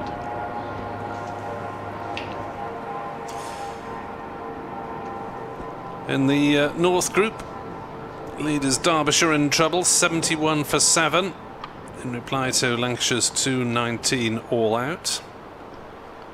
3 wickets apiece for George Balderson, name new to me, and Danny Lamb. Yorkshire against Leicestershire, rain there. Yorkshire 36 for 2, plays Leicester's 124. As round the wicket comes Rhodes, and Root comes forward, pushing to mid-off, and there's no run. Notts 169 for 2, with Ben Duckett on 94 not out, in reply to Durham's 294 all out. Gloucestershire Northants, of course, yesterday was abandoned because of Northants player in the squad, the wider squad, testing positive for COVID, and our best wishes to him. Down the wicket, a step comes Root, but in defensive mode and playing out to mid-off. Wicket stumbling at Chelmsford. Middlesex 86 for 5 in their second innings, still 12 runs behind Essex. 3 wickets there for Aaron Beard. Essex very much in the driving seat in that match.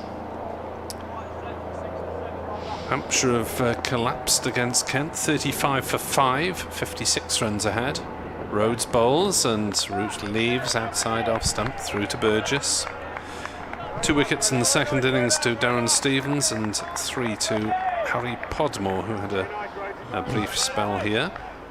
Podmore also made 30 not out, batting at number 11. And finally, Surrey against Sussex, day 2. Sussex made the highest score of the round, 415 all out. As Rhodes is in to bowl to Root, who's hit on the pad. There's a somewhat optimistic LBW shout, not really any expectation there. Century for Tom Haynes at the top of the order for Sussex. Surrey also starting well, 73 for 0 in reply. So that game at the Oval, the highest scoring one of the round. The final round of group games. Best 2 out of the 3 group winners to contest the final. Rhodes bowls and Root works on the leg side, but straight to mid-wicket and no run. Brightening up here a bit now. It's the brightest it's been all day, isn't it? Might be able to switch the lights off even. Don't tend to do that once they've got them on. during play anyway. 3 slips, 4 Rhodes. Middle-aged ball, 43rd over of the innings, as Root plays that one nicely down to backward point, but straight to the fielder, which, as so often today, is Ethan Brooks. 100 for 5 at the end of another maiden over here in Cardiff. Yeah, it's a bit of a stalemate of the last couple of overs. Rhodes not really threatening much in that over, but despite the LBW shout, but keeping it tight. What's Brooks done to offend, apart from letting one through off the captain, which only cost them 2 runs? I don't think there's anything to offend him. Bill's an all-rounder. He's a young player. I guess he would have been seen as the 5th bowler. Let's see whether he gets an opportunity at some point. Norwell to Taylor, who plays defensively at that. And there's no run. We've hardly mentioned Alex Thompson, the Cardiff Unis product.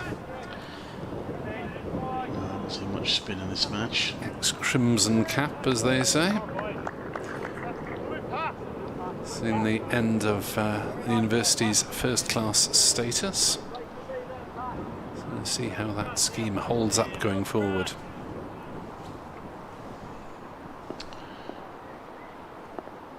Liam Norwell. Ball to Taylor. Oh, has a swing at that one. He's been patient for some time now, Taylor, but that was a fairly wild swing at one outside off stump, which he missed. Obviously thought it was the ball to get going, cracking through the covers, but made no contact whatsoever.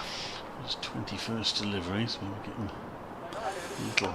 Yeah, maybe a little dab and run might be called for if he can put it into a gap. Norwell comes into bowl to him, and he's attempted that, but got it too close to the fielder to be able to get a run down. Mosley fields it. Yeah, to be fair, point, cover and mid-off are all advancing, aren't they?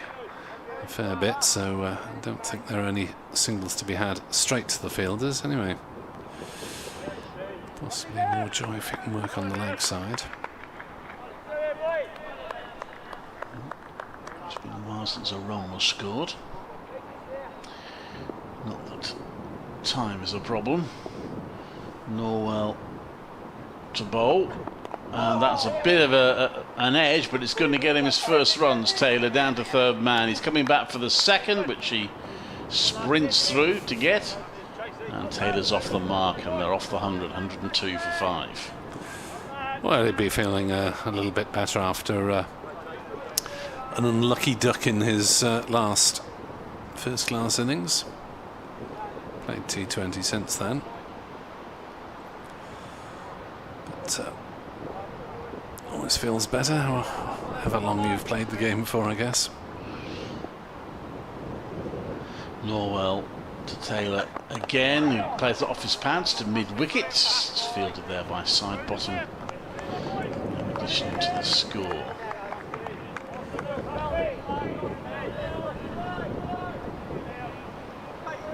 These two together now for 11 overs. And just added.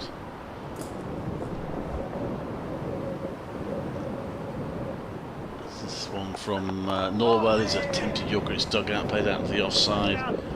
There is 1 run for Taylor, who moves on to 3, 103 for 5. I think I made a note of that. Yeah, they came together in the 35th over, so it's the 35th, okay. yeah, just going along at 2 runs and over thereabouts, as we call for sanitisation time. As all the players troop towards the 12th and 13th men, offered their own drinking bottles and no one else's, and a squirt of sanitisation. So they've added 20 runs then in 9 overs. And a bit overs. So I suppose Again, the beginnings of a partnership. Yeah, well, they were came together in fairly quick succession, didn't they? So Glamorgan did have 2 new batsmen at once when Rhodes got rid of Cook and Morgan for 27 and 28 respectively, just when it looked as though Glamorgan were likely to be building a first innings lead. We had a partnership of 53 for the 4th wicket. Sanitisation time is over. Fingers crossed we won't need it next season. 103 for 5. Root 15, Taylor 3. 83 runs in arrears, but they're painstakingly gathered. Rhodes bowls, and that's slashed through the offside by Taylor off the back foot, given a bit of width to work with, and smashed it away for his first boundary. He's on to 7. Morgan on to 107 for 5 as not too much width actually. That was well played by Callum Taylor. The initial impression he was a bit wider than that, but it wasn't a particularly bad ball from Will Rhodes. It got the treatment. 107 for 5. Rhodes in bowls. Taylor is back to leaving through to Burgess. Still 3 slips, and we've had, I think there was only briefly a spell when we've seen 2 slips during this game. Hasn't been down to 1 apart from the sole over bowled by the spinner Callum Taylor for Glamorgan. Rhodes, dark-haired, bearded, grubby trousers, runs in, bowls, and Taylor looks to play that in the same direction. He's beaten the dive of Brooks at point, and he'll get 4 more runs. So Callum Taylor unveiling a couple of flourishing forces on the offside, and latched onto that one. It's almost identical to the previous shot actually. 111 for 5, Taylor 11. So runs beginning to come. It's beginning to be a partnership, this. Half-century partnership in the innings so far. Warwickshire managed one. It's like 70 off that. As Rhodes bustles in, bowls, and Taylor off an inside edge gets a run down to backward square. Didn't really know much about that one. It's a little moral victory for the bowler, but another run to Callum Taylor, moves on to 12. It's 112 for 5. And Glamorgan are 74 runs in arrears here on BBC Sport Online, and also via the Glamorgan website.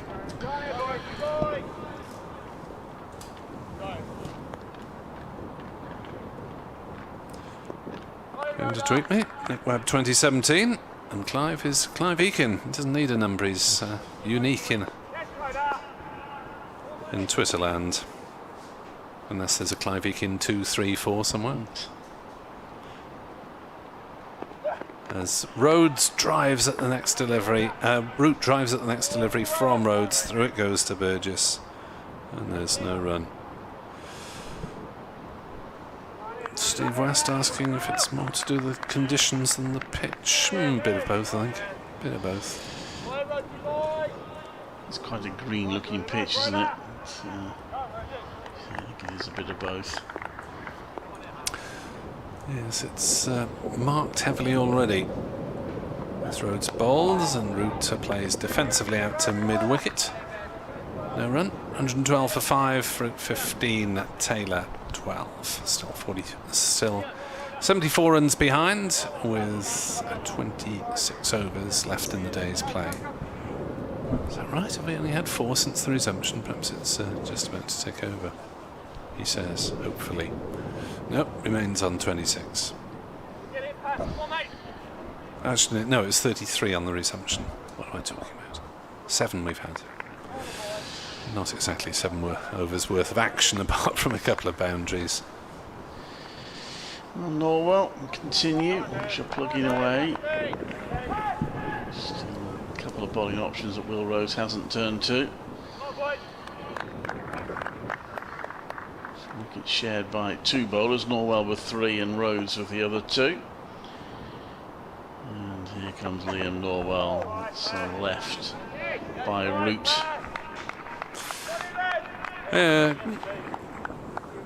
Callum Taylor, well, Australian upbringing, he might be used to leaving on length. Don't think he needs to have that in his game today. No. It's the ball is not coming through at any great height. To this ball, and I shall have to depart for momentarily. To this wicket-taking ball.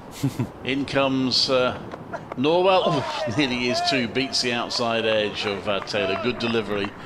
Remains 112 for 5.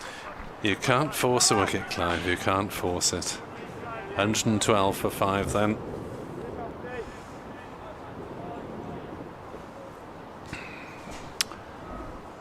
Norwell with 3 wickets, Rhodes with 2.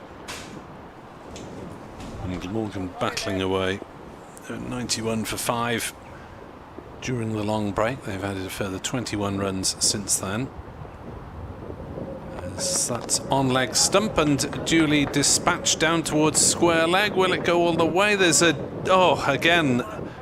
diving stop which initially seemed successful, as we saw at the other end of the ground, but the ball then cannoning over the ropes, or just into the ropes actually rather than over them, and Callum Taylor picks up a boundary. It was not the best ball that Norwell has bowled, but an excellent effort by Alex Thompson to try and save a couple of runs.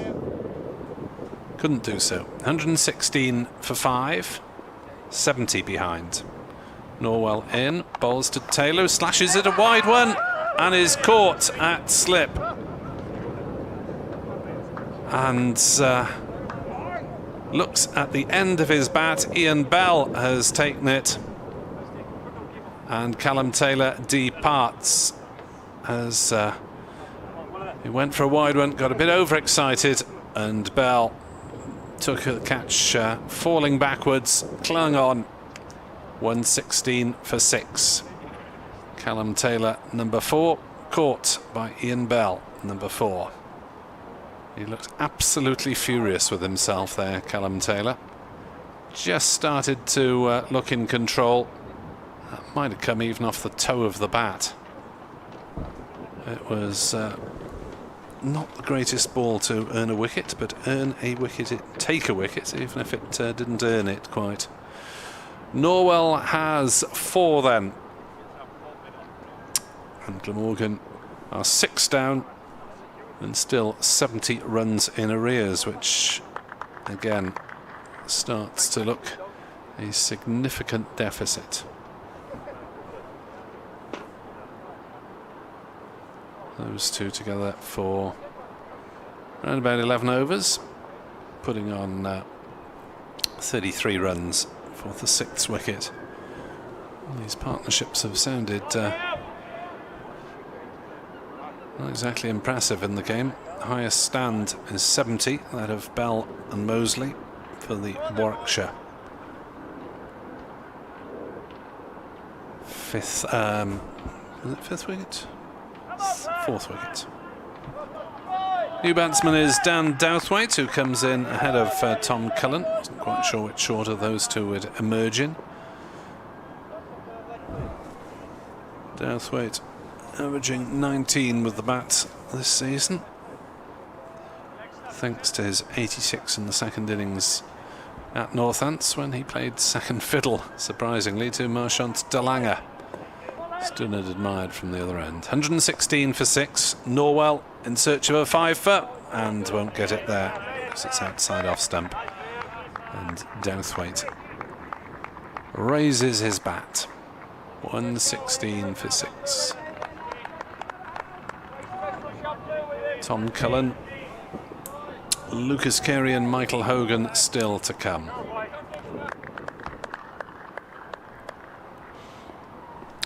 Norwell from this Cathedral Road end in past umpire Evans, bowls to Douthwaite, who dabs one down to gully. No run, end of a wicket taking over for Liam Norwell, 116 for 6. And still the deficit remains at 70 runs for Glamorgan.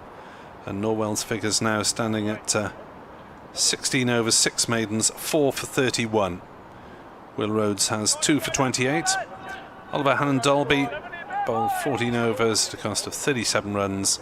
And Ryan Sidebottom bowled 6 overs at a cost of 15 runs.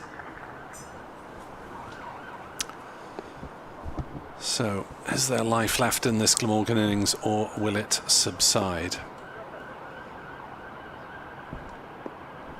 Root still there, 15 not out. Came in at number 6 today, rather lower than usual. Down the wicket he comes, but just to defend. Rhodes' first ball back to him. Root coming in below Chris Cook after the captain was relieved of the responsibility of wicket-keeping for this one. Hence he's able to push up in the order. And of course we had Tim van der Gugten in as night watchman at 3, so that put everyone else down a place. Rhodes bowls. Short outside off stump and cracked away by Root, making the most of it. A rare opportunity. Latched onto it and dispatched it for a boundary. 120 for 6. Glamorgan 66 runs behind Warwickshire on first innings. First innings lead might be significant psychologically. Billy Root, by the way, has passed 1,000 first-class runs for Glamorgan, having joined them last season. So well done to him. During the course of this innings, as that's wide outside off stump, and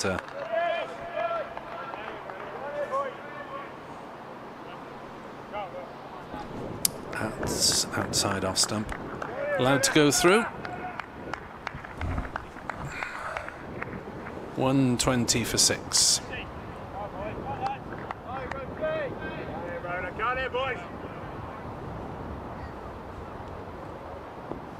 Route 19, Douthwaite. He's just faced a couple of balls yet to get off the mark. As that's allowed to go through to Burgess. Rhodes getting a little bit of bounce and carry from a softish surface. They'll be looking more for movement. Excellent delivery that came back to bowl Owen Morgan through the gate for 28 just before lunch. Rhodes in to bowl to Root, who pushes out into the covers. No run, steps back into his crease as Moosley comes in with intent. 120 for 6. Warwickshire have maintained commendable vocal levels through the day. Try and keep spirits up. Root faces up to bowl to Rhodes and tries to work down the leg side, doesn't get anything on it, and Burgess had to make a stop rather than a catch, tumbling across to his right. 120 for 6, Route 19, Douthwaite yet to score. The boundary coming off that over through the covers. Very much in the balance, isn't it? This innings, quite an exciting one innings game now, isn't it? Still 66 runs, quite a way for Morgan to go. They've still got 4 wickets left. Billy Root played himself in. Norwell comes into bowl to him. He dries that nicely into the ground. Norwell fields off his own bowling one-handed. And there is no run.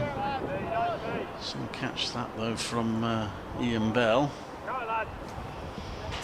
Yeah, it's going at a fair rate, wasn't it? And up on his back, but with the ball in his hands. Important one, because that was a stand of 33, which in the context of this match, certainly in first innings, that's That's a reasonably significant partnership. Certainly wouldn't have wanted to go on for much longer. Norwell into bowl, and he's dabbing that one out into the offside is Douthwaite, and he's going to get runs. He's going to get he's going to get four. It's the second time that's happened to Warwickshire, where the fielder's got to the ball, looked to push it. It's Ethan Brooks again. It was poor old Ethan Brooks. Might have to work on the technique there, Ethan, because that's the second time he's done that. He's chased really well, got to the ball, pushed it back with his hand, and then seen it roll back over the rope. Yeah, we saw a similar one over the other side from Alex Thompson as well. So the boundary... Oh, yes, he flicked it back with one hand and hit the other. Yeah. Not much you can do about that one. 124 for 6. Douthwaite's off the mark. Norwell looking for a fifer. Comes into to bowl. And played very correctly by Douthwaite. He has 11 fifers in his career as Liam Norwell.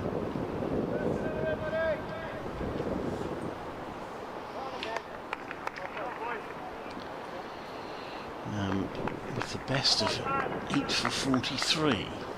So he could get 8, theoretically. He'd have to take all the remaining wickets though to get that. He comes into bowl, and that's driven to mid-off. There's no run. He also can't afford to concede many more runs. I think he's only got off. I think he's looking for 35 so far, so not going to be a career best, but can he get a fifer? Can he earn the honour of a Clive Winkian interview?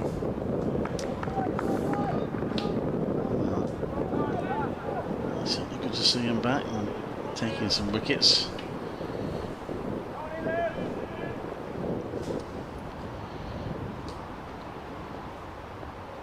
He's got 3 slips in place as he comes to bowl to Douthwaite. Driven to mid-off, no run. It's interesting, I would have thought with the new batter in, they might have gone for more than 3 slips, but I wonder if, from what you're saying, if Douthwaite is a naturally aggressive batter, perhaps they're expecting him to go for his shots and might fancy getting him out that way. Well, it's might be tempted to hit over the top if there's anything loose, but there hasn't been a great deal loose to play with. Norwell to Douthwaite leaves that, and that's the end of the over. 124 for 6. Douthwaite on 4, Root on 19. The deficit now 62, so they're chipping away at that. It's looking a little bit murky again. Trees rustling round on the bank's third half. A bit of wind on our effects microphone. I thought for a moment we could see a little bit of rain, but it's actually a spider's web that's grown on the window of the BBC commentary box, because of course we have to keep them open these days. Not that it's unpleasant having it open, but for ventilation purposes helps keep us, fingers crossed, safe. And Dalby returning to the attack. So he's yet to join the party in terms of wicket taking, 0 for 37 so far. And he'll be bowling to left-handed Billy Root from the River Taff end, in past umpire White, and bowls, and Root defends to cover, and there's no run. So no one's really gone after the bowling so far. We saw a couple of nice drives on the offside from Callum Taylor, but having dispatched a further boundary to square leg, he got a little bit overexcited and got out to not the best delivery of the day from Liam Norwell. Annan Dalby in round the umpire, bowls to Root, who's defending that one out on the offside, fielded by Brooks. No run. Glad to see that the some things are common to the club and the professional game. Get the youngsters in the vital positions in the field, do the running, do the hard work, the work at the moment for Ryan Sidebottom is administering a handful of sawdust to the footmarks of Oliver Hannon-Dolby. Sets off, breeze flapping at his clothing, and Root plays gently out on the offside. There's no run. And also taking the fixed camera a little bit there on the gantry. It's one of the permanent ones that's installed by the UCB. Looks like Ryan Sidebottom's preparing to return to the attack. The sheeting that forms the sight screen, or part of the sight screen, is billowing round as Hannon-Dolby bowls, and Root works off his legs down towards fine leg. There is a fine leg in the form of Liam Norwell, so it's just the single, and everyone changes round between right and left-handed batsmen. 125 for 6. Glad to see Jeff Evans in his final match not being lazy. He's walking over the square leg. Increasingly see umpires. Yeah, I can't be bothered to stay where I am. Yeah, I think Jeremy Lloyd's had a bit of a lazy day the other week umpiring a Glamorgan match. Sun's in my eyes that way. Oh, stay here. Yeah, the sun's not out. Yes, the fielder in the way. 125 for 6. Hannon-Dolby over the wicket to Douthwaite, who drives to mid-on. Sidebottom fields, and back it goes around the field. Could have just tossed it straight to the bowler next to him, but there we are. It's given him a bit of extra polishing time as well, he would have thought. Douthwaite does like to get back and across his stumps. Powerful young man. One List A game for Warwickshire. Faces up to Hannon-Dolby, edges, and hasn't quite carried to slip. I was just looking for the reaction there because the pitch of the ball is hidden from us, but just falling short. 125 for 6. Root 20. Douthwaite on 4. Yeah, bounce in front of Sam Hain.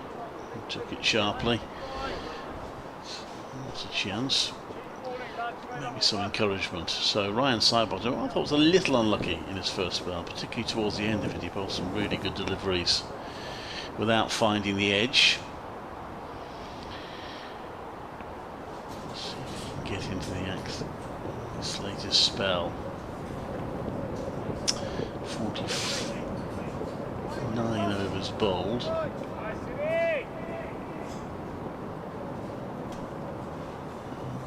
4 more wickets required. Warwickshire to bring his innings to an end. Glamorgan needs 61 more runs to get on parity. Over the wicket comes Sidebottom, a shortish delivery. Plays back to that, does Root to mid-off, where Rhodes fields. Everything stays the way it was. Yes, it is quite certainly no blue sky, and the clouds are looking a little bit gloomy. So it's a good job they didn't switch the floodlights on when they got a bit brighter earlier rather. Trees opposite us, some of them looking quite autumnal. In comes Sidebottom, and it's solidly defended by Root. To the offside. Billy Root on 20. Still no one from Glamorgan matching Ian Bell's innings. Root's got to start. Can he do that? And Morgan and Chris Cook both got into their late 20s. So it's fairly quick succession. Yeah, Ian Bell didn't always look happy, did he? He was stylish and more assured than most. Sidebottom bowls, and now what did that come off? It's gone through for 4 byes. That moved sharply and it yorked Michael Burgess, the wicket-keeper, and it's 4 byes onto the total. 129 for 6. Runs gratefully received. Yeah, that ball moved quite a lot off the pitch, but I think Burgess might have been expecting to take that one. Just got a little bit of a muddle with slip. 11 extras, that means 5 leg buys, those 4 buys, and there was also a no ball, which of course counts for 2. And that one is steered to backward point, and that is well fielded by Brooks. Tumbling stop prevents any runs.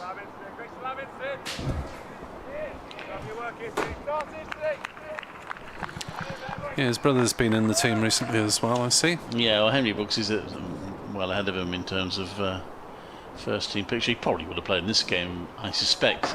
He's been rested with the T20 in mind, bearing in mind that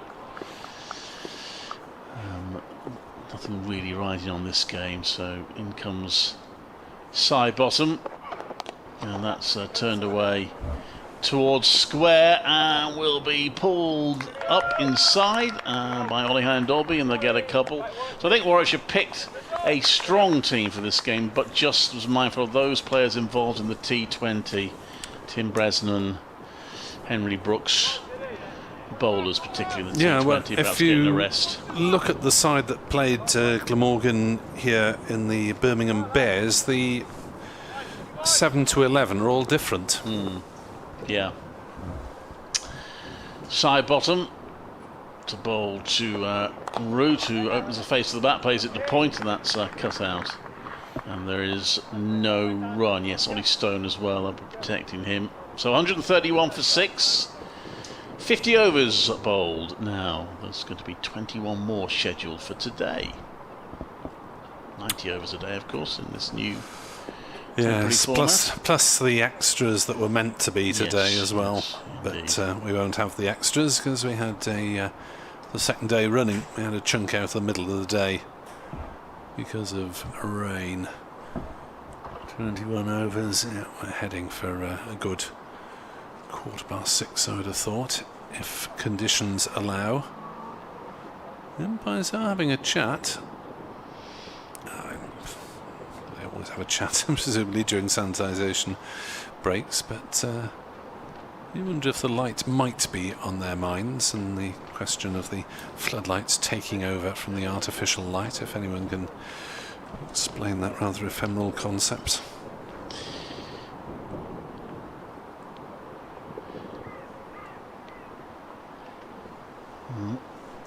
No, Steve West, you don't get a tea break. Lunch and tea were taken together. Yes. Must have confused the caterers. Well, you want another meal? You haven't even been out. Go and run around a bit before you can have some. Yeah, they hardly eat anything at tea these days, do they? Exciting isotonic drink and an exciting protein bar. Protein shake, maybe. No Bakewell tarts, I wouldn't have thought, in the dressing room these days. Bears want to sneak a bit. Slice of fruit cake, sausage roll, bag of crisps, ham sandwich. No teas in club cricket, of course, this season. Bring your own. Yeah. Probably a relief to those who had to prepare them. Here comes Hannon-Dolby into bowl to Douthwaite, who plays that on the bounce back to the bowler. 131 for 6, 55 runs is the deficit. I suspect we're not going to get a big first innings lead either way. Might change, I suppose, some of the choices for friendly fixtures for some of the clubs. So we only play there because we get great teas. Yeah, rubbish fixture. Terrible ground, but the tea was marvellous. 131 for 6 as Hannon-Dolby into Douthwaite, who plays down to fine leg for a single. Yes, I suspect if the weather stays fair over the next couple of weeks, there may well be quite a few last-minute friendlies arranged to keep club cricket going on the 3rd and 4th weekends in September. Some of the South Wales competitions, the league finals aren't until the 19th of one or two of them. Others this weekend. Good luck to everyone involved. 132 for 6, Hannon-Dolby round the wicket to Root, who defends back to the bowler. No run. So, tough going for everyone out there at Sophia Gardens. Plenty of time left in the game. 6 wickets down. Could well be all out tonight, or even Warwickshire batting again if they bowl particularly well. Alan Dalby in to Root, who allows that one to go through outside off stump. Fairly cautious approach from Glamorgan with the bat. Warwickshire's scoring rate 186 and 66.3, so that was in the upper twos. Short of 3 runs and over. Glamorgan going at around about 2.6 at the moment. Again, that big screen billowing behind Alan Dalby as he bowls to Root, who often angled bat plays down to Bell Gully. There's no run. Ball's just pushed a little bit wider, having taken that fine catch at third slip to dismiss Callum Taylor off the bowling of Liam Norwell for 16. That the only wicket that's fallen so far in the 53 minutes since we got back on, after being off for 3 hours and 20 minutes. And Dalby in to Root, leaves it go through to Burgess. Tosses it to his co-conspirator in the slip, Sam Hain, and that is the end of the over. 132 for 6. Root is 22 not out. Douthwaite has 5 not out. Owen Morgan's 28 is still the top scorer of this Glamorgan innings, with the last 4 batsmen getting some sort of start and then getting out. But that is the nature of this particular fixture, it seems. Liam Norwell has 4 wickets for 35, and Rhodes 2 for 32. Ryan Sidebottom looking for his first then, comes into bowl to Douthwaite. And Douthwaite paddles that really out to the offside. Difficult to describe that shot. He's got it away safely enough, but it's cut off. So no run to be had. Dan Mosley seems to have some sort of responsibility in terms of drying the ball. He's got a big towel. Got beer towel there. Looks like one off the top of a pub counter, doesn't it? No beer company's name on it, so it can't be. Sidebottom, 3 slips in place. Bowls, shortish delivery. It's padded away by Douthwaite safely. Yes, it seems that he's trying to rein himself in, leave the bigger shots, well, not quite in the locker, but certainly reserve them for the odd bad ball. Well, he's got a batter well set at the other end, so it's probably sensible for him at the moment just to take over. Perhaps if Billy Root got out, he might then undo the shackles a little bit. In comes Sidebottom, that's played on the onside. We saw Michael Burgess come in during the Warwickshire innings. He tends to play that way, and he was trying to hit everything for 4. Didn't wasn't a complete failure. He managed to get 13 pretty quick runs, but he was soon out. So, and Liam Norwell, who would play that way anyway, did something similar. So, not necessarily an overwhelmingly successful tactic during the Warwickshire innings.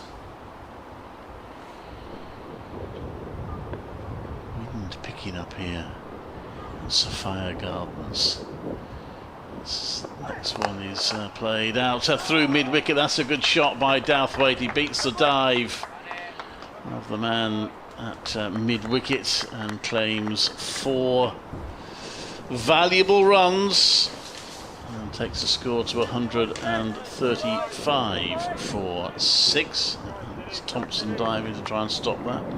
Unsuccessful. Well, it's not using a sponsor's name. Sophia Gardens must be one of the nicer names of first-class cricket ground. Absolutely. Yes, a couple of years since we've had a sponsor's name, and as you say,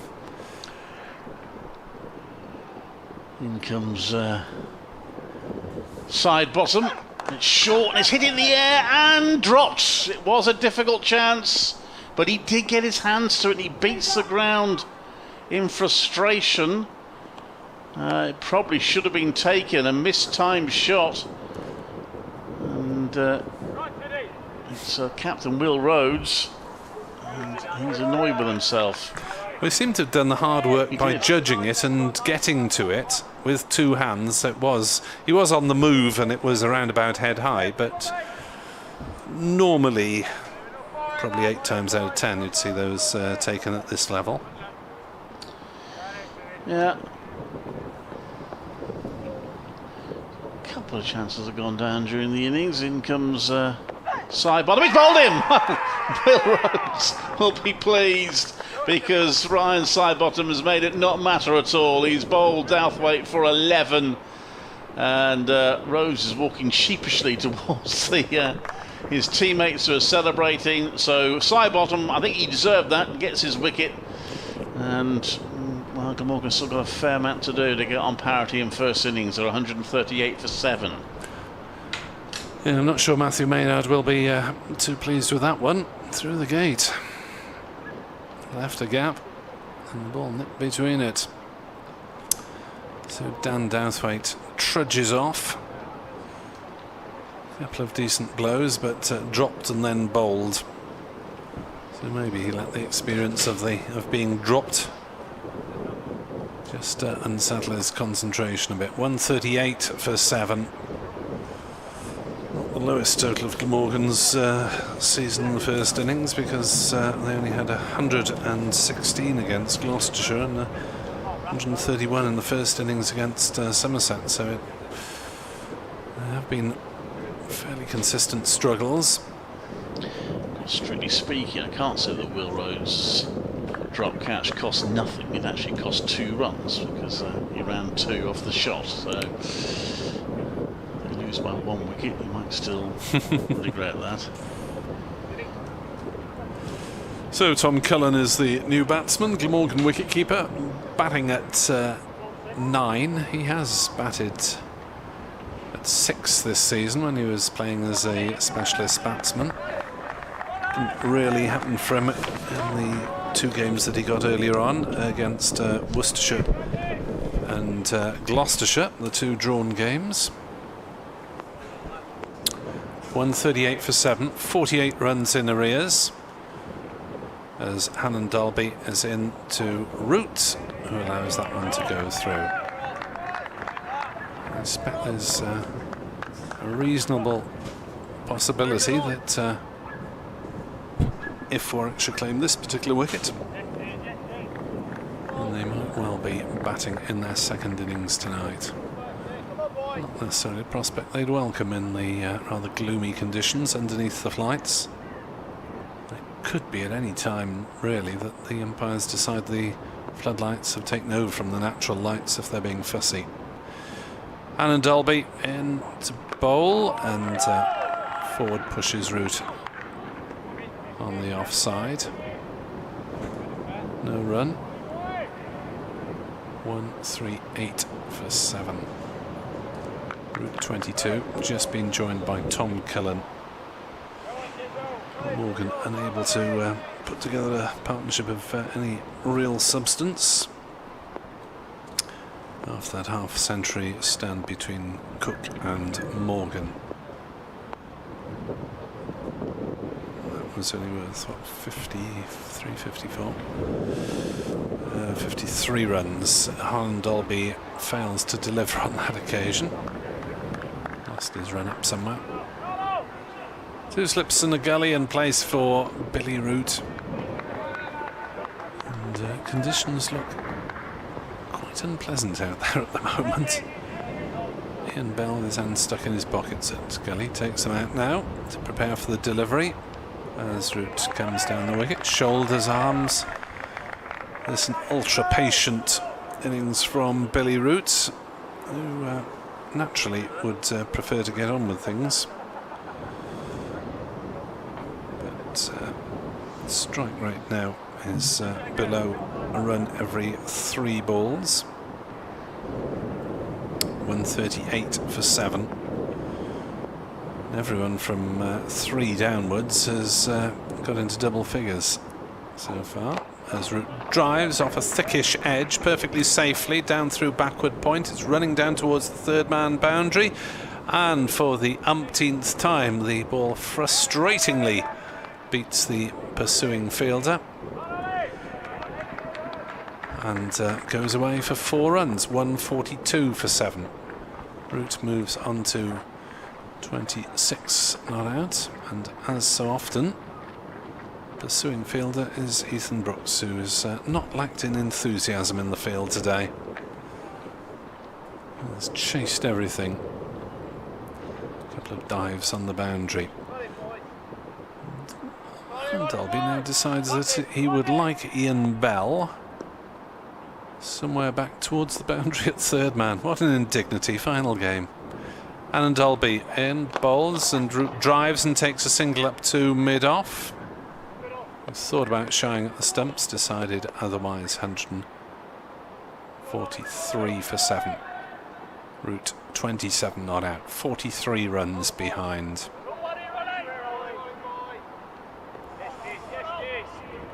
So this tense, gritty battle continues here in the Bob Willis Trophy at Sophia Gardens on BBC Sport Online and via the Glamorgan website,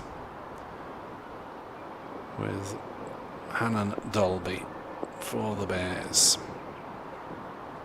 In bowl, and Cullen edges down to slip along the ground. Bell had a shy at the stumps. Cullen had to turn and get his bat down quickly because he had taken just half a step down.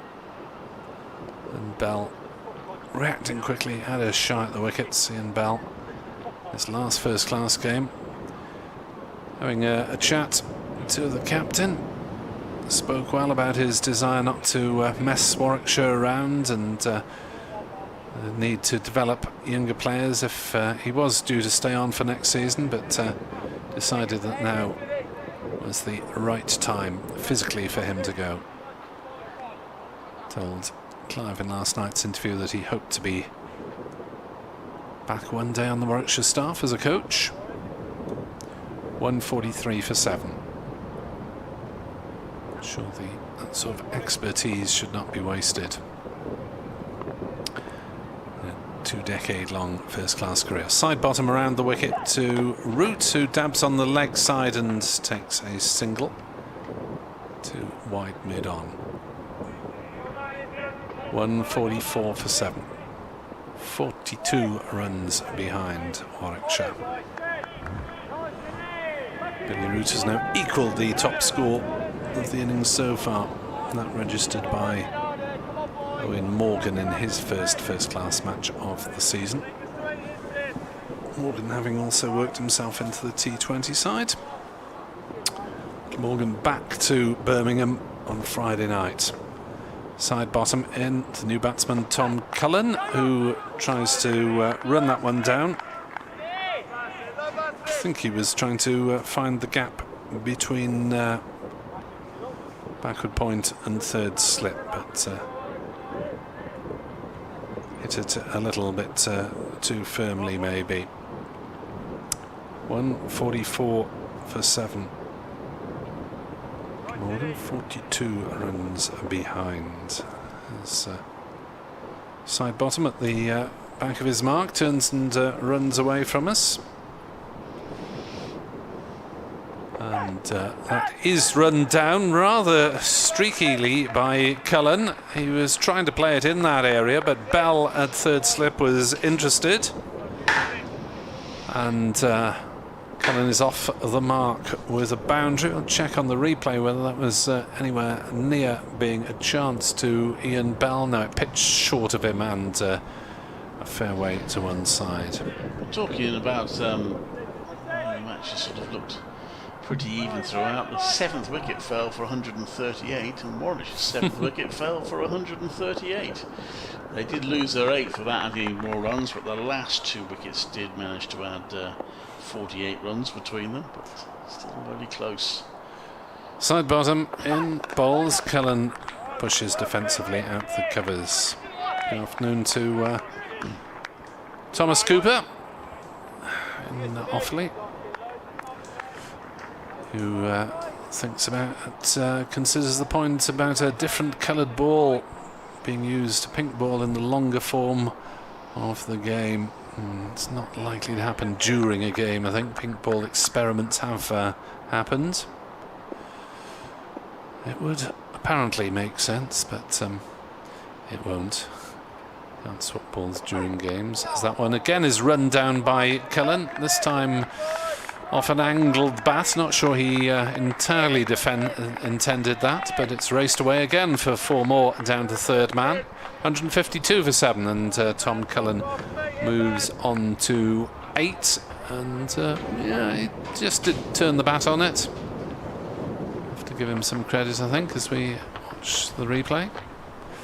152 for 7, deficit 36. A couple of boundaries to Cullen in this over, but unlike at the other end, Warwickshire opt against installing a third man. Now, I spoke too early. Brooks now has gone down in that direction.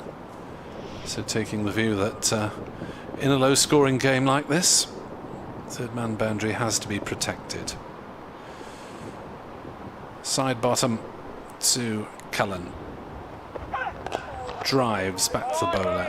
Gets a hand to it in his follow-through. No run.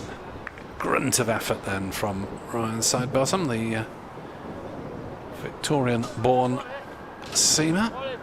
End the over. 152 for 7. We have 17 overs remaining in the day's play, and Glamorgan are 36 runs behind Warwickshire with 3 wickets left in hand. The 150 coming off 324 balls,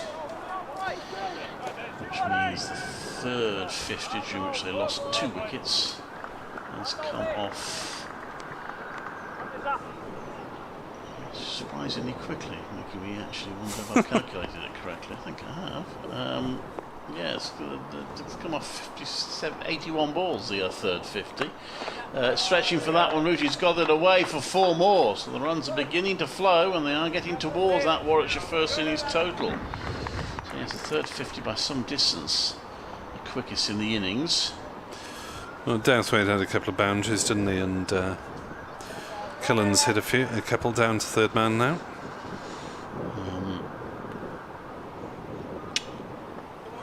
Would be the quickest in the match as well. Oh, actually, Warwickshire's first 50 took 81 balls. They got off to a reasonably brisk start. So it matches that. So let's keep going. Only 30 behind now. Ollie Hine-Dolby around the wicket bowls, and that's turned down onto the onside by Root for no run. Look at this Ollie Hine-Dolby, which he's not used to this season. He started this match something like 3rd highest wicket taker in the country in the Bob Willis Trophy. It's frustrated so far in this game. 4 to Liam Norwell, 2 to Will Rose, 1 to Ryan Sidebottom.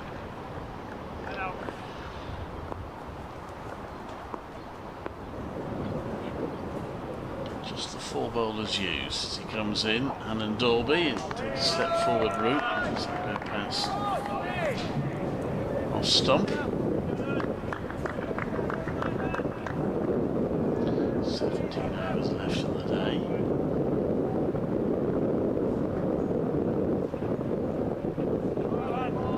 Be a good little session, fairly gloomy conditions for Warwickshire to bat if they get these last 3 wickets.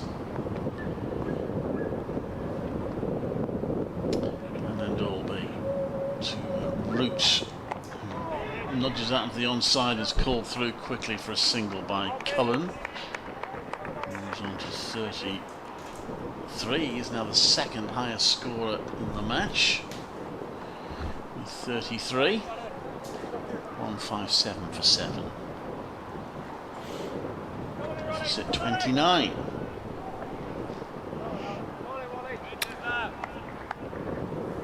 Yes, Billy Root might have earned the honour of being our closer play interviewee, unless he's still not out. In comes Hine-Dolby. bowl. That's run down to point. They think about a quick single, but it's not to be had. Yeah, it's just reviewing some of the professional photographs that have been taken today, and a few of them do emphasise the darkness of conditions. But, we had that long break because of rain, but it has been pretty murky the rest of the time as well. Yes, as murky as it's been now, as Hannon Dalby bowls, and that's pushed up, an accurate delivery pushed out to mid-off by Cullen. He remains on 8, so 157 for 7. After 55 overs. Warwickshire having made 186 when they batted. Coming towards the end of the second day. And this match very much in the balance.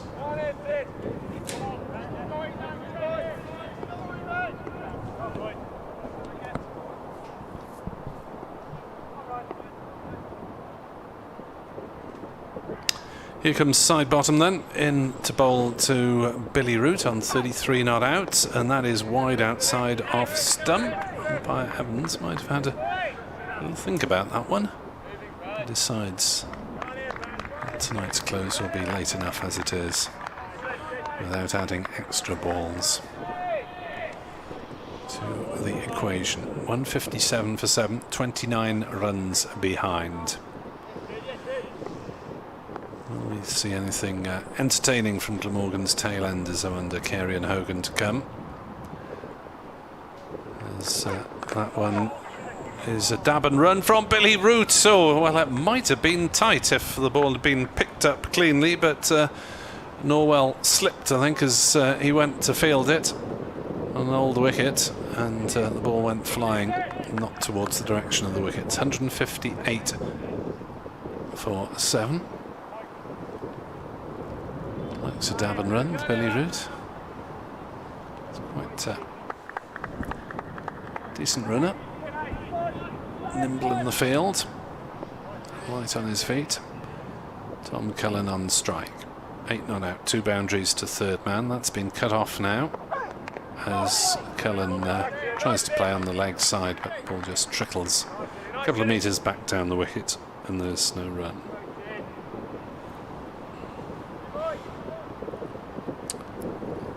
So Glamorgan struggling along as they look to establish some sort of first innings supremacy. You have to think that if they do manage to do so, there'll be little, if any, time to bowl at Warwickshire tonight. Side bottom in, bowls, and Cullen works it up to mid-on. There's no run. Ground staff might have to put something to keep that big white sheet down that's extending the area of the sight screen up at the River Taff end.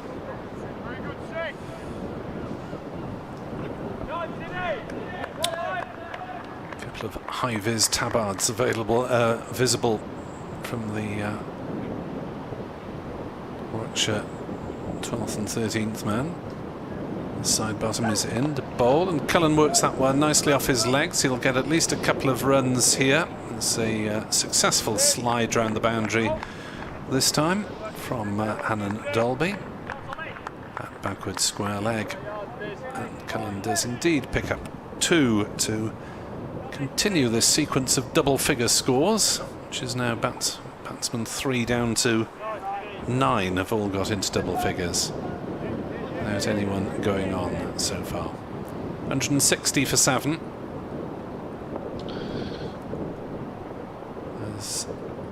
And I'll be still 3 slips in the 56th over. Bowls, and that one jagged back and Cullen left it.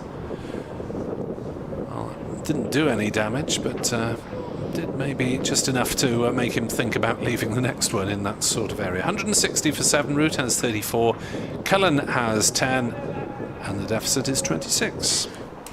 22 added for this 8th wicket. Any valuable runs?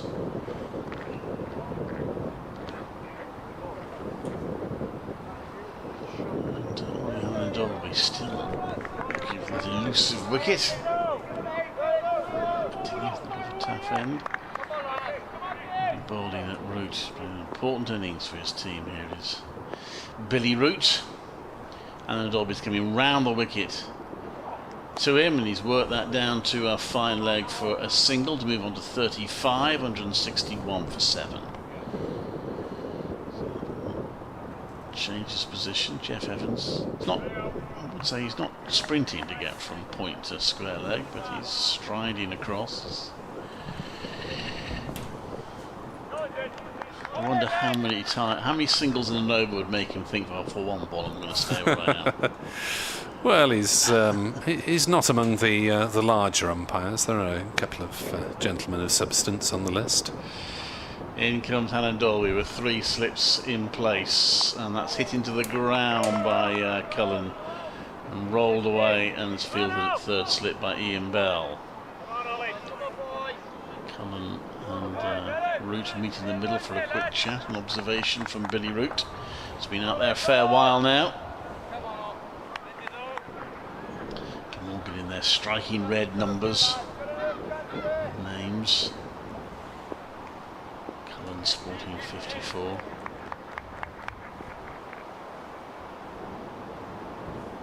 If he's not nicknamed Jamie, I'll be surprised.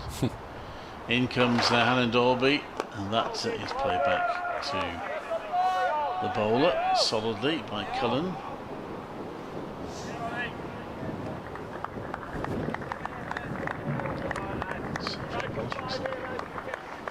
If we get to the close and Glamorgan is still batting, and batting again tomorrow, then Warwickshire would potentially get a new ball after 9 overs. Oh no, it's not, it's 19, isn't it? Because it's 90, yeah, it's so 90 these days. I certainly won't want still to be in the field by then.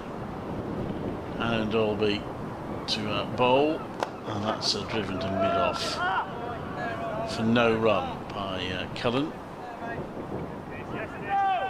Bowling this over from Dolby. The flannels and shirts of the players are billowing quite noticeably in the breeze. Yeah, they'll be dirtier this season, I think, the flannels and shirts, because of all the extra polishing that has to be done on clothing, since you're not allowed to put saliva on the ball anymore. Tall figure of Ollie Dolby. Former Yorkshire player comes into bowl, and it's played to mid-on. Again, accurate delivery from Dolby, so decent enough over, but Morgan keeping it out, 161 for 7.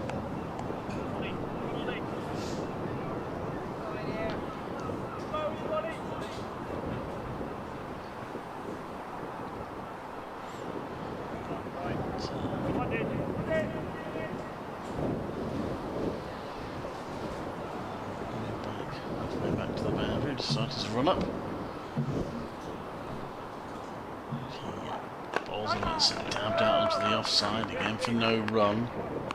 Tidy over from Molly Helen Dolby, but still no wicket for him. And Glamorgan at the end of 57 overs with 14 left in the day are 161 for 7 and trail by 25. Somerset have the upper hand against Worcestershire at New Road in that match which will decide the winners of the central group in which this game features. Somerset 6 points ahead at the start of play, and they've got 1 extra bonus point as well. They made 251. Worcestershire in reply were dismissed for exactly 200, 3 each for Craig Overton and Josh Davey. As Ryan Sidebottom comes in round the wicket, and Root steers elegantly down to third man for a single, 162 for 7. Somerset in their second innings are 9 for 1. That is a lead of 60 runs over Worcestershire. That is the only other match in the central group after the abandonment of the Gloucestershire Northants game because of a Northants player testing positive for COVID. In the North Group, Yorkshire have been rained off against Leicestershire. Yorkshire 36 for 2, Leicester 124 all out. No play at all today. As Sidebottom is into bowl to Cullen bowls him, middle stump, ripped out of the ground, and side bottom strikes the stumps again, this time in more spectacular style. And the pattern of this game continues. Glamorgan 162 for 8. Players get in and get out. They can't go on. No, indeed. I suppose it underlines how good an innings Ian Bell's was. He was out for exactly 50. Bit of movement there, to be fair to Tom Cullen. That one did swing back in. Swung in the air, I believe. Second time he's hit the stumps and side bottom. He has caused problems throughout. It's just now that he's begun to get some wickets. I said this would be, as a one innings match, this would be edge of the six stuff now, wouldn't it? Yes.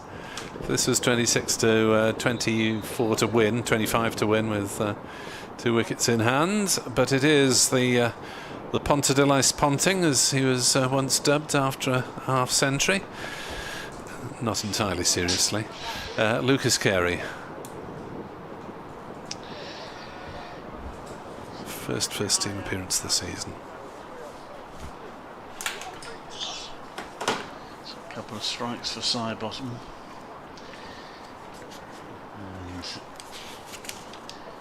And at the moment it looks like these teams will be about on parity at the end of the first innings. Start again for the second innings. So often in these games you just feel that third innings in the match is going to be the potentially deciding factor. Yeah, Lukas Carey last season had not a bad time with the bat actually, a couple of half centuries. With the aid of not too many not outs, he averaged 25. 9 completed innings.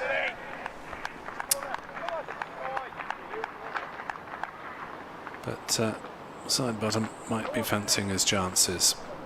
3 slips, third man remains down near the ropes at the far end of the ground, and Carey almost saw one creep through inside edge, and Pad somehow between them did the job of keeping it out.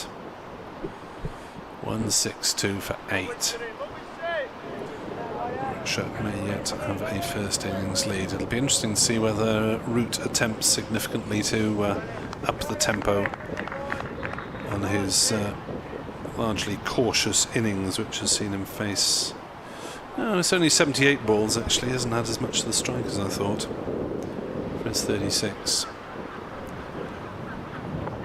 As Carey defends that one rather more convincingly, out to point, no run.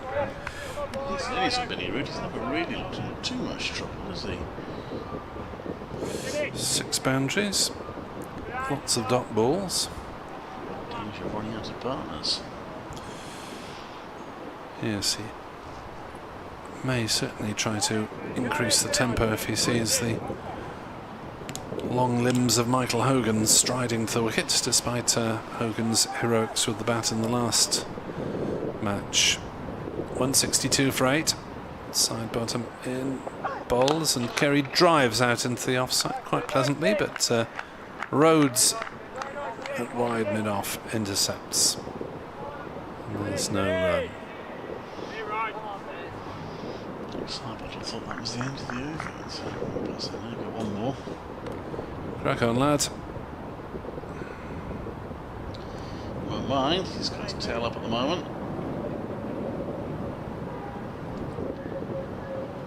162 for 8. Root at the non-strikers end. 36 not out. As Carey has a go at that one and makes no contact as Burgess has to dive to take it as the ball came back in. It's probably worth Lukas Carey's while having a go at the odd delivery he fancies, as long as he blocks the straight ones. 162 for 8. The arrears 24. And talking about Empire Evans, he's actually got someone to talk to in Welsh during the course of this match. Owen Morgan, the only Welsh speaker in the Glamorgan first team squad. I think they're only in the Warwickshire squad. Well, Alex Thompson might have yeah. picked up a little bit. He probably understands services and toilets after his spell in Wales. Ollie Dolby round the wicket to Billy Root, who nibbles at one outside off stump. He's doing what Ian Bell did quite a bit, taking a little step forward, perhaps to negate the late movement. He was deceived that time.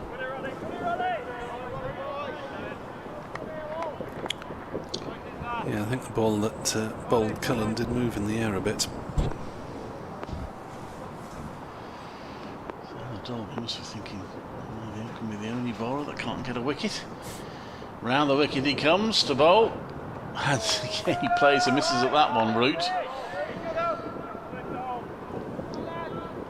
And 2 played and misses in a row. And Dolby may have high hopes. Only 2 slips in, obviously with Billy Root being the well-established batter. I'm not exactly giving him a single, but there's room on the leg side for him to get one. They want to try and get Carey on strike. But Hannon Dolby in the bowl, and Root gets bat on that, hits it to point. There's no run there. Ethan Brooks fields. Yes, I mean, Lukas Carey won't have any worries about being on strike, but I think Warwickshire would, as a number 10, Warwickshire would very much prefer to bowl at him. Also a new man, of course, and Billy Root's been in for a while. Yeah, approaching 2 hours at the wicket in time terms. So, Hannon Dolby, I'll have a go at him. 4th ball of the over, and takes a little step forward, and he plays and misses at that outside off stump. Goodness. It's a good over this morning, Hannon Dolby. Yeah, we've seen a lot of the batsmen, haven't we, trying to cut down those angles and minimise the risks from the ball nipping around. But means you've got to have your balance back when you get there. Square leg coming in to prevent the single now. Comes in, Hannon Dolby to bowl. And this time Root does get the bat on ball, but it's stopped by Ethan Brooks, who gets his body behind it. It remains 162 for 8.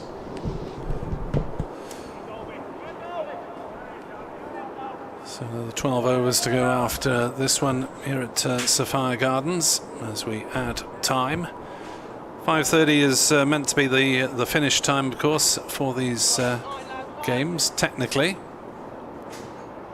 24 runs is the Warwickshire advantage on first innings. Bell comes up into the gully.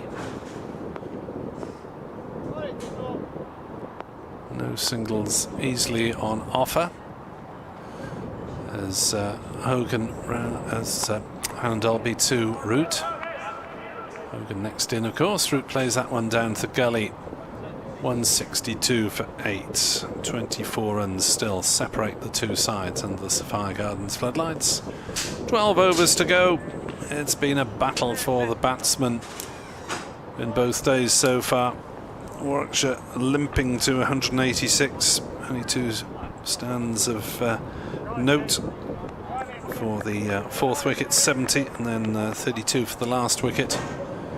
And Glamorgan similarly have struggled to put stands together. Just the half-century one between Cook and Morgan, both dismissed in the 20s. Root's top scores 36 not out, unless anyone has ambitions among the last 2, as Carey pushes on the offside to point, and there is no run. It's not been the paciest day's cricket that we've seen at Sophia Gardens. We will have an update for BBC Radio Wales listeners fairly shortly.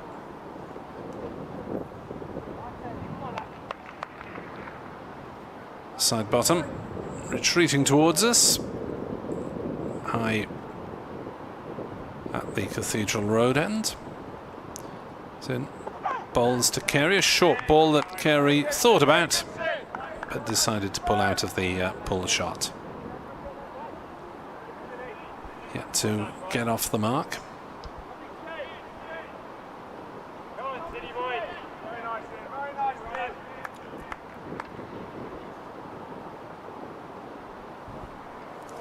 Root 36 not out, has now been at the wicket for exactly 2 hours.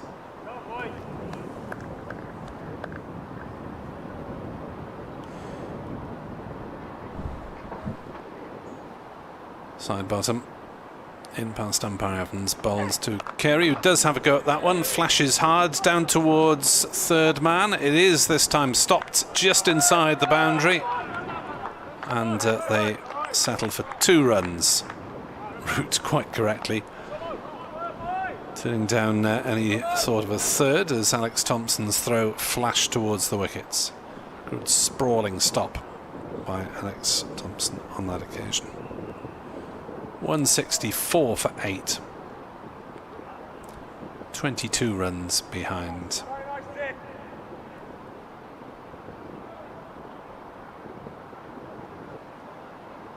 Side bottom is into bowl, and Carey has tried to work on the leg side, then is hit on the pad as he looked to launch that one past mid-on by the look of it.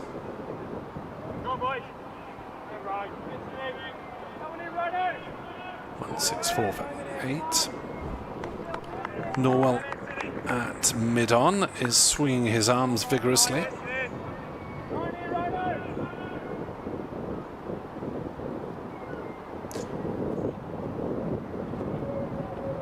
Here comes side bottom, and Carey with a rather loose drive makes no contact outside off stump, through to Burgess.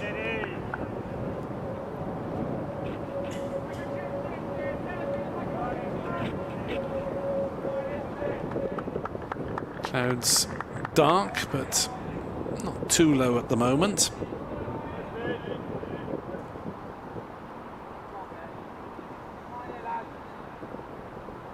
Three slips, point, mid-on, mid-off. 2 back on the boundary on the leg side now, as well as third man. Side bottom is in to bowl, full length ball that Carey manages to turn straight to that fielder at mid-on. Update for BBC Radio Wales.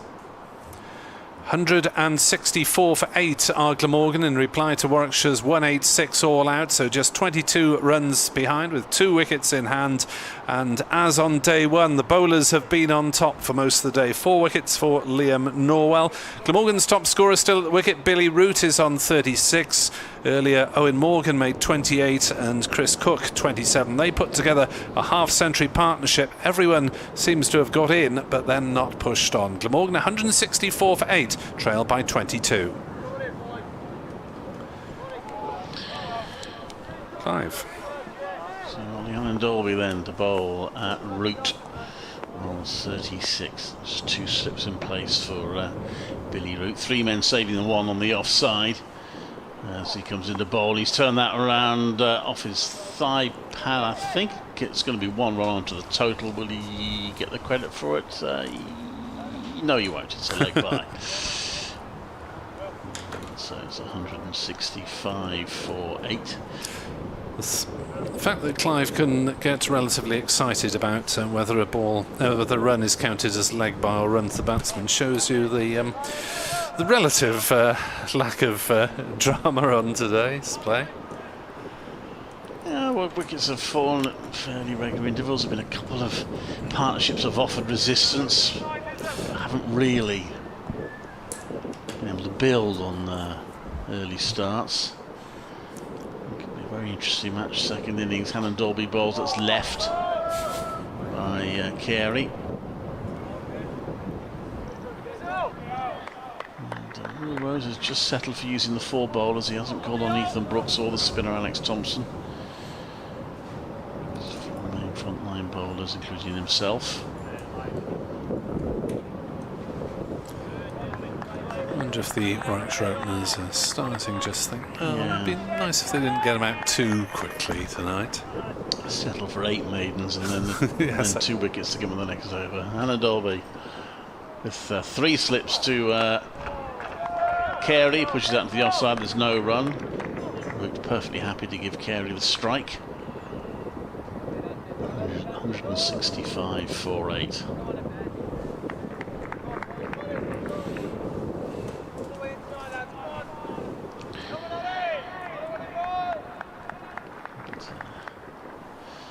And then Dolby, as usual, working hard. 21st over the innings. In fact, he's bowled more than any other bowler in the Warwickshire lineup. Does take a lot of the workload, does Hannon Dolby. He's into bowl, and that's beaten Carey outside off stump. It's, no run. It's going about 2.5 and over, Hannon Dolby. Norwell's been the most economic bowler, as well as the most successful. It's going for just about 2 and over, 4 for 35. The other wicket takers, Rhodes 2 for 32, Sidebottom 2 for 38. 165 for 8. Next one, Carey pushes to mid-on safely. And I think he might have one more ball to negotiate this over.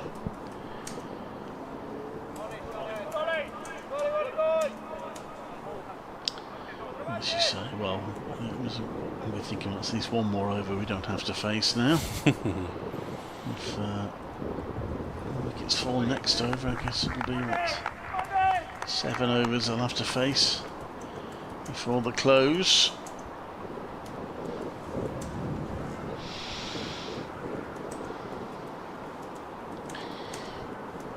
Hannon Dolby, the River Taff end.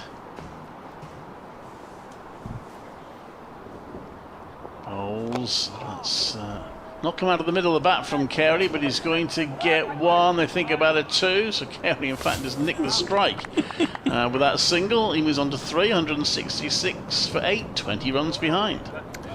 Yeah, they thought briefly about a second, but Root had to reverse his opinion very rapidly and fell back almost towards his crease. 21 the difference. Root 36, Carey is 3. Batting tempo of this game could do with a brief injection of Michael Hogan. Things are never dull when Hogan is at the wicket. If it happens, it'll happen quickly. Root 36, Carey 3, 166 for 8. Glamorgan has shown more application than those previous poor first innings displays that I referenced against Somerset and Gloucestershire. But without seeming likely to get a batting bonus point, that's 34 runs away. Norwell in, bowls, and Carey is beaten with a very number 10-ish push at that one. Root wanders down, does a bit of superfluous gardening in, absolutely in the middle of the wicket. I mean, no one has pitched a ball anywhere near that short all day. But you never know. Perhaps he just wants an excuse to offer a word or two to Lukas Carey. It's on 3 not out. As Carey follows another one and doesn't get on it. And, well, yeah, Lukas Carey, you can tell, really. I'm afraid to say that he hasn't batted in a first team game this season. Craig Miles is on the field for Warwickshire, 12th man. Not too sure who's off.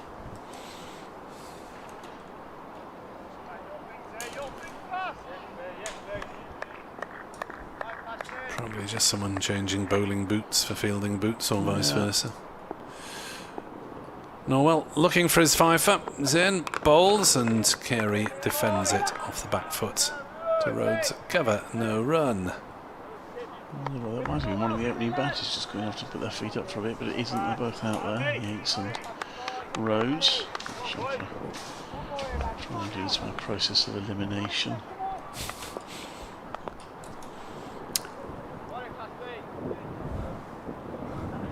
Rhodes mimicking a bowling action, whether he fancies a little burst himself, having rotated the 4 bowlers with emphasis on the openers. Norwell bowls and Carey slashes at that one, sends it down to 3rd man for a single.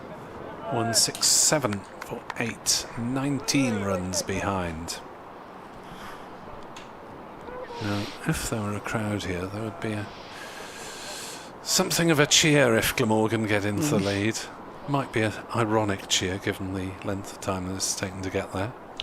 Not sure I can see Alex Thompson out there. Well, he's been sliding around the boundary a little bit, hasn't he? So might be him that's off. he's just tweaked something.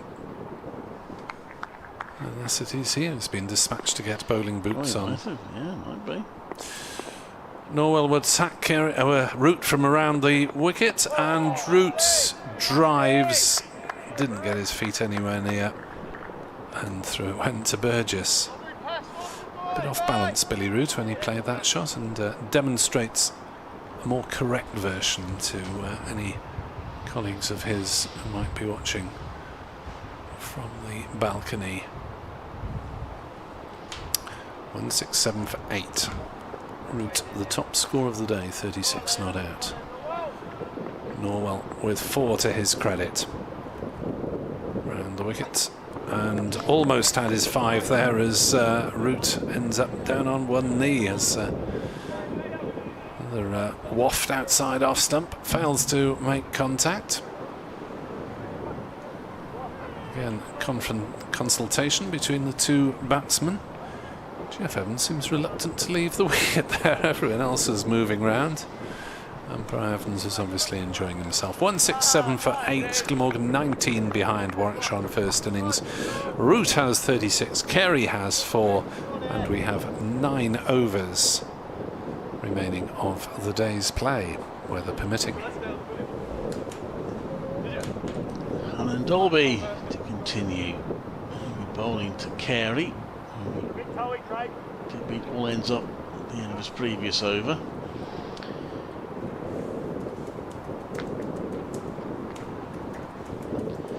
And Dolby in, and Carey gets a good bat on that. And bounce into the covers, no run. 167 for 8, so 19 required to get on parity. Which should be very handy for us commentators. I was trying to think. I remember a match. I'm pretty sure it was a match I was at. So it must have been a Warwickshire match. I can't remember who it was against, where the scores were tied at the end of the first innings. Hannah Dolby from the Taff end bowls to Carey. So there's no run, and it looked very possible in the second innings that the match would end in a tie. Much research and copious search. Has it ever happened before? The conclusion was it has never happened in first-class cricket, in the history of first-class cricket. Blimey. Rather annoyingly, it didn't quite happen. It came very. I think we were down to a few runs needed with 9 wickets down. But it didn't quite happen. It would have been a...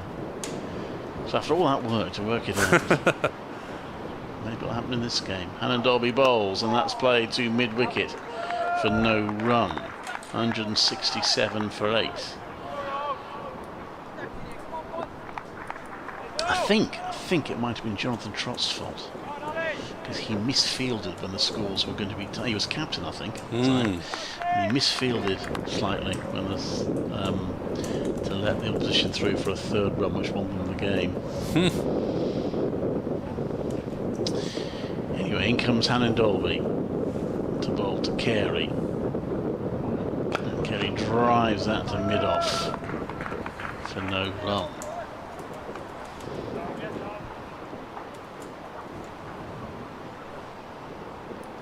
Six, 7 for 8. The trees blowing fairly keenly in the breeze.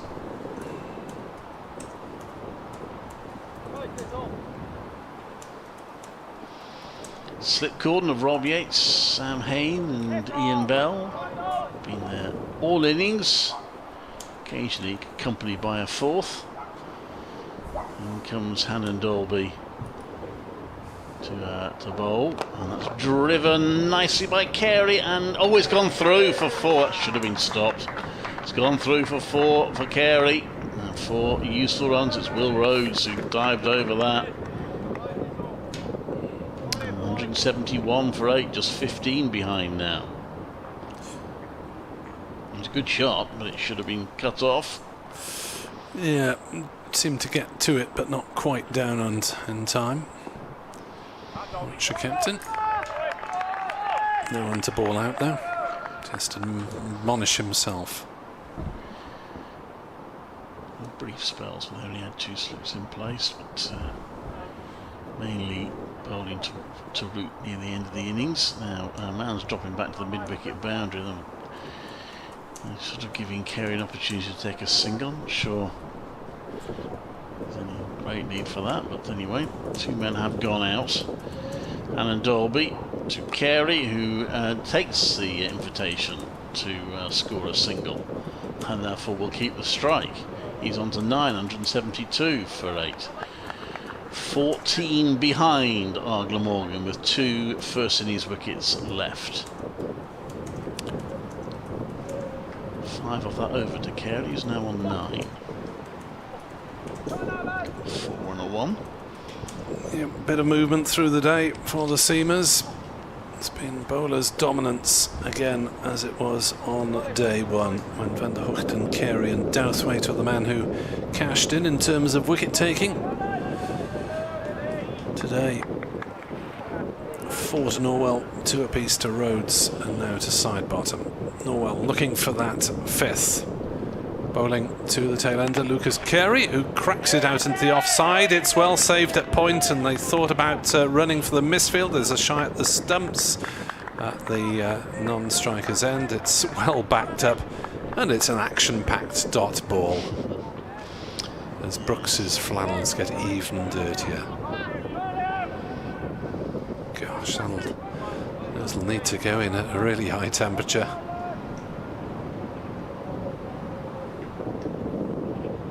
Lots of muddy marks on the bowler's run-ups as Norwell is in, bowls, and Carey plays that firmly to Sidebottom at mid-on. There's no run. 14 runs now behind our Glamorgan. Who gets any points for first innings lead? That might just be a crucial factor in the final at Lord's, which if the match is not decided in the conventional manner, can be decided on first innings lead, so we would be ramping up the drama if this were that match, but it isn't. Norwell is in to bowl to Carey, who's beaten by a ball that only just eludes the stumps and the edge on the way through to a tumbling Burgess. As I look at the replay, yeah, shaved the outside of the top of off stump. Came back in. Norwell ruining his lack of fortune on this occasion. Has kept the screws fairly tightly turned most of the day as Carey plays another one to point. There's no run as Brooks does the fielding. 172 for 8. So Norwell in his 19th over now. 22 delivered without success by Alan Dolby. Slip cordon remaining heavily populated as we grind towards the close of day 2. Attritional stuff as Norwell bowls to Carey, who drives on the leg side and will get a run through mid-wicket. They may well turn and come back for a second. As they do so, Glamorgan aren't going to turn them down with Carey at the wicket. Root might turn singles down with Hogan at the wicket. I don't think Hogan would turn down singles. Seems to take that as a bit of an affront to his batting capabilities. Carey becomes the 8th batsman in a row to reach double figures on the Glamorgan scorecard. But no one has reached 40. As Carey hits that one firmly to point. No run. Fancied his chances there, did Lukas Carey, but Ethan Brooks was in the way. 174 for 8 The Warwickshire advantage is 12 runs, and there are 7 overs left in the day's play. Must have, if I was a number 11 batter, I'd want every run that I earn to count. I'd be very cross if singles were turned down. If I hit a shot out and it's worth a single, I want my single. So Root hasn't been on strike for a while. He's on strike now on 36. And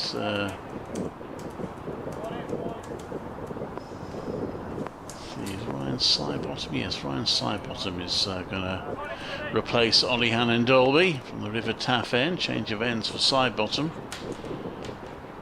Just 2 slips in for Root. One time in the innings where they haven't had 3 or 4 in the slip cordon. Sidebottom round the wicket to Root. Oh, plays on, does he? No, plays onto his pads. Inside edge onto his pads. Didn't know much about that, but he gets away with it. Yeah, the ball bounced out just a couple of metres away, didn't it? As if it might have ricocheted off the stumps, but inside edge on the pad it was. Got away with it. And Sidebottom marching back, cursing his luck.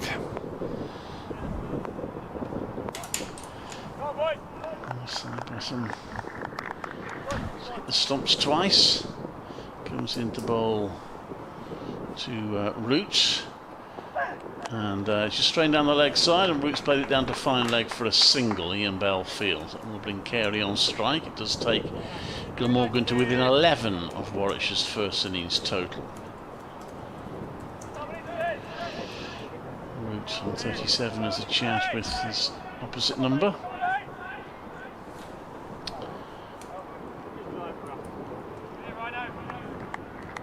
Carey on 11, mixing, he's played some good shots, but miss it a few. But he is still there, crucially, and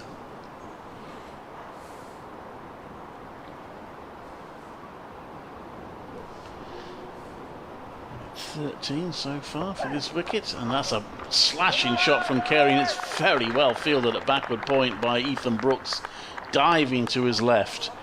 That looked like it was 4 off the bat. What a really good stop. There's a bit of a battle going on, isn't it? Carey's smashed a few in Brooks's direction in the point area, and Ethan Brooks is one of the dirtiest, in the literal sense, first cricketers I've seen on the first-class cricket field at the moment.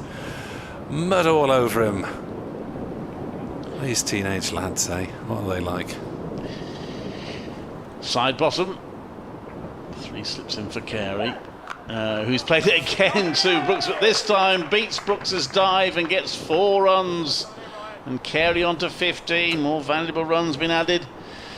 At the end of this Glamorgan innings are only 7 behind now. If they can nudge ahead, themselves maybe a chance of getting a wicket or 2 before Warwickshire on parity. Could be a crucial advantage.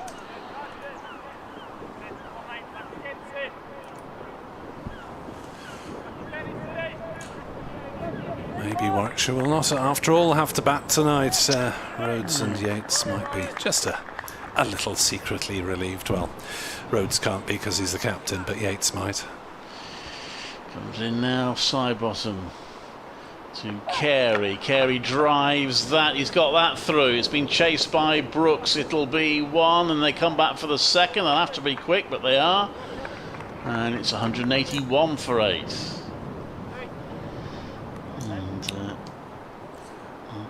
Morgan added 24 for the 8th wicket. They've now added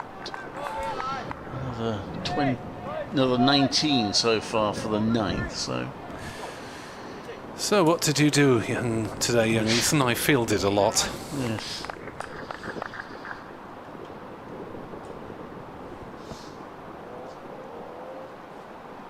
Comes in now, Sidebottom to Carey, and he's hit that to Brooks again, and Brooks fields that well.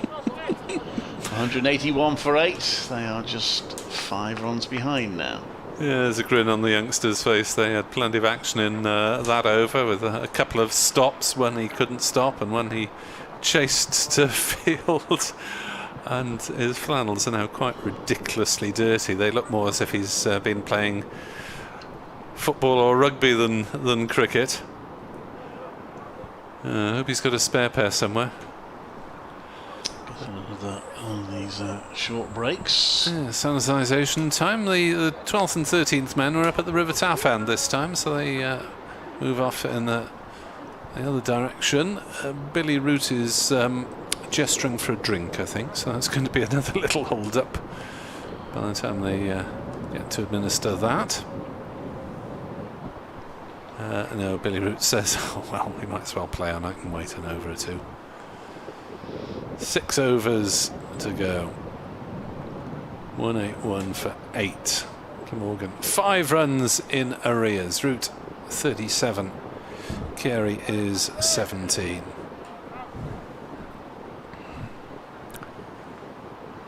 So he's dominated the scoring since coming in, Lukas Carey.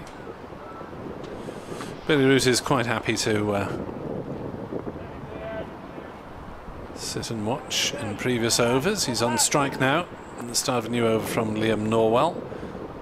Singles available on the leg side. Slips down to 2. Norwell bowls. Oh, that's a full toss, I think it was, outside the off stump. This Root has carved down to backward point, and they will pick up 2 runs as Hannon Dolby eats up the ground round those boundary ropes. 183 for 8. Root to 39. Just time for Warwickshire. Can't quite wrap this innings up, and looks like they will need to knock some runs off in the second innings before they get ahead. Unless Norwell can take a couple of very quick wickets. Root on to 39 with that brace, and Norwell in to bowl, and Root cuts down to third man and will jog through for a single. Quite happy to allow Lukas Carey to take the majority of the over if needed. Carey biffing with spirit. It's on to 17 after quite a lot of plays and misses early on.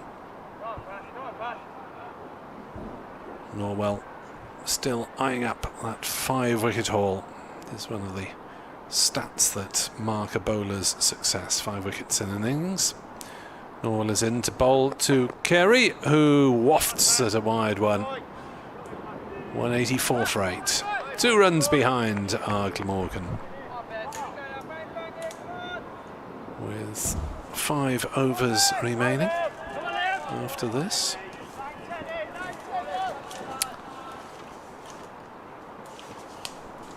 And this has not been a season when Glamorgan have often been in the front foot in Championship cricket. As Norwell is in, bowls, and Carey drives nicely, but straight to mid-off. Gave himself a little bit of room there. A few of his stumps potentially, but timed it nicely, only to find the captain, Will Rhodes, doing the fielding. 4 wickets to Norwell, 2 apiece to Rhodes and to Sidebottom. A little bit of movement around for the seamers, and just the 4 bowlers in action, but we have had just the 2 sessions today effectively. As Carey drives and hits that one inside out through the covers. Was looking to hit straighter. It'll be another couple of runs. And Carey's just starting to see it reasonably well. You get the feeling now. Checks the number of deliveries left with umpire Evans. Nothing worry him too much in the case. And the scores are now level with those 2 runs from Lukas Carey. 186 for 8. Plays 186 all out.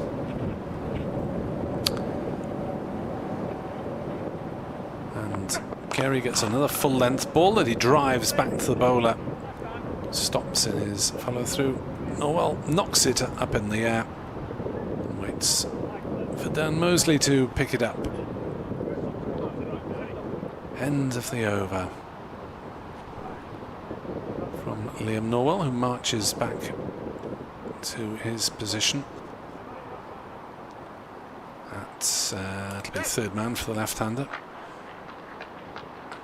A little chat between the batsmen. Billy Root looks happy about life, for whatever reason. In fact, the being top scorer could be enough, I suppose, in a game that has been dominated by seam bowlers. We have had 1 over of spin in the match so far. And Will Rhodes will come back into the attack as Warwickshire try to rotate these 4 seam bowlers. Ethan Brooks batted 8 but hasn't been used yet. Rhodes taking the duties on himself, and Root getting runs down to fine leg. Will they come back for a second? No, it's just the singular run as Ian Bell makes his way around the boundary. And Ian Bell did mention tweaking a muscle while he was batting yesterday when he was talking to Clive Eakin last night, and Bell is limping a little bit as he moves back towards the slip cordon. So maybe he is feeling that, but in his last first-class match, reluctant to go off the field, and he moves into the second slip position. He's taken a couple of smart catches in the slips in this innings. So seems that the eyes haven't gone. Glamorgan are in the lead with that single. 187 for 8.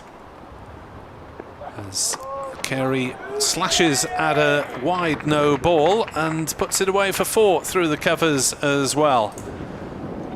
So Glamorgan gallop into the lead. 193 for 8. Rhodes overstepping for the second time in this innings. And I'm not sure if Carey heard the call, but it was short and wide anyway, poor delivery. And Carey moves up to 23 not out. Partnership to 31. As he plays that one in orthodox fashion, out into the covers defensively for once. And there's no run. Might Glamorgan sneak a batting bonus point? Yeah, 7 runs away. Didn't look likely. It's 91 for 5 at the lunch interval, which then became the tea interval as well. 116 for 6, 138 for 7. But they've contributed down the order to the scoreboard. And Carey is bowled. He will contribute no longer. 193 for 9. Carey goes for 23, and Rhodes has his 3rd wicket. Carey's done a useful job there in pushing Glamorgan into the lead. 4th time we've seen the stumps hit today. Rhodes for the 2nd time, and side bottom twice as well. Carey goes for 23. Rhodes can afford to grin. 5 overs, well, there'll be 4 left after this one. Umpire Evans into repair the stumps as the lanky figure of Michael Hogan makes his way down the pavilion steps. Past head Stuart Allen and makes his way out to the middle. 193 for 9. Morgan lead by 7 on first innings. And if Warwickshire claim the next wicket in the next couple of overs, then they will have to face tonight. Remember, you take 2 off for the change of innings. As that one jagged back significantly from Rhodes, to be fair to Lukas Carey and to be fair to the bowler. That one really did move in off the pitch.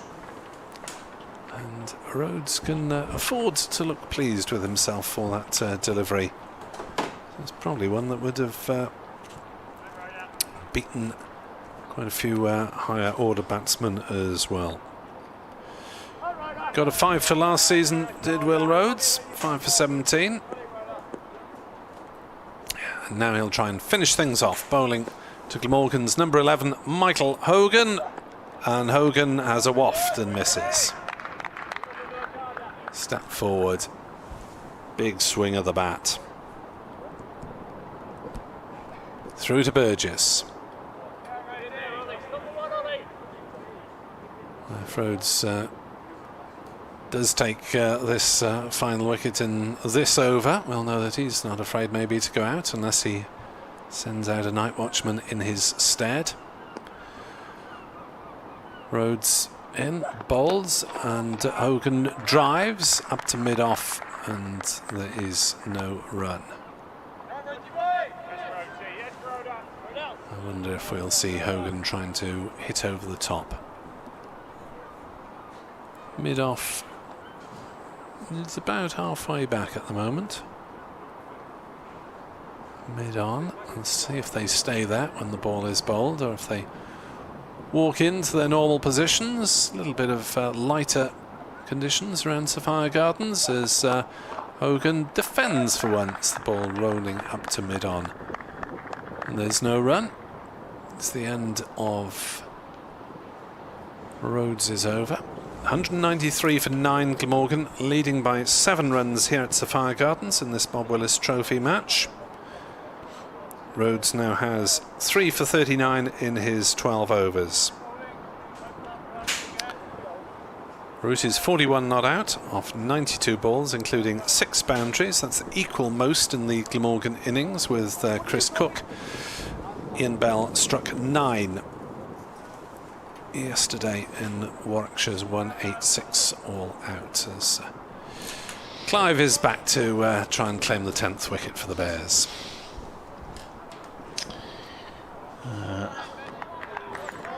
It's going to be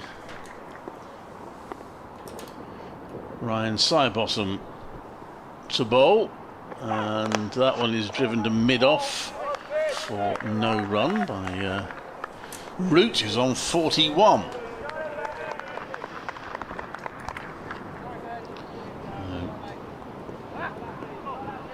First innings lead for Glamorgan for the first time this season.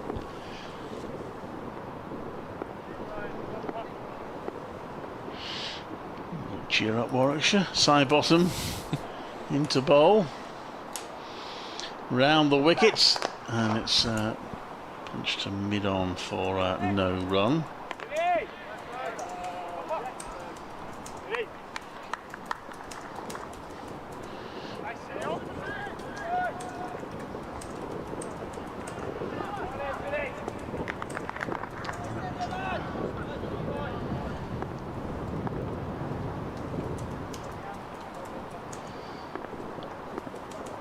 For his third wicket, just 2 slips in place. Billy Root, the senior batters at the crease. That's a good delivery, speed in, and he just has to fend that away from his pads. Root.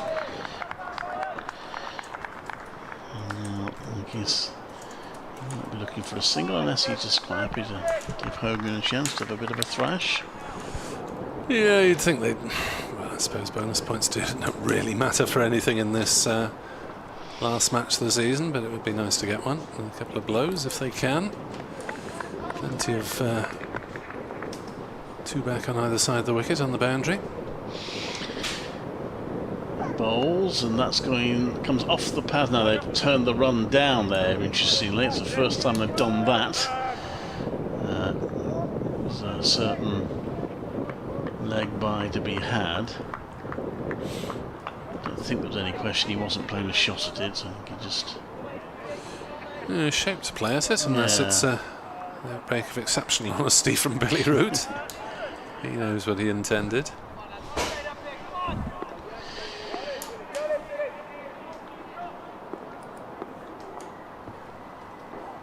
Here comes Sidebottom, and he's launched that away, and he's going to get it's plugged. A couple of runs, and it's fielded by Will Rhodes, And they settle for 2. So Root on to 43, 195 for 9. 9-1 lead now.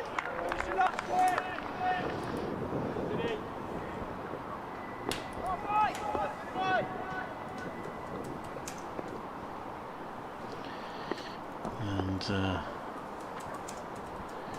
he comes in side bottom. And he stretches for that, and this time he will take the single. Must have been counting. It'll be 1 or 2. Or was that the last ball of the over? That was very well judged then. If that was the last ball of the over, and he's kept the strike.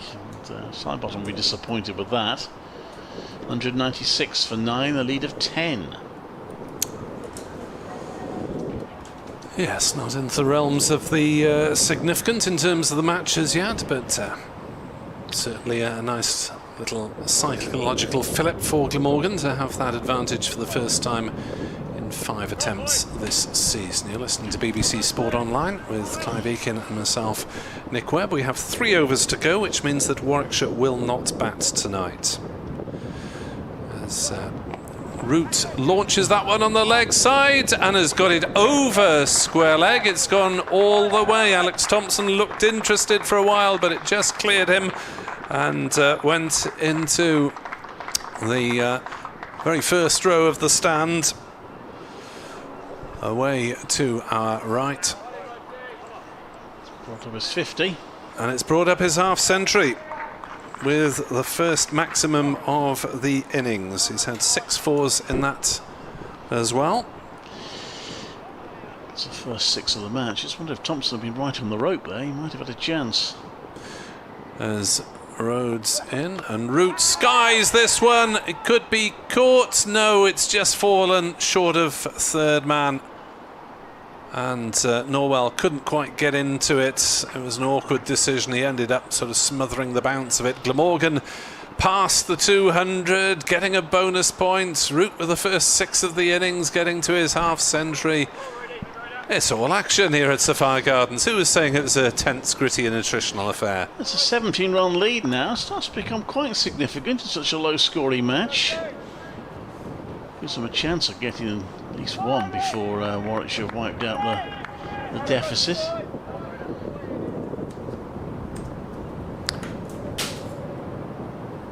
As Hogan plays that one down safely on the offside. Straight to cover. No run. 203 for 9. Root has 51. During the course of this innings, we've seen 28 from Owen Morgan, 27 from Chris Cook, 23 from Lukas Carey, 17 from the night watchman Tim van der Gugten, 16 from Callum Taylor. So everyone after the openers has gone into double figures. As Hogan drives to mid-on to end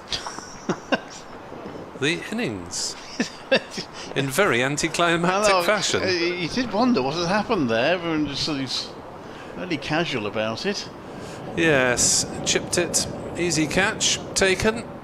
End of the innings, end of the day's play. Billy Root 51 not out. And a 4th wicket for Will Rhodes to go with the 4 from Liam Norwell. I was just trying to look up how many 6s Warwickshire conceded. I'm refused to be beaten. So that was the 10th 6 that's been hit against them this season in the Bob Willis Trophy. They've hit 6 themselves, so they are being out 6'd. Jamie Overton did get 6 of them. So there we are. Well, it's Warwickshire will come back tomorrow. Perhaps when they were all out for 186, if you said we're going to end up being 17 behind, they might not have been too unhappy with that. But at stages of this innings, they would have expected to have maybe had a lead. It's a small deficit, but an awkward one in a low-scoring game. They're probably going to have to score 200 plus themselves in the 3rd innings of the match to believe that they can get this elusive first win. So there we are, Glamorgan all out for 203. So Will Rhodes then, I think, finishing with 4 wickets. Yep, 4 for 46. Liam Norwell for 4 for 43, and side bottom 2 for 48, the wicket takers. And Billy Root finishing not out. Nice little asterisk by his name. 51 not out. highest score of the match by 1. He's outscored Ian Bell so far in Bell's last first-class match.